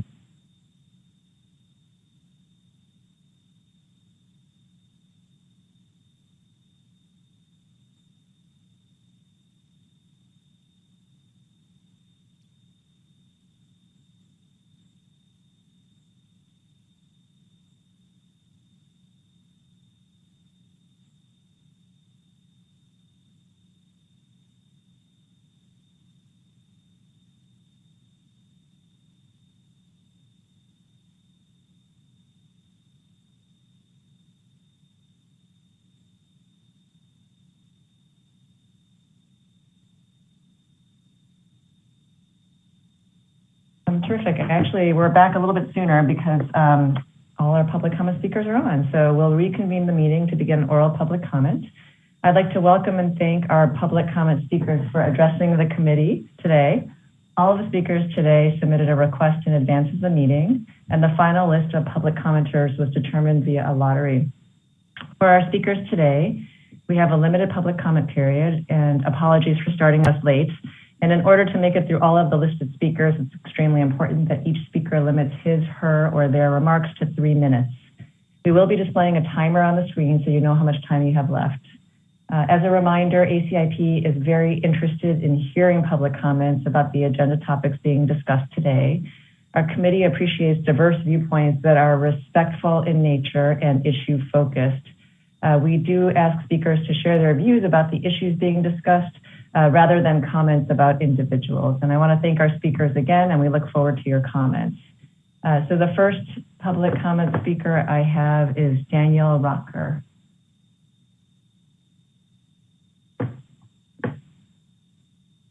Good afternoon. My name is Daniel Rocker, and I'm speaking today on behalf of Retire Safe, a grassroots nonprofit organization formed in 1991. Retire Safe's mission is to educate and advocate on behalf of mature Americans on issues including Social Security, Medicare, health, safe retirement, and financial well-being. We're grateful to have the opportunity to present our comments today.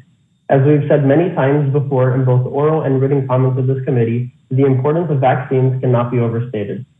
All of us, from the youngest to the oldest, are at risk from COVID-19. We know the devastation it has caused on older Americans, as over 75% of deaths have been among adults 65 and over. Apologies. I hate to interrupt. I'm so sorry, but the timer is not working on the screen. So I just want to ask my CDC colleagues if they could start that. Do I restart or continue? No, please go ahead and continue. Thank you. Okay, thank you. Nonetheless, seniors were among the first group to become eligible for vaccination and took full advantage of it. 95% of those over the age of 65 have received at least one shot, and over 91% are fully vaccinated. But for many seniors, concern, even fear, was not so much about themselves, but for their families, especially their grandchildren and their great-grandchildren, who have had no access to protection. Yesterday, that long wait ended with the FDA's authorization. Now we look to you to give recommendations that will enable providers to begin to protect our smallest loved ones with these life-saving vaccines.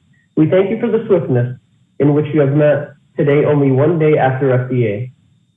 Retire Safe would like to ask one more thing. The threat of COVID has been and remains unprecedented, especially to older adults. But it's not the only danger to older Americans' respiratory health. Last year, the FDA approved 2 pneumonia vaccines, which are of enormous value to seniors, millions of whom are still waiting for this committee to issue recommendations for their situation. We're so thankful for ACIP's immediate turnaround time for COVID for young children. We ask you to please act swiftly now on behalf regarding pneumonia disease. Thank you. Thank you very much for your comment. We will move to the next public comment speaker, Mrs. Kate Schenk.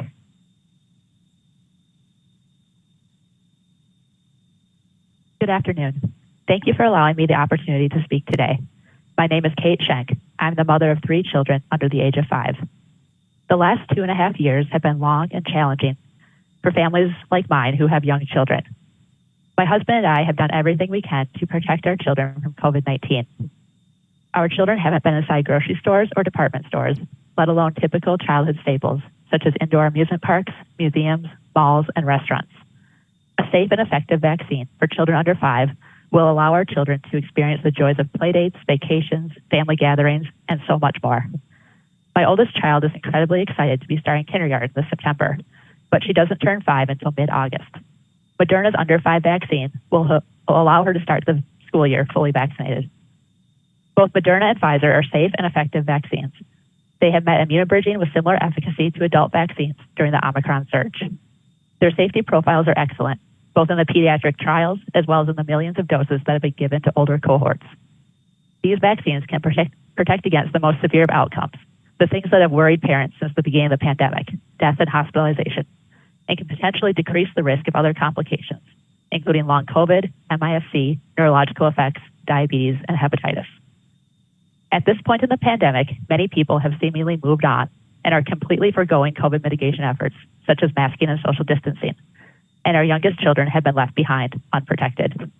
Those without children do not even recognize the toll this has taken on young families, since we have become invisible while they are living life as normal.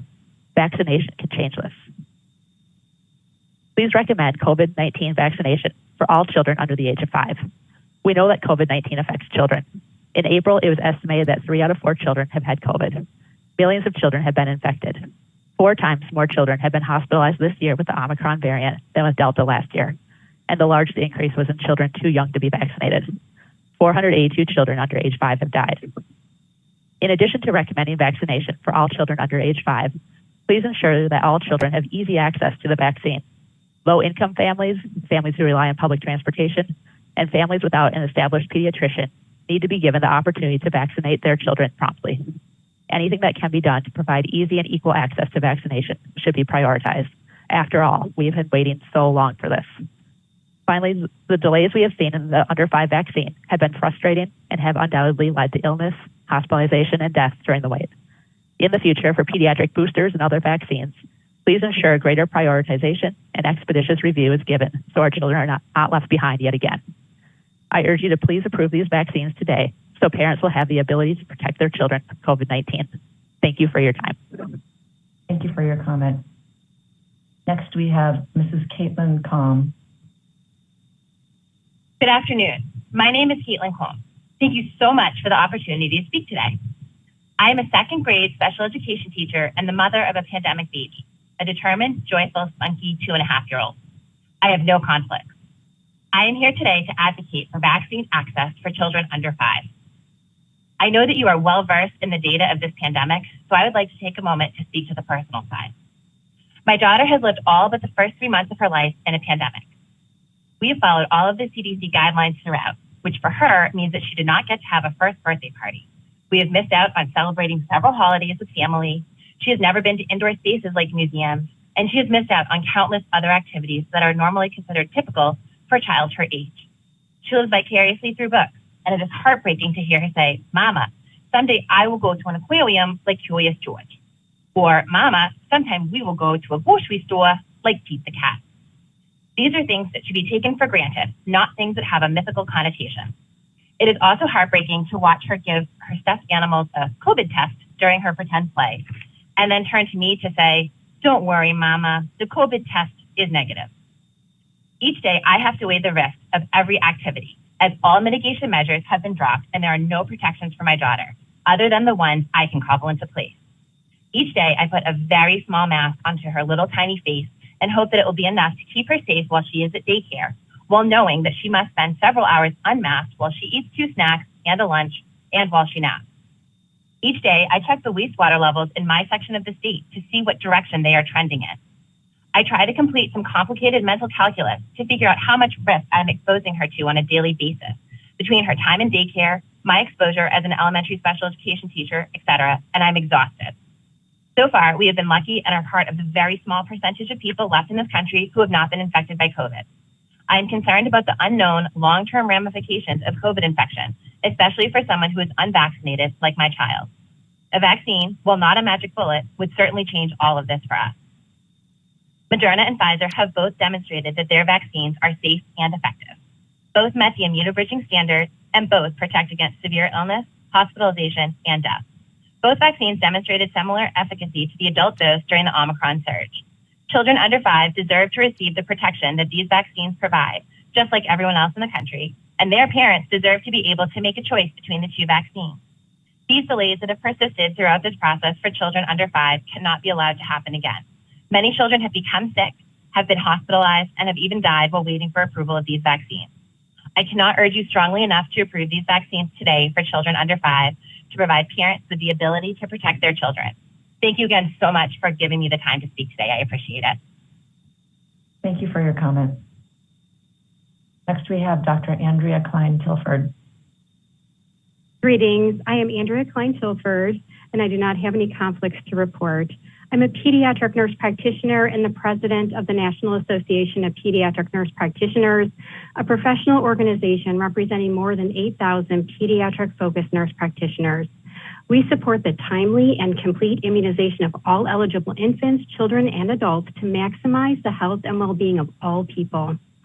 In the United States, children have accounted for roughly 19% of all reported COVID-19 cases. While some children experience few or no symptoms, some children with COVID-19 develop long-term complications, severe illness such as multisystem inflammatory syndrome, require hospitalization, or worse, die from COVID-19. According to the CDC, hospitalization rates of children under 5 during the Omicron surge were 5 times the rate during the previous Delta variant. It's critical that children of all ages have access to safe vaccines as soon as possible to prevent disease and hospitalization as COVID continues to spread and mutate and before we enter the traditional flu and RSV season. Experts agree that the first 5 years of a child's life are especially crucial regarding physical, intellectual, and social emotional development.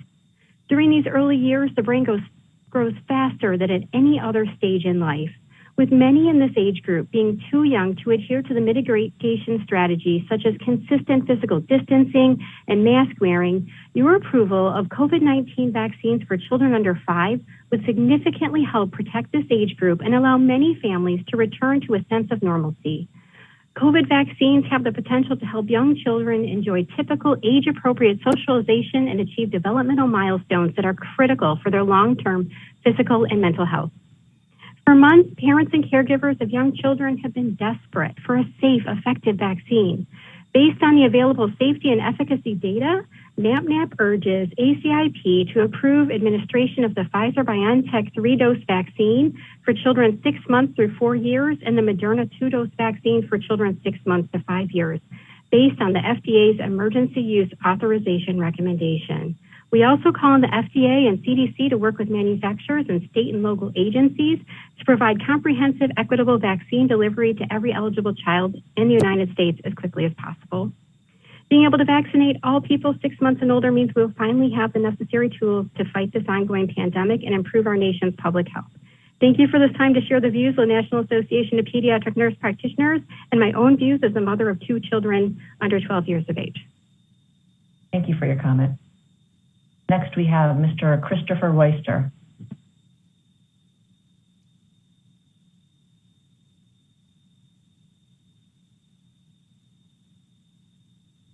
Mr. Weister, I believe you are still muted. Yes, can you hear me? We can, thank you. Thank you. I was having problems with my audio.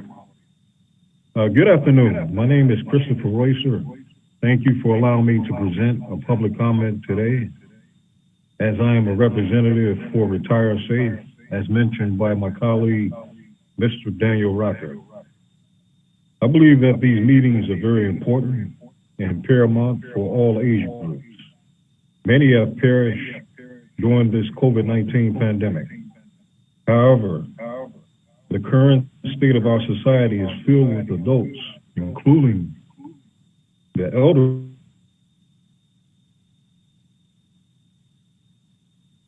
Mr. Royster, could you pause the timer, please? Thank you. I think we've lost you, and we had a little bit of an echo, too.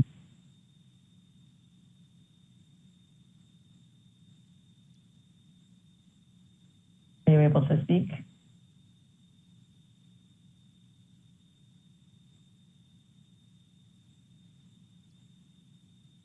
Hello? There you are. Please go ahead. We'll add 20 seconds to your clock. Please go ahead. Thank you. However, the current state of our society is filled with adults who are currently vaccinated, the same as the elderly.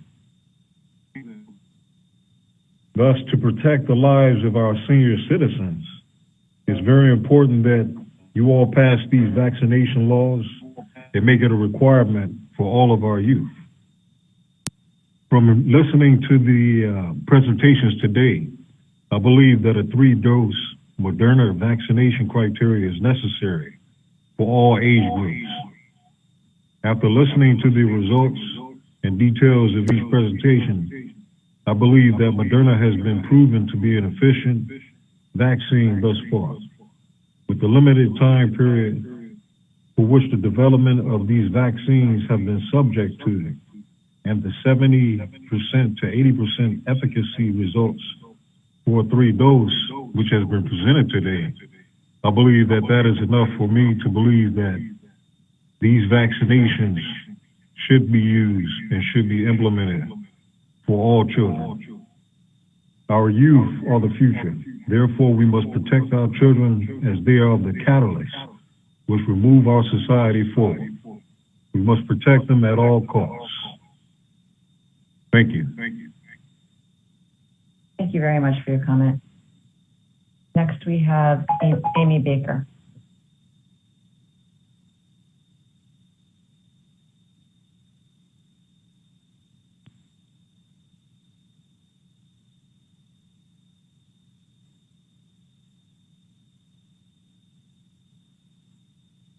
Amy Baker, are you able to unmute your line?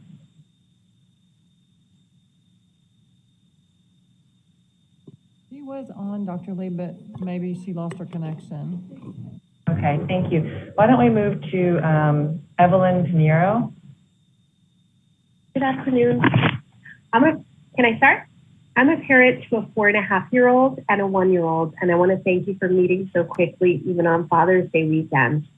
Like you, I know that every day counts if we want our children to be vaccinated before infected. Every day more people take off their masks at my son's school. Every day I'm notified of new COVID cases there. And every day my unvaccinated children grow older without being able to travel to see grandparents and cousins. Previous speakers have already talked about hospitalization and deaths among children under 5 with COVID. One of the other risks that keeps parents up at night is the potential for chronic problems. Today is my 1-year-old's first birthday, and he has his entire life ahead of him. We don't know the long-term effects that this novel disease might have on the newly developing brain or lungs or heart. And we do not want to take the risk for our children of long COVID, which we know vaccines can decrease. So like thousands of parents, we continue to live like it's March 2020. While it takes a village to raise children, we are doing it alone and we're so tired. We miss getting to share the arrival of our babies with family and friends. We miss library story hours and indoor play dates. My older son, an avid dinosaur lover, is dying to get his COVID shot so he can go to the Natural History Museum. I want to be able to more safely visit with elderly loved ones. June 15th was like Christmas morning to the many 6,500 parents and doctors who belong to a group called Protect Their Future, formed to advocate for vaccines for under 5s. I implore you today to approve both vaccines as they were both safe and met the primary endpoints of immunobridging. But once these vaccines are approved, we also need help accessing them. My peers in Florida are frantic as they live in the only state that didn't order vaccines. Here in New York, where I live, state sites are closing and my county isn't offering the shot to under 5s. Pharmacies cannot vaccinate children under 18 months. Some pediatricians aren't offering the shot. For most of us, Moderna will be the only option to fully vaccinate our children before the beginning of the school year. Even though I live in a New York City suburb, the closest place I can find that will be giving Moderna to children under 18 months is 3 hours away. In addition to approving both vaccines for children under 5, please help give parents a choice of vaccines and more options for vaccinating our babies. Thank you for your comments. Next, I'll ask if Amy Baker is on. Yes, I was on. Sorry, I was trying to unmute with my phone and not *6. That's okay. Please go ahead. Thank you for giving me the chance to speak today. I can go through the facts, such as it's been 875 days since the first COVID case was reported in my state, and 481 children under 5 in the U.S. have died from COVID. But I'll stop there because I hope you know these facts given your position. Instead, I'll explain what our lives have looked like the past 27 months trying to keep our 1- and 3-year-olds safe from COVID. No daycare, quitting my job because no safe daycare, and it becomes impossible to balance the job and caring for my children once my spouse returns to the office. No first, second, or third birthday parties, missing weddings, missing funerals, no play dates or library story times, no peer social interaction for our children, no reprieve for us parents, day in, day out for 826 days. 231 days since children 5 and up could get vaccinated, and we thought it'd be a matter of weeks until it was our turn. 129 days since it was announced that Pfizer would be submitting for under 5s on a rolling basis at the FDA's request, and we thought it'd be any day. At a minimum, that's 129 days that pediatricians, county health departments, and medical offices have had to prepare and plan for the hopefully eventual administering of the COVID vaccine to children under 5. 129 days that someone in overseeing bodies had to write up guidelines for the rollout of pediatric vaccines once they received all the proper approvals. And that hasn't seemed to happen, though, because after we've sacrificed and after we've waited and after we fought for and advocated for our children, we are still fighting to protect our kids. We can pre-order books and phones, but we can't find any answers about where we'll find a vaccine. The county says to contact your pediatrician. The pediatrician says to try the county or the medical group. The medical group says they won't offer vaccines and contact the pediatrician. Some places don't know when they'll have it or how it'll be administered, nor will they confirm if they pre-ordered. But yet they will say that they'll only have the vaccine that will take an extra 7 weeks to get through the primary series. Or the parents in Florida who want to protect their kids with vaccination are stuck in a state that has refused to pre-order the vaccine, and the privileged ones are stuck driving hours to get it. I've seen countless parents continue to feel defeated by the lack of communication, and after the months we've waited, it's unacceptable. The bottom line is this: both of these vaccines met their immunobridging and safety endpoints. Therefore, if we are still recommending this vaccine for all children over 5, today we need to be recommending it for all children under 5. COVID can result in serious harm to our children, and the messaging from our governmental agencies that children are not vulnerable to these harms needs to change. We've seen the vaccine is safe. Other countries, such as Germany, have been allowing its off-label use for months, and we've seen the results of rigorous trials that thousands of children have bravely been a part of. And while we know that additional boosters will be required and that this is not the end of the road, it is our only hope at this point to taking a step towards normalcy when we live in a country that has abandoned all protective measures and left these kids behind. Thank you. Thank you for your comments. I want to thank all of our public comment speakers today. We really do appreciate everyone who contributes to this meeting through both written and oral public comment.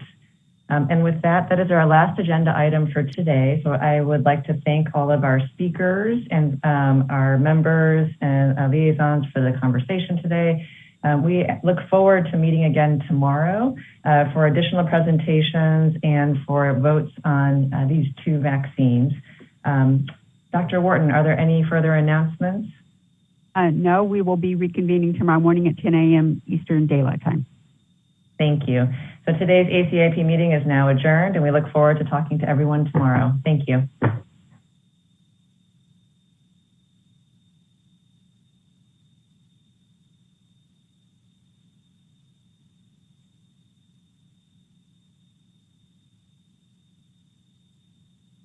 Goodbye.